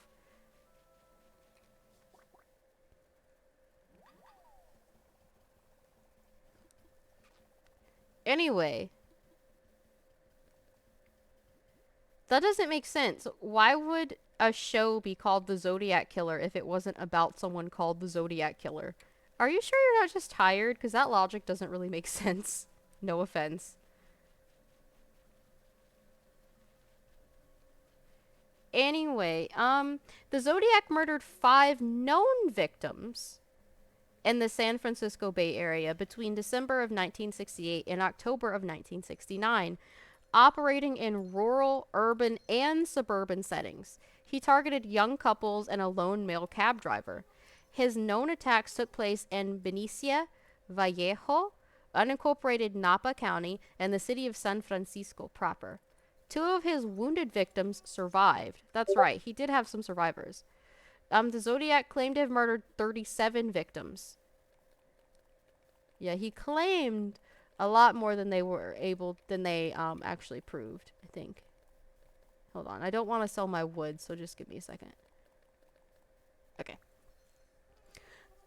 He has been linked to several other cold cases, some in Southern California or outside of the state. Didn't realize they did link him to out-of-state murders.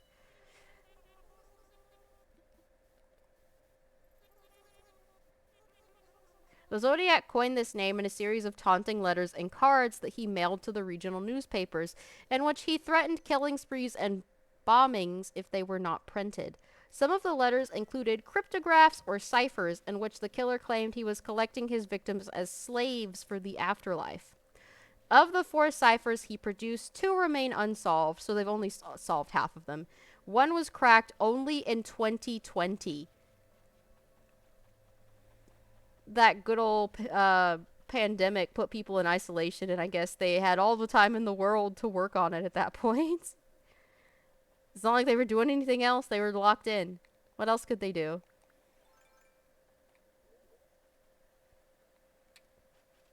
Makes sense that only someone who could devote literally all their time night and day to it. While many theories regarding the identity of the killer have been suggested, the only suspect authorities ever publicly named was Arthur Lee Allen. Why was I going to say Layton? Arthur Lee Allen, a former elementary school teacher and convicted offender who died in 1992. Although the Zodiacs ceased written communications around 1974, the unusual nature of the case led to international interest and has been sustained throughout the years. Yeah, exactly. Yeah, he wrote 4 ciphers, and until 2020, they only ever cracked one of them. If you're interested in ciphers, you should look at them.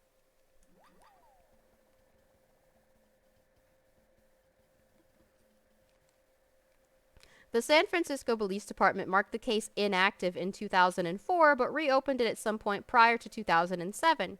The case also remains open in the city of Vallejo, as well as in Napa and Solano counties. The California Department of Justice has maintained an open case file on the Zodiac murders since 1969. You're not stupid. I will say that statistically speaking, most serial killers are white males between the ages of 20 and 40. Most, not all. I would say that it's very unlikely that it could have been a teenager because most teenagers wouldn't be sophisticated enough to carry out crimes the way that the Zodiac did. Because you can't put all of the evasion down to police incompetence. Just saying. That would be far too convenient. So, let's see. Being that most killers are between 20 and 40, if the Zodiac killer was 20 in 1969, because think about how many years it's been. 2023 minus 1969, that is 54 years. 54 plus 20 would make the Zodiac killer 74.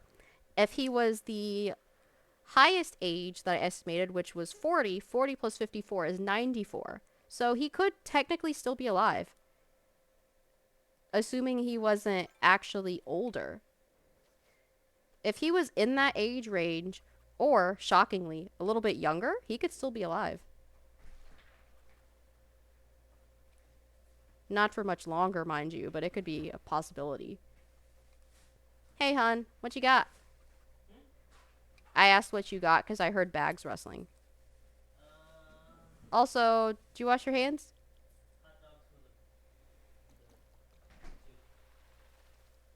Hot dogs for the 2? What? Oh, a seahorse. I don't know what he's talking about. Hot dogs for the 2 doesn't make sense. He said yeah when I repeated it, but I just don't understand. Yeah, he's bringing stuff in. You're slowly starting to lose energy. I mean, I'm going to be getting off soon anyway. If it's not the next 5 minutes, then it'll still be by 4:30. By 4 hours and 30 minutes. Huh, I actually did get a suckerfish. Nice. Hey, hon. What do you mean? What do you mean by hot dogs for the 2? Oh, for our friends. Right, never mind. That makes more sense now. I was confused. I was like, what the hell is he talking about? Hot dogs for the 2? But now I know. It's okay. It's fine. Well, yeah, I forgot that our friend asked for hot dogs. Alright. Good night, Magic Cat. I guess I'll be getting off soon too.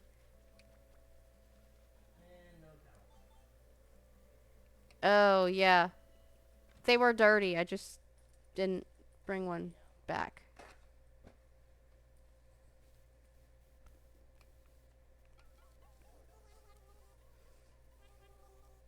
Also, what do you mean I'm expensive? I didn't ask you for anything.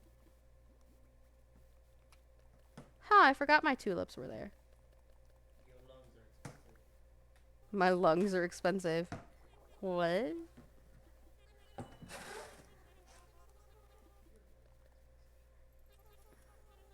I suppose. I suppose.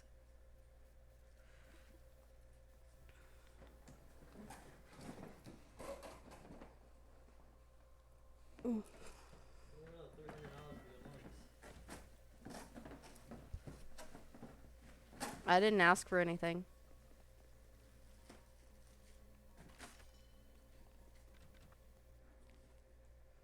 Quite literally did not ask for anything.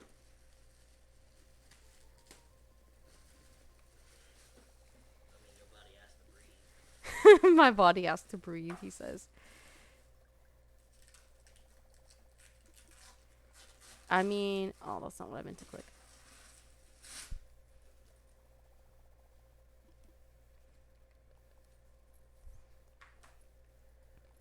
Deposit. Full amount. Ah, yes. That feels nice. Back at 6. We'll have to work to get back at 7, but I'm sure we can do that over the next 2. Although I suppose that would be tomorrow and then, what, Wednesday of next week? Yeah, let me take her back.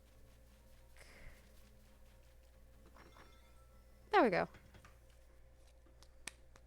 Anyway, good night, Magic Cat. Have sweet dreams. I'm happy with how the little Animal Crossing house looked. Get in the bed! Get in the bed!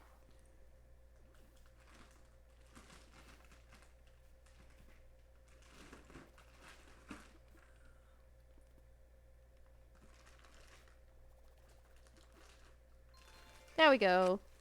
Alright. Bye. Thanks for coming by. I'll be on tomorrow, but remember those days that I'm not going to be on.